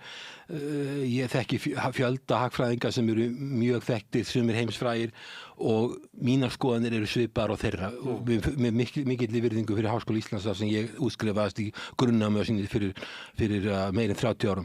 En allavega get ég sagt að þetta eru mainstream hagfræðingar og það er eitt sem að hafa í huga að ef maður skoða evruna og skoða Evrópusambandið þá er ekki hægt að svara spurningunni hvort við eigum að vera í Evrópusambandinu út frá efnahagsmálum. Það eru svo mörg mál sem koma inn í þetta og þar á meðal skal ég segja þér öryggismál og ein megin ástæða fyrir Eystrasaltsríkin og Finnland eru með evruna er ekki endilega efnahagsmál, það er af því þau eru með landamæri við Rússland sem þau eru hrædd við og þau telja sig vera öruggar að vera í myntbandalagi. En það rétt skiljið af mér að þú ætlar að krossa við nei? Vill ekki sjá hvað er í pakkanum? Ég líti ekki á mig sem já eða neymann, ég líti á mig sem að fræðimann sem er að benda á kosti og galla. En ég hef til dæmis aðalega bent á galla við Evrópusambandið. Já, vegna sem ég finnst vanta svo mikið umræðu það og ég hef skrifað grein á vísir.is þar sem ég tel upp ýmsa kosti en ég er ekki að tel upp gallana að því ég sé neymaður eða jámaður eða eitthvað. Eina sem ég er að gera er að segja þetta eru atriði sem þarf að hugsa og svo verður bara hver Íslendingur að skoða þessi atriði og önnur atriði og leggja sitt mat á þetta. En þú getur ekki út frá efnahagsmálum svara því hvort að við erum að taka upp evruna eða fara í Evrópusambandið. Það eru svo mörg önnur, það kom inn í þetta öryggismál og alls konar pólitísk málefni sem tengjast auðlindum og þegar það kemur að öryggismálum þá myndi þáttur þess að vera í Evrópusambandinu eða hafa miklu minni vikt á Íslandi heldur en í Finnlandi sem er með 1300 km löng landamæri yfir Rússland sem er mjög slæmt samband eða Eystrasaltsríkin. Þú sér það að því líklegra, ef þú skoða bara kort, því nær sem lönd eru Rússlandi í Evrópu, því meiri líkur eru á því þau séu með evruna. Og ég er ekki að segja það að Rússland sé helst í stuðningsbæri evruna. Og það er líka þannig að það er ekkert land sem við getum teygt okkur í sem er með evruna. Sem við getum teygt okkur í, sem er í Evrópusambandinu, ekki Noregur, ekki Færeyjar, ekki Bretland, ekki Grænland. Ekki það þessu fólki vill vera í Evrópusambandinu. Nei, og við tökum eftir því að Svíarnir sem eru mjög reyndir í peningamálum og með elsta selabanka í Evrópu, þeir eru ennþá með eigin gjaldmiðil en meina og þannig að það er ekki að svara þessu en eins og sé ég líti ekki á mig sem ég líti bara á mig sem einhvern sem er að benda kosti galla en auðvitað eru svo margir þættir sem og mismöndi viðfórsir á því hvað niðurstöðu fólk kemst það. Frábært að fá það hingað í stúdíu, Hilmar, og góða ferð norður aftur. Takk fyrir. En við höldum áfram við Rauðaborðið, við erum alltaf að reyna að skilja heiminn og sjálf okkur og samfélagið. Næsti kafli eftir augnablik. Ég heiti Kristinn Sigmundsson og styð Samstöðina. Samstöðin er óháð sjónvarpsstöð sem fjallar þjóðfélagsmál á vandaðan og yfirvegaðan hátt. Ég skora á ykkur að styðja hana með því að gerast áskrifendur. Samstöðin er ómissandi. Öflugur og ódýr auglýsingamiðill 40.000 manns sjá eða heyra þætti samstöðvarinnar í hverri viku. Ef þú vilt auglýsa, sendu póst á samstöðin@samstöðin.is. Við lifum á tímum þegar þörfin fyrir opna og gagnrýna umræðu er brýnni en nokkru sinni fyrr. Ég heiti Ólína Kjerúlf Þorvarðardóttir og ég styð og vel Samstöðina, sjálfstæðan og óháðan fjölmiðil.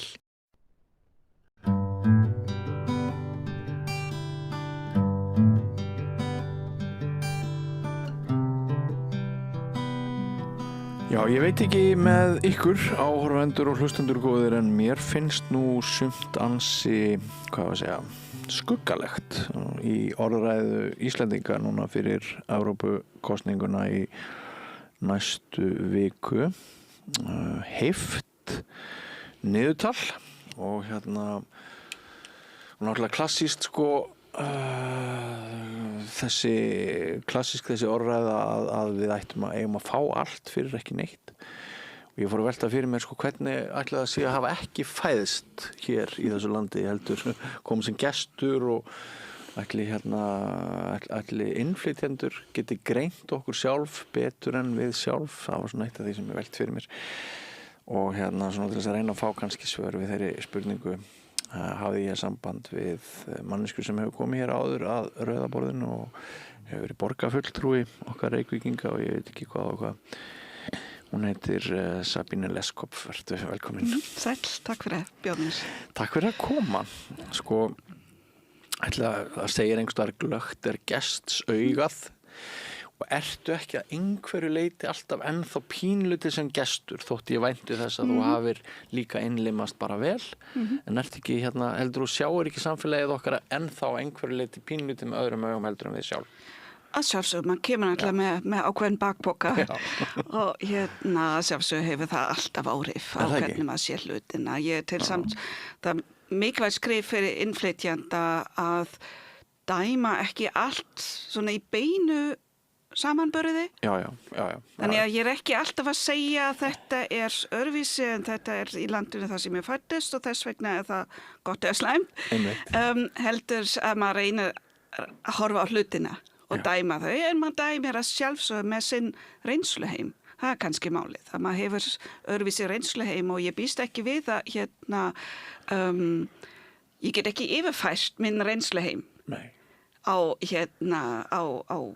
kannski allt saman, en já, ég held þetta bara svona aukin vitt kannski sem hægt að bæta inn í umræðuna að því að ég held að við fáum nýja vittir inn í umræðinu það hjálpa það alltaf. Man alltaf þarf að gera það þannig að ekki ásakanatón, ekki í tón, þú veist, ég veit ekki allt betur, alls ekki, og ég alltaf mjög ánægð með hér.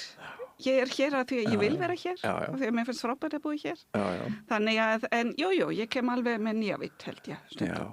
Og ein sérstæða sem hefur verið nefnd í ítrekað í samtölum sem ég hef átt við gesti Rauða borðsins síðustu vikur til dæmis að Íslendingar hafa ekki verið í þessum stríðum. Þeir hafa ekki verið þáttakendum í þessum stríðum. Og það sennilega breytir afstöðu okkar hvað sumt varðar og svo náttúrulega það að við erum eyja og við erum svolítið út úr það náttúrulega líka skapar okkur sérstöðu bara svona svo maður nefnir eitthvað tvennt og maður þarf að vera vakandi fyrir þessari sérstöðu vegna þess og maður þarf að bera hana saman við hugsununa á meginlandi Evrópu til þess að maður ná einhverjum botni í þennan bræðing sem þarf að verða á milli ólíkra svæða, ekki satt? Algjörlega og það náttúrulega einmitt kem ég inn, ég er fædd 69 þannig ég á foreldra sem muna eftir stríði eða eftir stríðsárunum, mamma mín fæddist 39, pappi 35 þau missa bæði foreldra sína og allt þetta þannig að það að sjálfsög eitthvað sem situr í mér bara ég held að til eitthvað sem heitir þjóðaminni Íslendinga eiga þjóðaminni sem snýst mjög mikið náttúruhamfari og allt þetta en stríðið og ekki bara seinni heimsstyrjaldarinnar, fyrir lítum lengra tilbaka, þorpið það sem ég ólst upp 1000 ára gamalt og ég held að man enginn hvaða smáríkjum og fyrsta dæmum það tilheyriði í gegnum þessi 1000 ár og hvaða fyrsti var í stríði við hinn fyrstan og það var náttúrulega alltaf alþýðu fólk sem þurfti að borga brúsan bæði með senda sín börn sína stráka í stríðið og í gegnum skattlagningu og allt þetta. Þannig að þetta stanslausa stríð sem var í gegnum þessu 1000 ár nema einmitt síðan 1945. Þetta er eitthvað sem er mjög sterk í minni meðvitund. Ég er ekki að krefjast þess að þetta er ykkar meðvitund, en þetta er, ef ég tala fyrir mína hönd, þetta er mjög sterk í minni skoðun að sjálfsögðu á Evrópusambandið, á þessa viðræðu, þessi atkvæðagreiðsla, allt saman, að það hefur aldrei verið jafn lengi friður í þessum löndum sem voru með það sem lífið alltaf einkennst í gegnum stríðshaldið og að sjálfsög hefur þetta áhrif á hvernig ég lít á hlutina. Og þú lítur þannig á sem að það sé samansammerki á milli friðartímans og ESB? Já, kannski ekki samansammerki, það var kannski of mikið sagt en bara stærsti áhrifa þáttur kannski og ég held við þurfum að ná þessu samhengi stærra þú náttúrulega fæ mig í þáttina hérna að tala bara einhver tíma eitthvað annað en krónuna og verðbólgu og smálin og fiskminn en hérna, það náttúrulega samhengi og þetta samhengi ávarpa í það evrópska sambandi stofnað eða undanfarið þess og það þetta samhengi milli þess að hafa frið og efnarslega velmengun. Þetta ekki hægt að skera þar á milli. Það þetta samhengi. Við þurfum að vera, þú veist, öryggi í okkar lífi og til þess að, eins og ég segi, það eitt og annað, þetta eitt styður hitt. Og hvernig Evrópusambandi byggt upp að þarna þú veist, við leysum vandamálin í gegnum samtalið og ef það gengur ekki í gegnum dómstóla eða refsiaðgerði og svo framvegis og og þetta svo mikið þessi evrópska hugmyndina og það ég sakna þess pínu að það sé ekki meira, ég skila það sé efnaðarinn sem efst í huganum á fólkinu hjá fólkinu í umræðin mjög oft en þessi evrópska hugmyndina á þýskur europäische Gedanke sem náttúrulega miklu eldri en Evrópusambandi. Það á upplýsingaöld að það maður sem franskan mín ekkert spes Abbé de Saint-Pierre held ég man rétt. Hann setur þetta á blað þetta samhengi að það þarf að vera einhver samstarf milli evrópska ríkja hann kalla þetta strax union sem sagt, og hann ekki að hugsa með Napoleon að ná þetta með hervaldi undir einn hatt heldur eitthvað samband, eitthvað samstarf og að í gegnum því að við tryggjum friðin, við tryggjum réttaríki og lýðræði á einhvern hátt og þá við líka að byggja undirstöðu fyrir efnarslega velmengun. Hann byggir þetta strax að þetta og það sem ég finnst svo mikilvægt að við náum þessu samhengi í þessar hugsun, það ekki eitthvað auka atriði fríðurinn og mannréttindi og réttaöryggi og allt þetta samhengi þar. Já.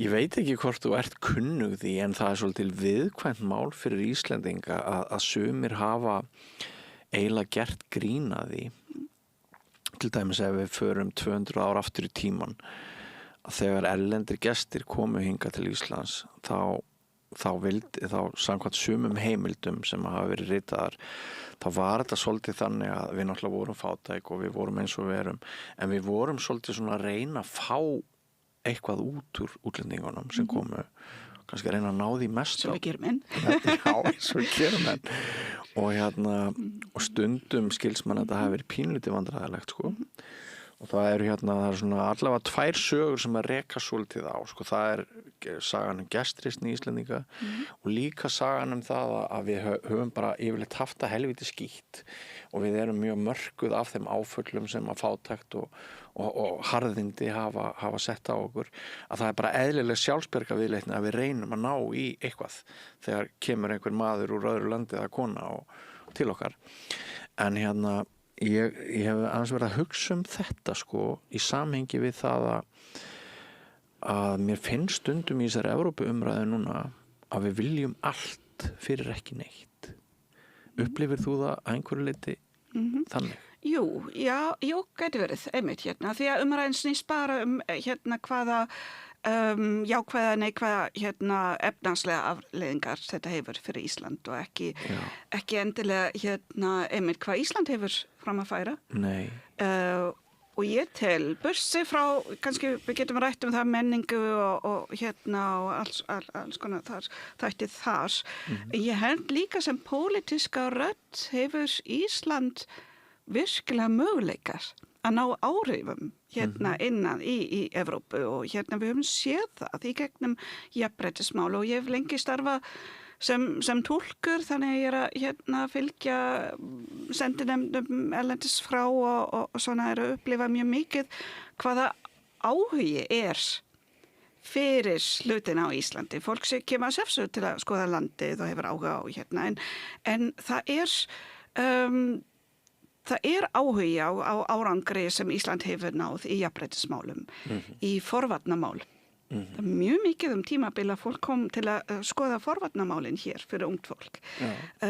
Mannréttamál, hinseginmál, það heil ferðagrein sem sem sagt, bara snýra hinsegin fólk og hvað Ísland frábær kostur og þannig að og ég veit ekki hvað það má tala skyldu en mér finnst Ísland á að nýta sína rödd í þessu samhengi og Ísland hefur eitthvað fram að færa. Miðla því áfram sem best hjá okkur. Já. Ég held að þetta sé eitthvað sem getur líka bara gert alla hugsun og umræðu þessi mál miklu skemmtilegri, bara dýnamiskari. Þá fær þetta inntak. Já. Það fær innihald. Og það líka, ef þú fer svo langt aftur í sjálfsvitund Íslendinga.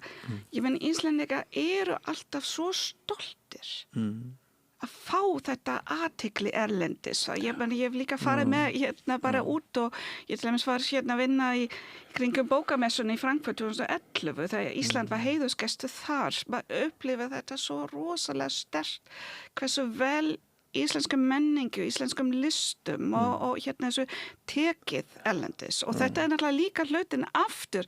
Nú kem ég aftur inn á þetta samhengi.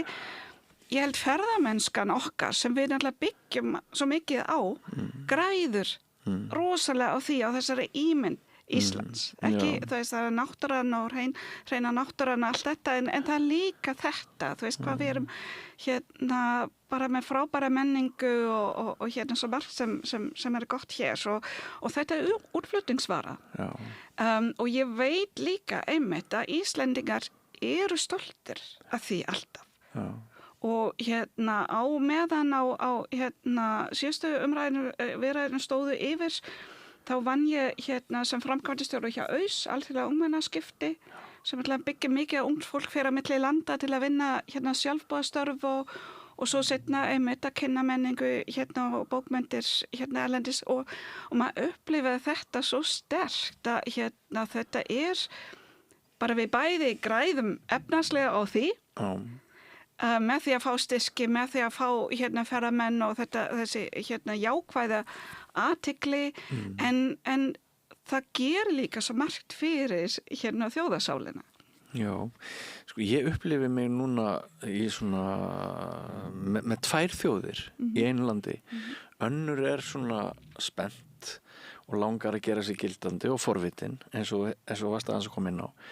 En hinn svolítið sko eins og henni væri boðið í siglingu bara til Kaupmannahafnar og svo þegar bara komið í höfnin og Kaupmannahöfn þá viltu ekki koma og sjá borgina? Nei, ég ætla bara að vera niður í lest og svo bara silti aftur tilbaka og manneskjan hún vildi ekki einu sinni sko sjá húsin í Kaupmannahöfn. Hún bara í maga skipsins og sneri svo bara aftur til Íslands. Sko þetta er svolítið einkennilegt að það ótti í mörgum Íslendingum.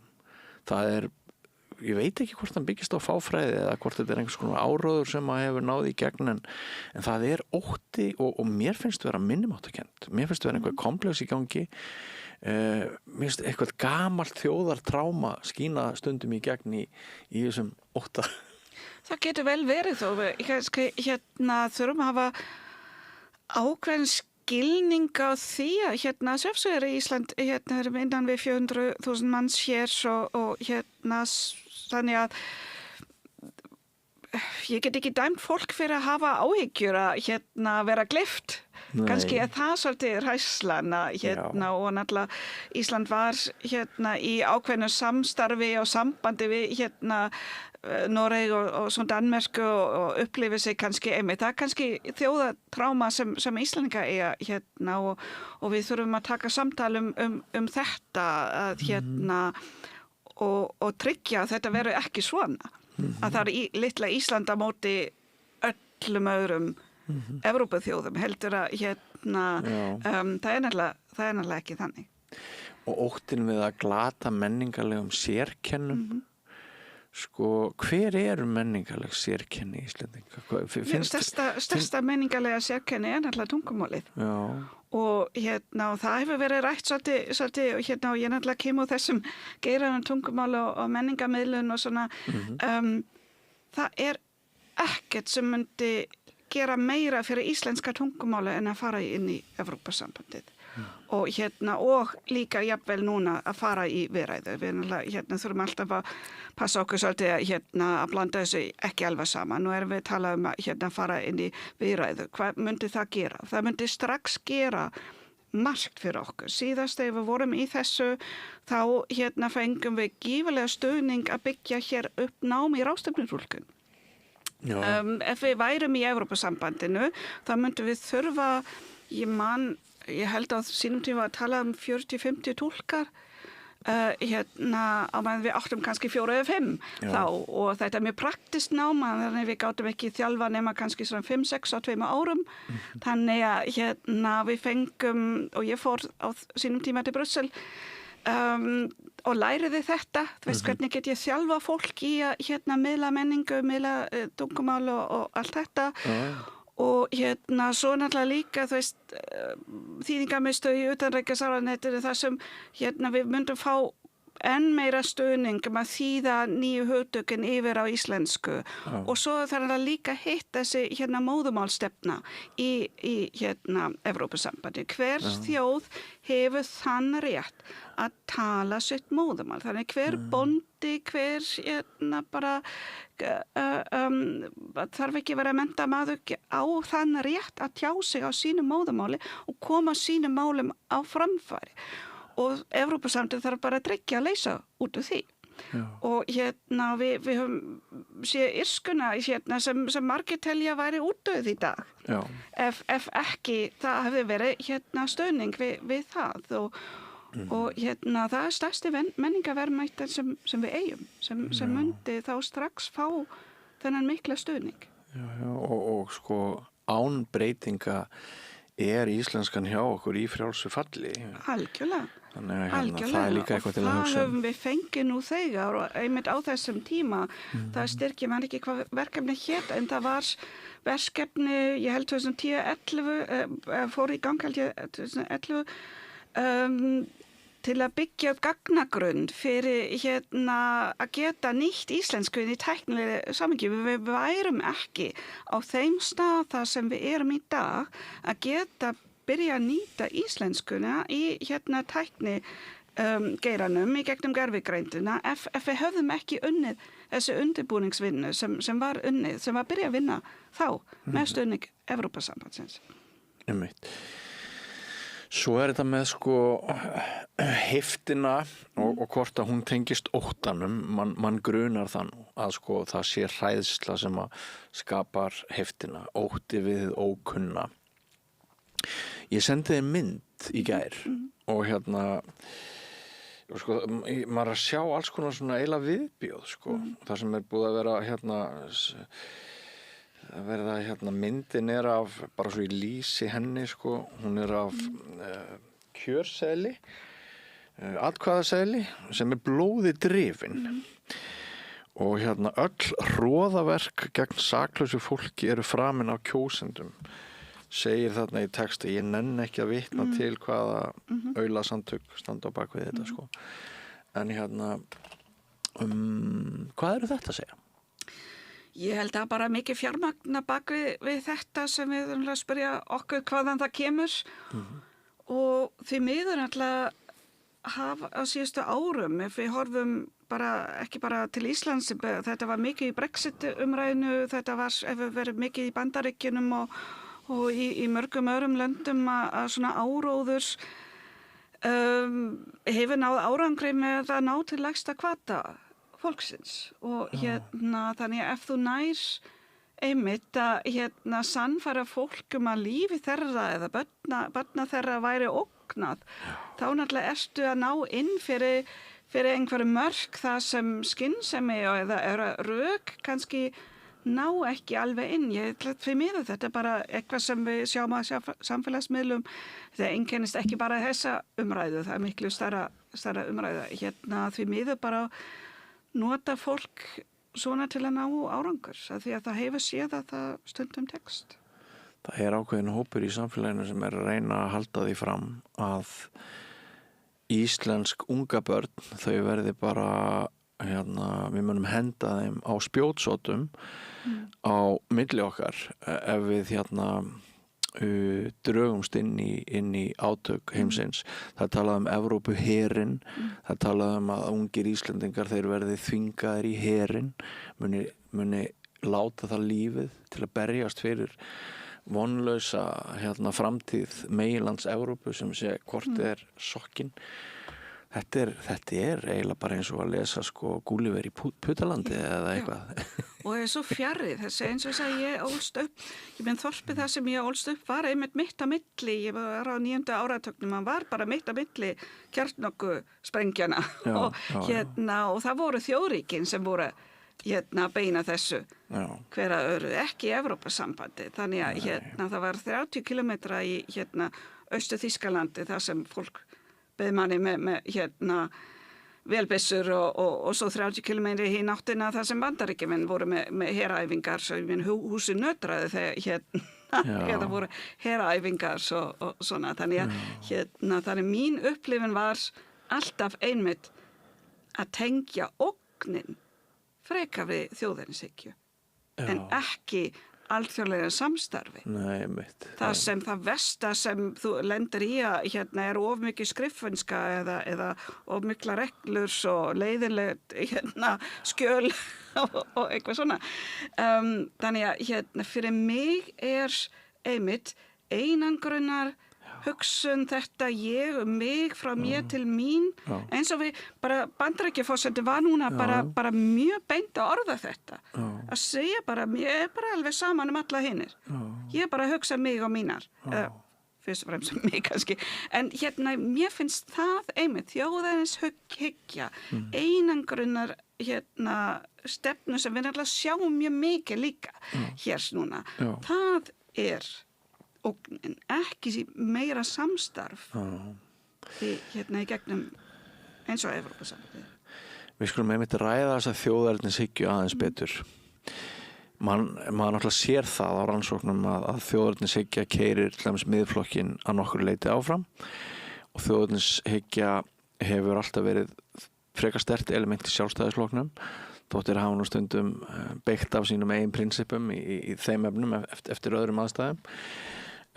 Finnst þér meiri þjóðernishyggja núna í umræðinni okkar heldur en þú hefðir séð fyrir áður en við fórum að ræða þessa Evrópukosningu? Jú, þetta element sem notað alveg klárlega til að ræða fólk þessi fullveldishugtök og vera að missa sjálfstæði og innanríkismál og fólk slengiði fram að Ísland væri að missa stjórn á sínum innanríkis málum sem bara algjör bull og vitleysa ég meina ef við horfum í alvöruna á það sem að gerast í Evrópu og hversu mikið þjóðin þar hafa einmitt möguleika innan Evrópusambandsins að fara sína leið ég meina Ungverjaland hefur skipt stjórn en ef við horfum á það sem Orbán gerði og gat gerst í Evrópusambandi farið langt í þessa átt til hægri og hversu langt spátt getur núna gengið að bjóða Bandaríkjum verið það þú veist þannig að við sjáum það alveg skýrt að þjóðin ráða algjörlega sín innanríkismál áfram og ég virkilega ef ég reyna að hugsa tilbaka ef ég aftur tek svona minn sjónarhóll bara ég bara man ekki til þess að þetta hafi nokkuð tíma eitthvað sem angraði mig eða fólk í kringum mig í Þýskalandi við værum að pæla í því bara aldrei. Nei, einmitt. En ég veit ekki hvort ég á að þora að nefna orðið. Nú nasismi náttúrulega ógeðslegt orð og stendur fyrir ógeðslega stefnu, ógeðslega hugsun og hræðileg voðaverk sem að fylgdu nasisma. Sérðu einhver þannig merki hér? Eitthvað sem við getum kallað bara íslenskan nasisma í umræðinu? Mér hefur verið bannað að tala þetta. Mér var sagt að ég myndi stoppa alla umræðinu ef ég þori að nota þetta, þannig ég hef farið mjög sparlega í þetta. Þetta var á einhverju samtali á Sprengisandi á einhver tíma. Sprengisandi? Já. Okay. Nei, en ég skil alveg fólk fer í vörn ef ég nota það. Er það? Þannig, já, ekkert endilega. Ég myndi ekki fara í neina vörn. Nei, en maður þarf almennt að fara varlega í þetta. Það er ekkert sem sambarilegt því. Ekkert sem að gerast hér á Íslandi í dag eða þannig að en ég kannski skoða meira byrjun á því. Já. Þú veist, hvernig þróun í byrjun, hvernig þetta eitthvað sem ég kannski að sjá. Þetta þarf ekki að leiða í svona þróun. Þetta þarf ekki að fara alla leið. En það sem ég sé við erum að einangra hluti, við erum ekki að, við erum að reyna að kenna útlendingum allt. Og svona hlutir, það er einfaldar að segja það þeim að kenna og svona og ég bara passa upp að mitt og ber ekki ábyrgð á neinu öðru og svona þetta þannig að eins og ég segi það er ekkert í líkindi við megum ekki vanvirða fórnarlömb nasistmanns með að nota þetta lettvæðilega. Það er ekkert Auschwitz á dagskrá, hvorki hér annars það í Evrópu eða jafnvel víðar. En þessi þróun, þessi einangrun, þessi að vanrætta mannréttindi, jafnrétti, að gera lítið úr því og þjóðinnes hyggja í sínu harðasta formi, segjum. Það eru áhrifaþættir sem við verðum að passa okkur á. Já, við þurfum að passa okkur. Við þurfum að passa okkur. Og við þurfum að vera meðvituð í hvað áttu stefnum. Og það er annað að við þurfum að passa okkur á heftinni sem að einkennir umræði margra bara opinbera starfsmenn. Að það séu allt saman bara einhver viðbjóðslegir persónuleikar, letingjar sem soga til sín opinbert fé og ger ekki neitt. Já. Það er alltaf það sem við heyrum og jafnvel inn í Evrópu, ég meni þetta er eitthvað sem ég heyri kannski líka í Þýskalandi, þú veist, björokratar í Brussel og fólk heldur það bara fólk sem er bara á mjög háum launum fyrir að gera ekki neitt eða gera fólki lífi leitt og svona þessi staðalmynd af fólkinu sem vinnur í Brussel og svona og þetta er, ég held að þetta er svona yfirfært á opinber starfsfólk hér og mér finnst mjög sárt hafandi verið í borgarstjórn og upplifa hversu, þú veist, mikið fólk vinnur alveg sama hvað það sé heilbrigðiseftirliti að velferðarkerfinu eða mannréttinda skrifstofu og svona bara virkilega með brennandi áhuga fyrir sínu fæi og sínum skjólstæðingum og sínum málefnum og vinnur mjög mikið og er undir miklu álagið og fær kannski ekki alltaf einmitt þakkir í samfélaginu fyrir sína vinnu. Þetta er svolítið leiðinlegt að sjá. Þú eru ekki kynnst mörgum borgarfulltrúum sem vilja leggja eins lítið fram og geta en fá eins mikið á móti og þeir vilja.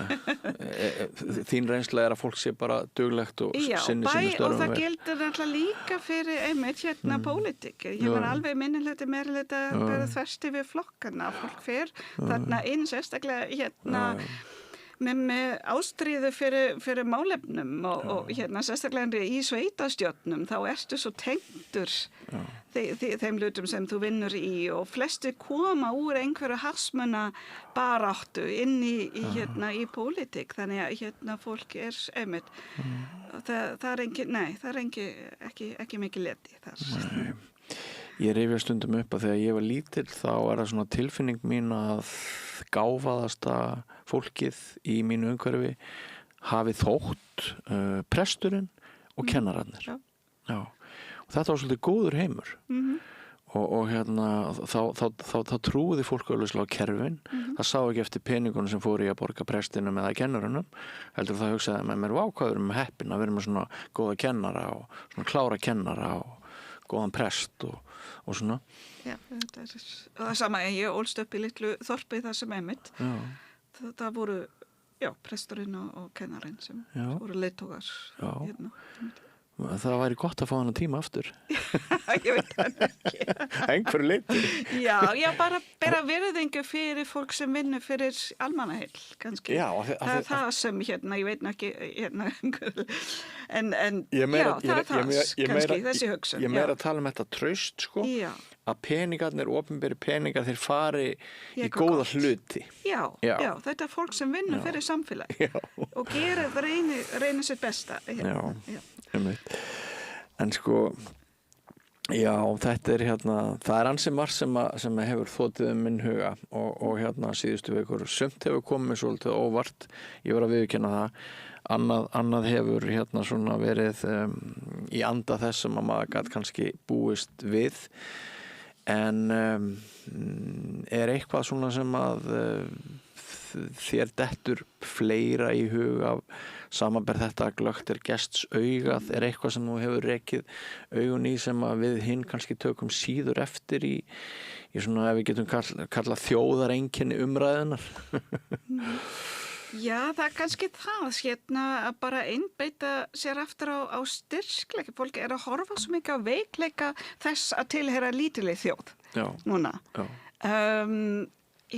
Og bara aftur að vera ekki hrædd, bara þessi hræðslu sem sjá kostir að fara inn sem lítið þjóð í sterkri stöðu. Það er kannski það sem gleymist svolítið líka í umræðinu núna, í hvaða sterkri stöðu Ísland er akkurat núna og til að semja. Að því að aftur við erum að tala tímapunktin til að fara í viðræður, ekkert annað, það er það sem þetta snýst Núna er Ísland, og fólk gleymi þessu, fólk sér þetta kannski ekki, að hversu jákvæða og sterkri stöðu Ísland er núna til að semja, og það er það sem margir hafa sagt til dæmis Bretland, að Bretland misti af réttum tímapunkti á sínum tíma að fara inn. Og ég held að við komum skríðandi á einhverjum tímapunkti þegar Ísland er kannski ekki, við veitum það ekki í sterkri stöðu. Eins og við vorum 2009-13, þá vorum við skríðandi. Já, þá vorum við skríðandi. Núna erum við það ekki, núna stöndum við upp og við erum mjög spennandi kostur. Það er kannski það sem ég sé svo mikið. Af hverju tala fólk ekki meira það hvað Ísland er spennandi kostur fyrir Evrópu? Ég meina, ef við sjáum samhengi í heiminum, ég virkilega áhyggjufull af þróun einmitt út frá minni reynslu hafandi til þjóð sem hefur upplifað heimsstyrjöldina. Nú er þessi spenna sem milli Bandaríkin, það er Rússland, það er Kína. Ég bara mjög áhyggjufull. Þetta eru verstu friðarhorfur frá 1945. Það er bara þannig. Algjörlega. Og að Ísland er í sterkri stöðu að labba þarna, að bara mæta þangað og segja þetta er það sem við viljum, þetta er það sem við höfum fram að færa og einmitt í strategisku samhengi er Ísland ótrúlega spennandi fyrir Evrópu. Evrópa vill hafa Ísland með. Evrópa telur vera sterkara með því að hafa Ísland borð. Þetta er setning sem bara mætti hljóða svolítið meira. Og þetta aftur á móti getum við nýtt okkur til að semja vel. Já. Sko ég held að sumir Íslendingar félagar mínu lítið þannig á að við séum barnið og Evrópa sé foreldrarnir og það sé eitthvað að því að barnið sé að hugsa hagsmuni foreldrarna.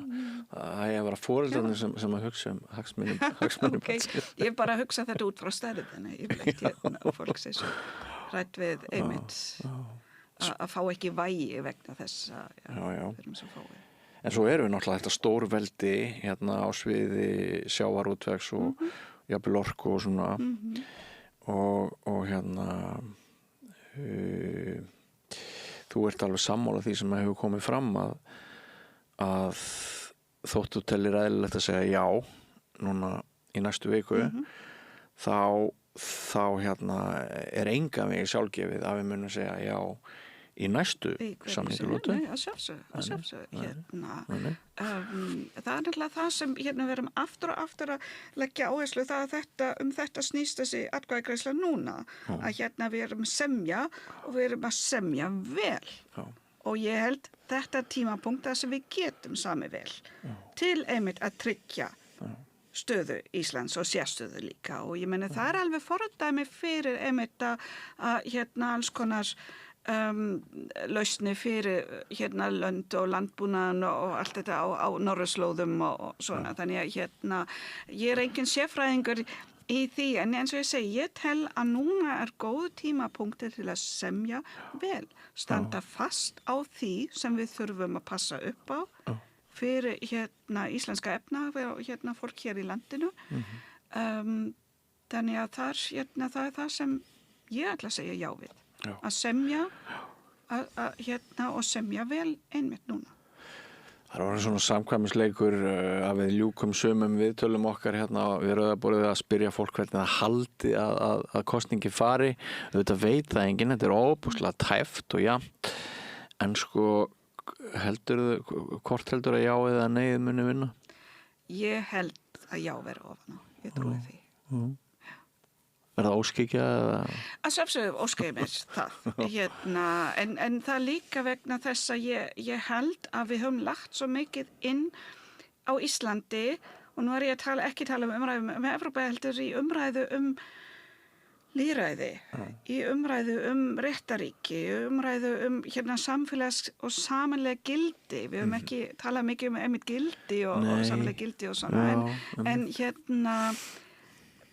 að því að við höfum Ísland hefur staðið sig svo vel í ala fólk upp að hugsa rökrétt og bara kynna sér málin og vera forvitin og vera til í breytinga. Það það sem mér finnst hefur einkennt Ísland svo rosalega mikið að Íslendingar voru alltaf tilbúin að stökkva á tækifærið. Og það aftur, það veðrið, það sjávar, hvernig hlutina breytast, nú fiskurinn í víkinin, þá þurfa allir bara að stökkva til, nú þarf að heia, nú verið gott, það þurfa allir fara að heia. Það sem styrkleikurinn Íslendinga að breyta til, að vera, grípa tækifæri og vera ekki föst í eitthvað sem við höfum alltaf gert svona og við höfum alltaf að gera áfram svona. Bara heldur grípa tækifæri. Já. Er það ekki bara ljómandi loka orð hjá okkur í dag? Kæra þakki fyrir komuna. Takk sem leiðis. Og við höldum áfram, kæra hlustendur, ekki fara langt, nýr kabel eftir andartak. Góðir fjölmiðlar eru mikilvægur partur af því súrefni sem sérhvert samfélag þarf á að halda. En góðir fjölmiðlar þeir þurfa ekki endilega að vera hlutlausir, en þeir verða að vera sjálfstæðir, alveg eins og góðir háskólar og traustir dómstólar þurfa að vera sjálfstæðir. Þeir þurfa að þjóna fólkinu, ekki valdinu. Ég heiti Þorvaldur Gylfason og ég styð samstöðina. Alþýðufélagið frábær hugmynd. Félagsgjöld í Alþýðufélagið eru krónur 2.750 á mánuði og renna óskipt til dagskrár og útsendinga samstöðvarinnar. Samstöðin.is.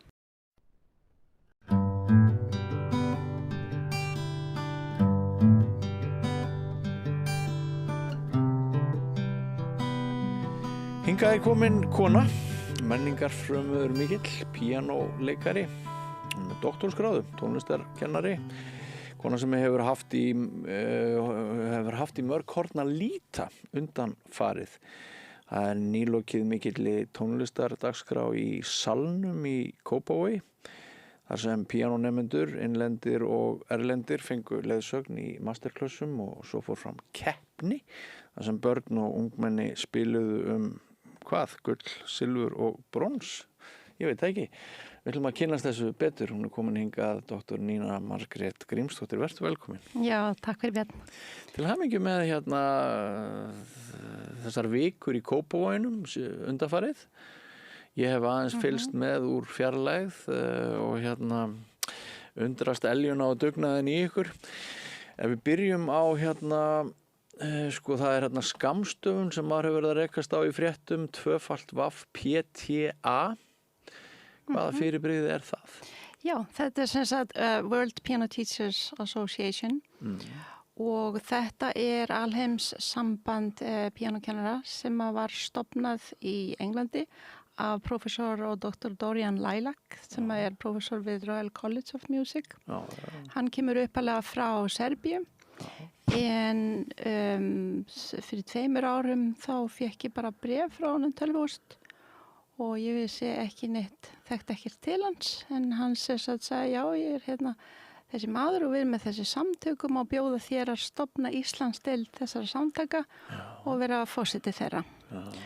Og ég held bara að þetta væri skambústur af því að við bara ekki hertum þetta og þannig að ég skoðaði þetta svolítið annar og bar undir Petr Matej, kollega minn í Listaháskólanum, hvort að þetta væri svona legit dæmi og þá voru við frekar nýbúin að stofna félag íslenskra píanuleikara sem var svona okkar hugarfóstur og kannski fyrst og fremst frá Petr Matej og hann hafði þessar hugmyndir að við myndum standa fyrir verkefnum innanlands sem að tengdust því í rauninni að búa til verkefni fyrir íslenska píanuleikara, íslenska píanunemendur og þegar ég segi íslenska þá er það bara þeir sem að búa að starfa og læra hér á Íslandi og þá mynd það fela í sér ráðstefnur, tónleika og svo framvegis og þannig að ég spurði að hann þekkir eitthvað til þessa félagskapar og er þetta eitthvað snið sem við erum að taka þátt í og þá var það bara þannig að hann vissi og þekkti til professor Dorian Lilac og hann segi já, þetta er bara alveg frábært og við skulum bara ganga í sambandið og stofna þennan Íslandsdeild sem að við og gerðum þannig að hann er varaforseti og við ákvæðum það í framhaldin að þetta gæti verið svona erlendi hlutin af okkar samtökum sem myndi þá beita sér fyrir alþjóðlegum viðburðum á Íslandi til þess svona tengja og draga íslensku píanósinnuna svolítið inn í þessa alþjóðlega. Já, einmitt. Og Petr Matej, fyrir þá sem ekki vita, hann fæðist í Austur-Evrópu og kom hér til landsins fyrir mörgum áratugum, flutti fyrst austur á land og er svo búin að vera hér í Reykjavík einn af okkar alfremstu tónlistarmönnum. Og þið eru bæði eins og kom fram hjá þér að kenna við Listaháskólann. En áður en kom til þessa VPTA daga, þá var Listaháskólinn með einhvern viðburð. Já, nákvæmlega og það er svolítið sniðugt að við ákváðum að sameina það sem er í rauninni sumar námskeið fyrir unga píanista og masterklassar á vegum opna Listaháskólans því að það er náttúrulega engin kennsla í Listaháskólanum á sumrin. Þannig að við ákváðum að sameina þetta verkefni í eina píanóhátíð. Já, og það var ekki neinn keppni sem fylgdi þeim dögum áður eða hvað?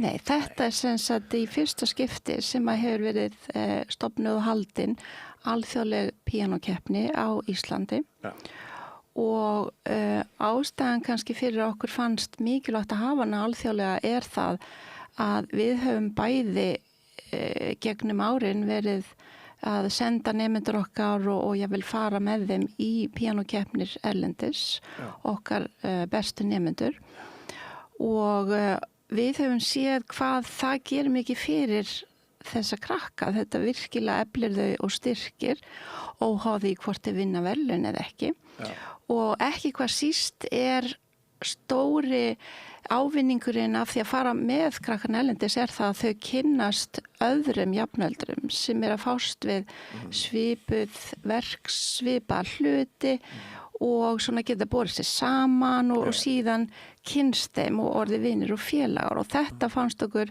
mjög mikilvægt að búa til svona verkefni hér vegna þess að þetta verður ekki verið til staðar.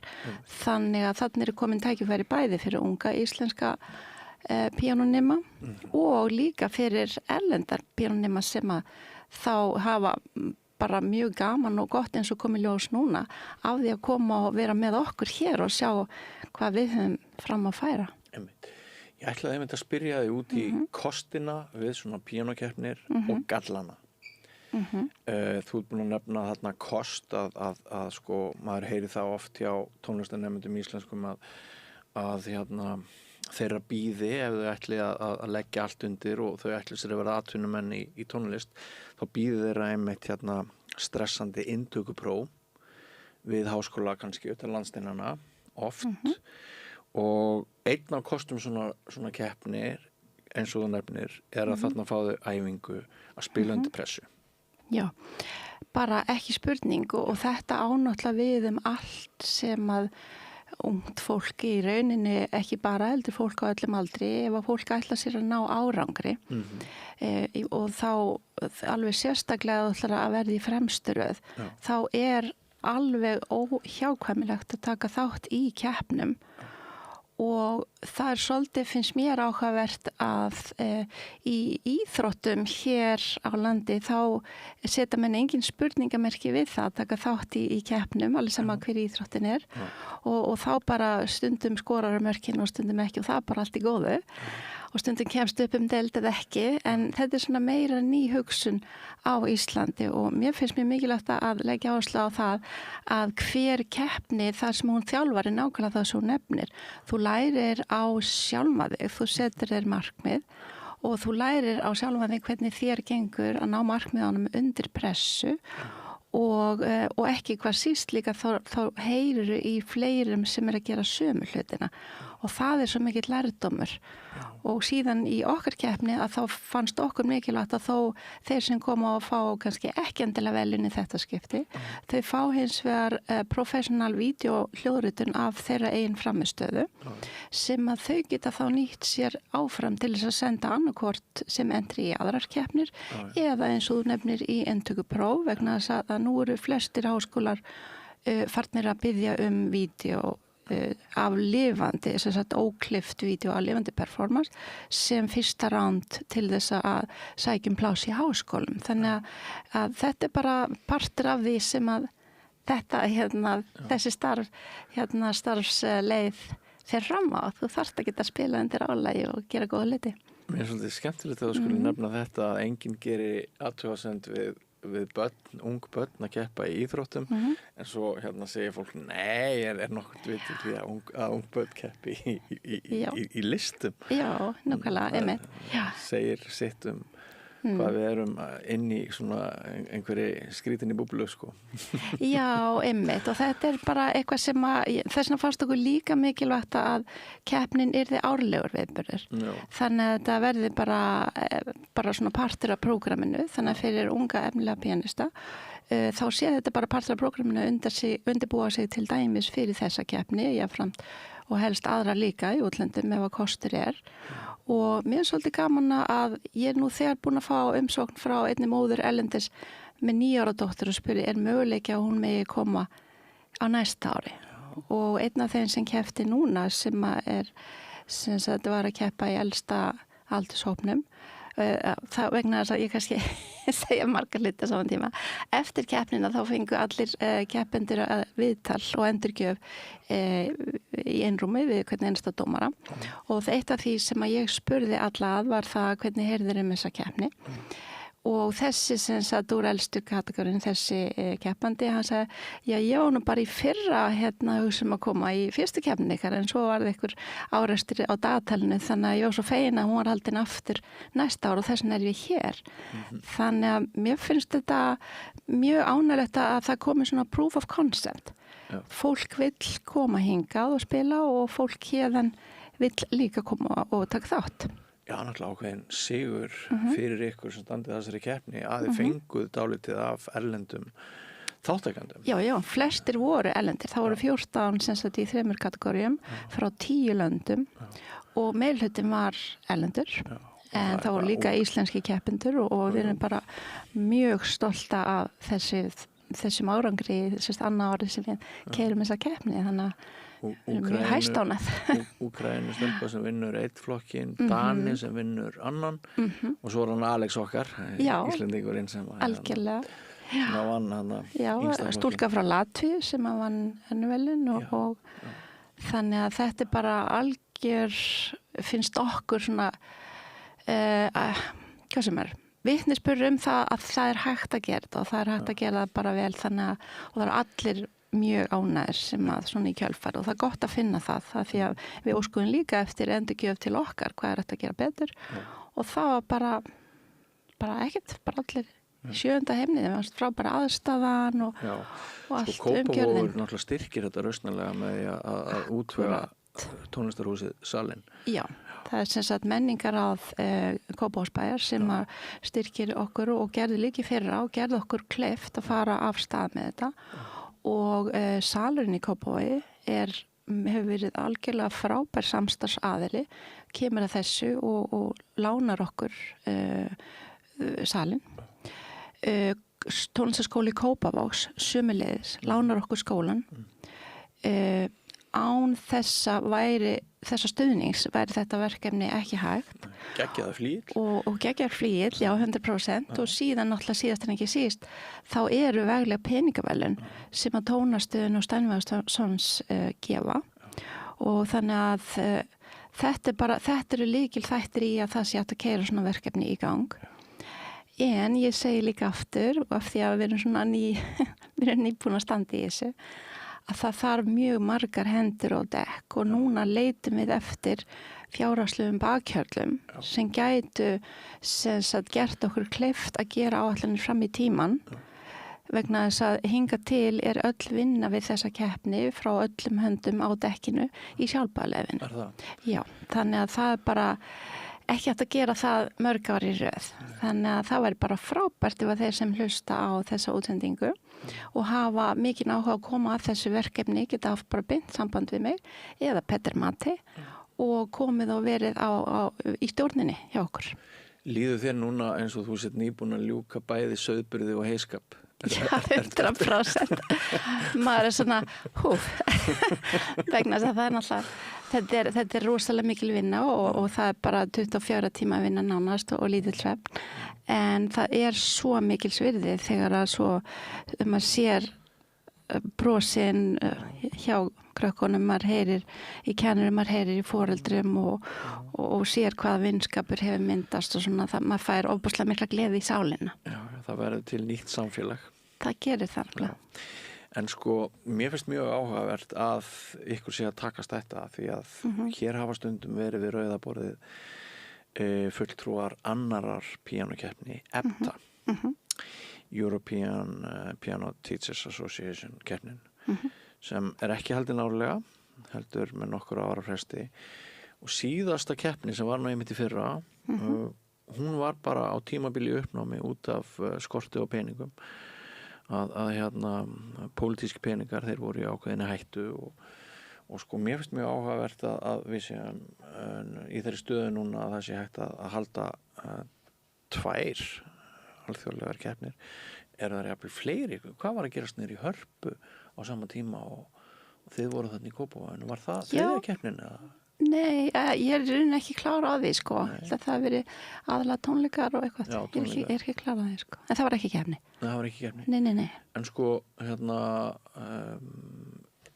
er eitthvað að breytast í þessum efnum eftir svona kannski hókur og vandamál seinni ára með peninga? Eru meiri peningar að koma inn í þetta? Nei. Ekki hvað okkar verkefni varðar sko.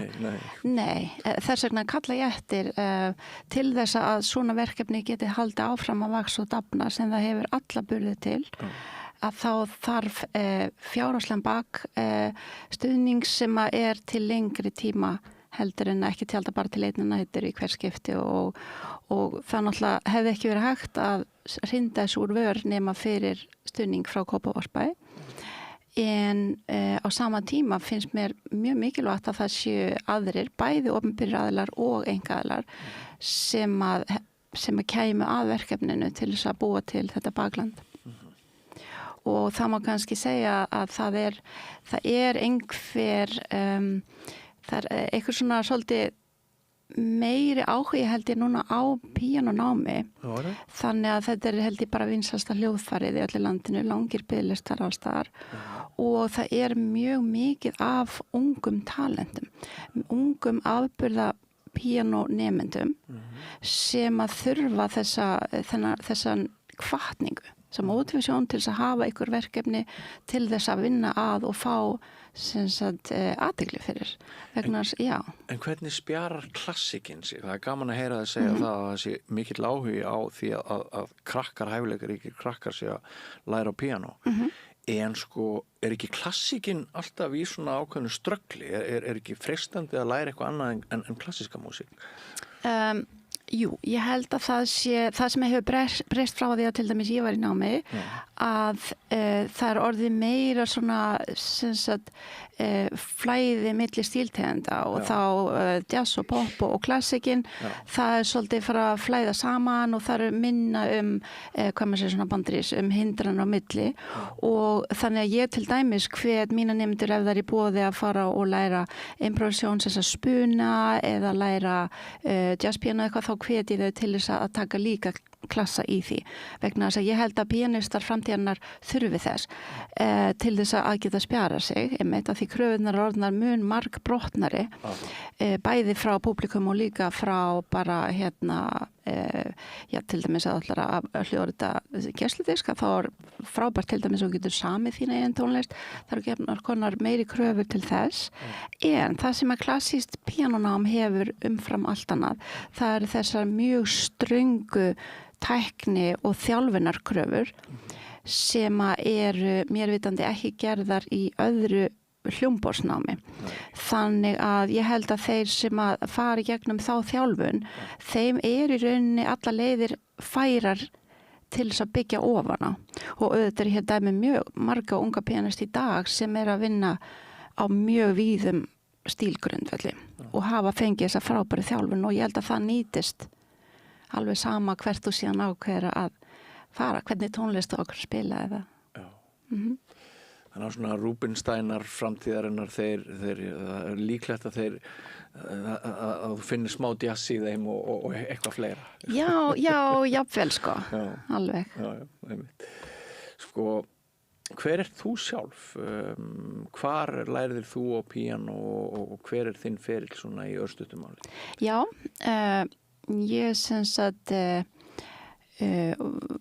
var sendi í minn fyrsta píanótíma og þá spilaði ég Last Rose of Summer fyrir fyrsta kennara minn, Málfríði Konráðsdóttur í tónmenntaskólanum sem þá hét Barnamúsíkskólinn og foreldrar mínir höfðu bæði lært á píanó og þeim fannst það vera alveg skilyrðislaust partur af menntun barnanna þeirra að þau væru sendi í tónlistaskóla og að því þau lært á píanó þá var sjálfsagt píanó fyrir valinu en svo reyndar ég á 2 yngri bræður og annar þeirra læriði á klarinett og saxofón en svo kom yngsti bróðir og vildi læra á píanó eins og stóra systir hjá sama kennara.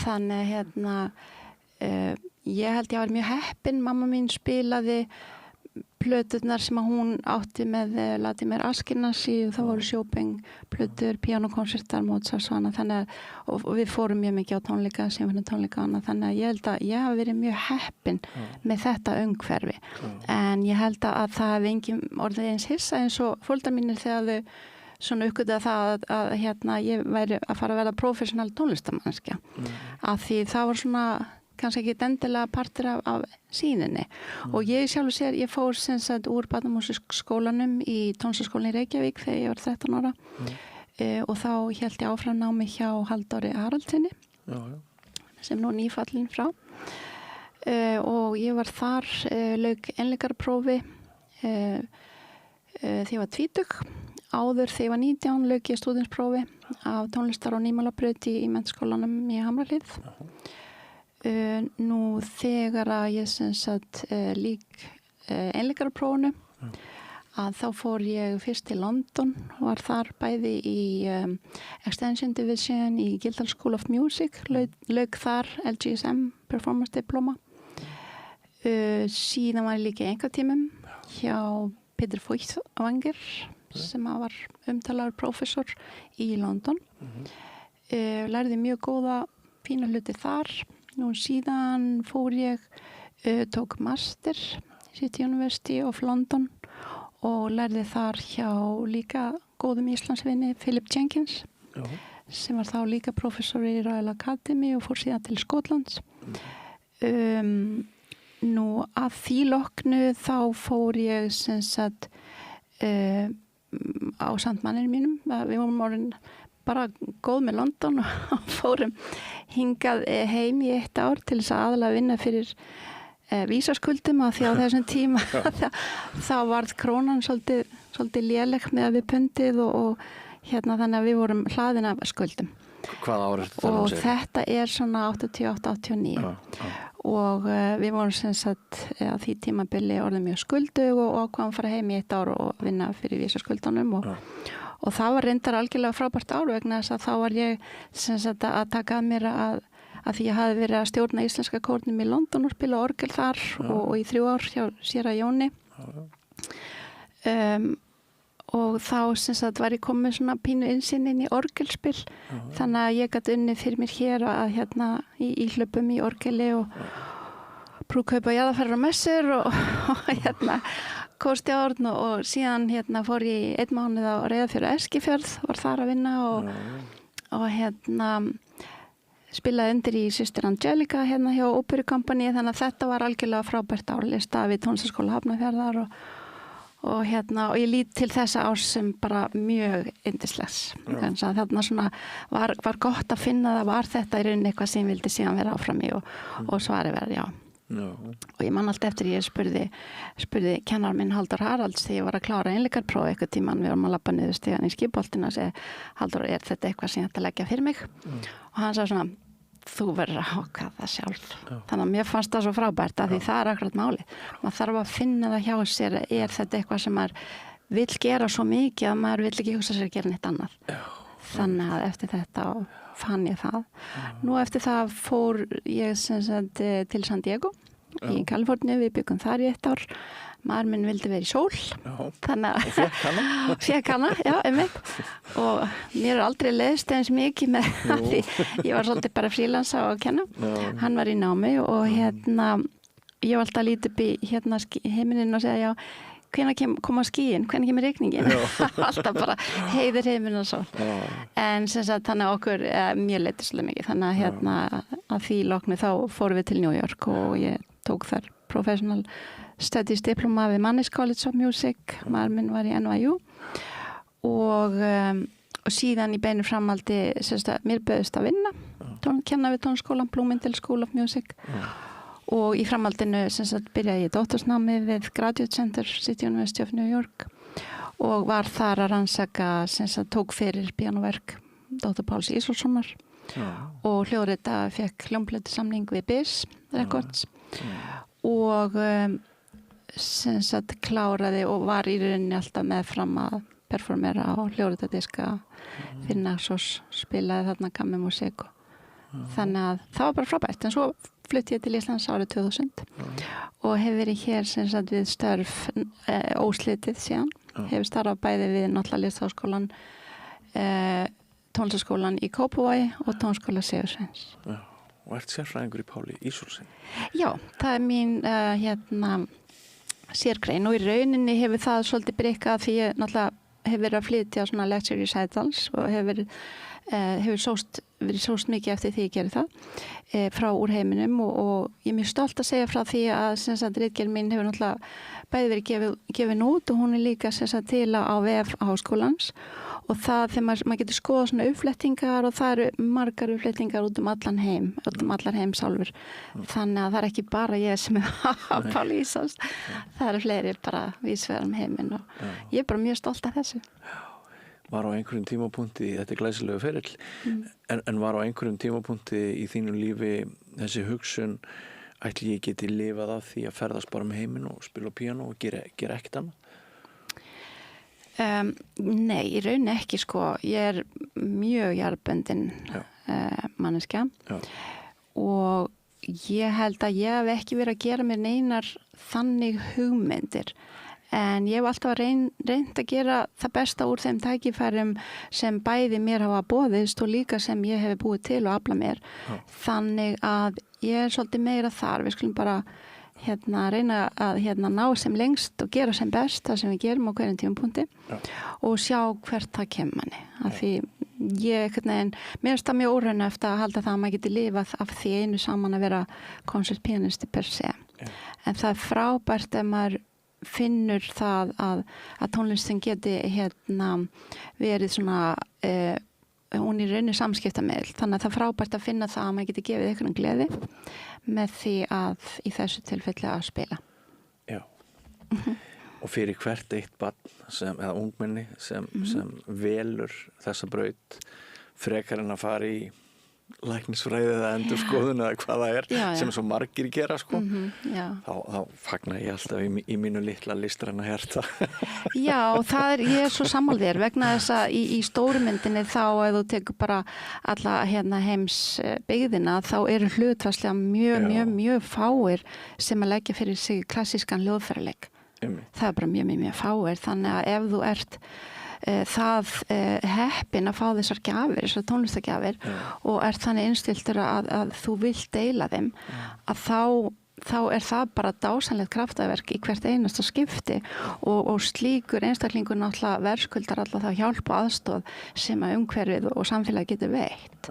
Þannig að ég svolítið þar, mér finnst mjög mikilvægt að vera í þessari mannrækt og hvort sem það í mínu tilfelli þá er það að reyna að styðja við núna unga pianista sem að því að hvar verðum við ef það verður enginn eftir sem að treysta sér að flytja Beethoven sónatur fyrir aðra, hvað sem það er á sviði eða elliheimili eða hvernig sem það er eða fyrir Spotify eða eitthvað, hvar verðum við þá ef við látum bara gerugrindin að sjá allt saman? Nei, við þurfum lifandi fólk sem er með sál, tilfinningar til þess að halda áfram að kommunikera þessum menningararfi sem klassísk píanótónlist er.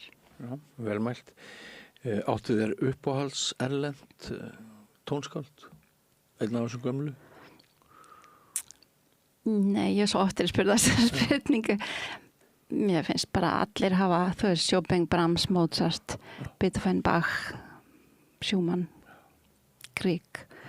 Þeir hafa bara allir samið þvílík tónverka, maður verður að heyra þau alltaf jáft og þétt til þess að gefa manni bara svona jafnvægi í sálinni. Já, þeir talaði allir til þín. Já, einmitt. Gaman að spjalla við þig svona aðeins í lokin á Nína Margrét á hvað maður að segja peningapólitískum nótum. Ég nefndi þegar við sátum og vorum að undirbúa þetta viðtal, vorum að spjalla hérna áður en við kveiktum á myndavélunum og hljóðunum þá nefndi ég svona þetta rómantíska leiftur úr minni bernsku. Ég elst upp í 300 metra hæð yfir sjávarmáli og það er nú aðalega bara svona einhver landbúnaður sem er stundaður hérna í héraðinu og svo var að koma versmiða sem heitir Kísiliðjan og svona Stóriðja og skildi nú kannski ætla að þetta hefði bara verið svona jarðbundin staður mörguleiti og ekki hátt menntunarstig þarna í þessari sveit en þegar tónlistarskólinn hefur innreið sína þá er bara eins og ég man þetta það er eiginlega öll börnin í sveitinni sem að læra á hljóðfæri og engin fjárhagslegur baggi fyrir heimilin. Ef það kostaði eitthvað þá var það svo lítið að það voru bara nokkra kartöflur sko, ígildi nokkra jarðepla. En hérna síðan hefur maður fylgst með Íslandi þróast. Ég flutti sjálfur frá Akureyri til Reykjavíkur fyrir 5 árum og hér beið mín heimur langra biðlista, hversu mörg börn komast ekki í námið sem þau dreymir önnur börn sem komast í tónlistarnámið sem þau dreymir þau þurfa helst eiga foreldra sem eru sæmilega stöndugir vegna þess að þetta getur verið töluverður kostnaður sem er andstæða þess sem að væri í þessu rómantíska endurliti mínu úr Mývatnssveitinni þegar ég var barn og sko ég mjög oft með einhverja gesti hérna við Rauðaborðið sem að lýsa áhyggjum af því að það fari ekki saman hljóð og mynd eins og það kallað íslenskir stjórnmálamenn þeir berja sér á brjóst og við þökkum fyrir Laufey og Víking Heiðar og keppnin þín og allt þetta er alveg geggjað en sko við séum bara ekkert að það sé bara bakslag, fjárhagslegt bakslag þetta sé mikið ströggl verði erfiðara og erfiðara hver þín sýn á þessi mál?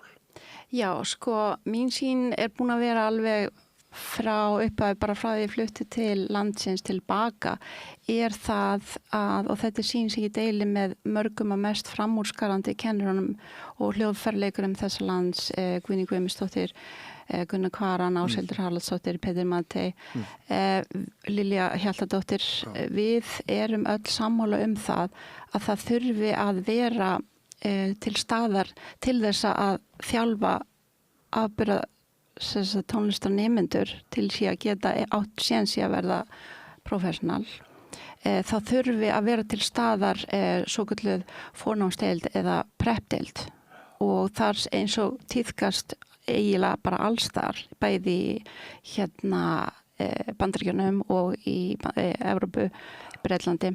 Þetta svokallað prep-deildir og þær eru alltaf án undirtekninga staðsettar við Listaháskóla. Þannig að þetta eitthvað sem að ég búin að berjast fyrir frá því flutti til landsins að það yrði stofnuð slík deild við Listaháskólan og hún væri algjörlega eins og Listaháskólan að hún væri greidd fyrir án skólagjalda þannig að hún væri opin fyrir afburðapíanista bara frá unga aldri alveg frá 8 ára og af öllu landinu vegna þess að ég til dæmis það sem við rekist á í þessari vinnu með masterklassana og keppnina það eru fjölmargir ungir píanistar á aldrinum 8 til 18 ára sem eru jafnvel á stöðum út á landi þar sem ekki píanokennarar.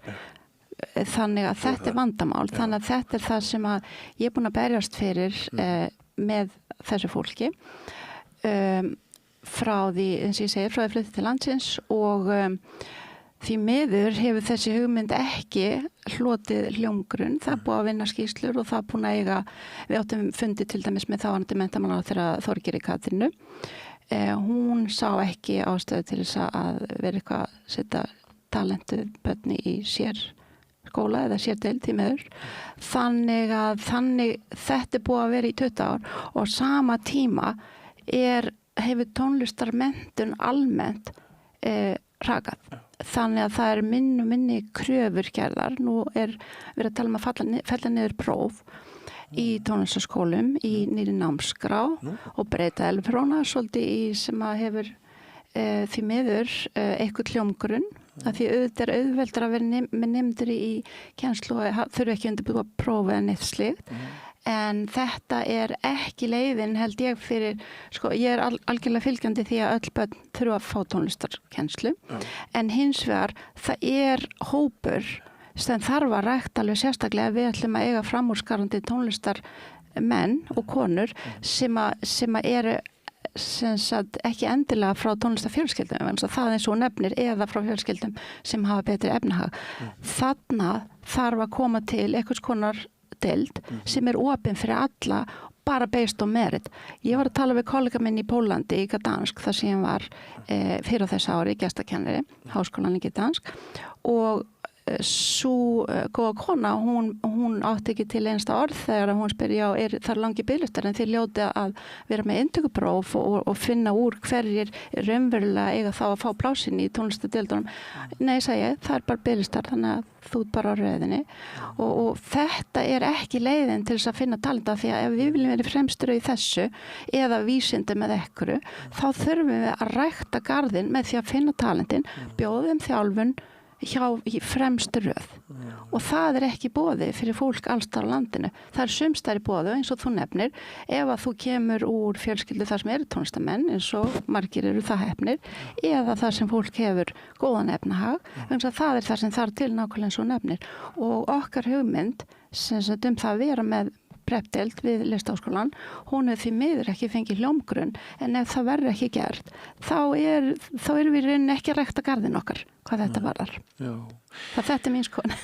Já, þetta þín skoðun sem varðar úrval nemenda og svo líka hitt umræðefnið, hvort bara öll börn á Íslandi ættu ekki geta notið aðgengis að tónlistarnámi, hvort sem þau eigi eitthvað rosalegt erindi í framtíðinu eða ekki, bara hverju breytir það fyrir okkur að bara meðal maður sem maður að maður hafi fengið að kynnast einhverju listgrein sem maður varð ekkert góður í, en samt gaf það manni svo mikið. Algjörlega, ég svo sammála, þannig að mér finnst að tónlistarnám eigi að vera partur af námi allra, eins og ég alin upp við, óháð því hvort að við komum ætla síðan að leggja það fyrir sig og það á að vera sem mest án kostnaðar.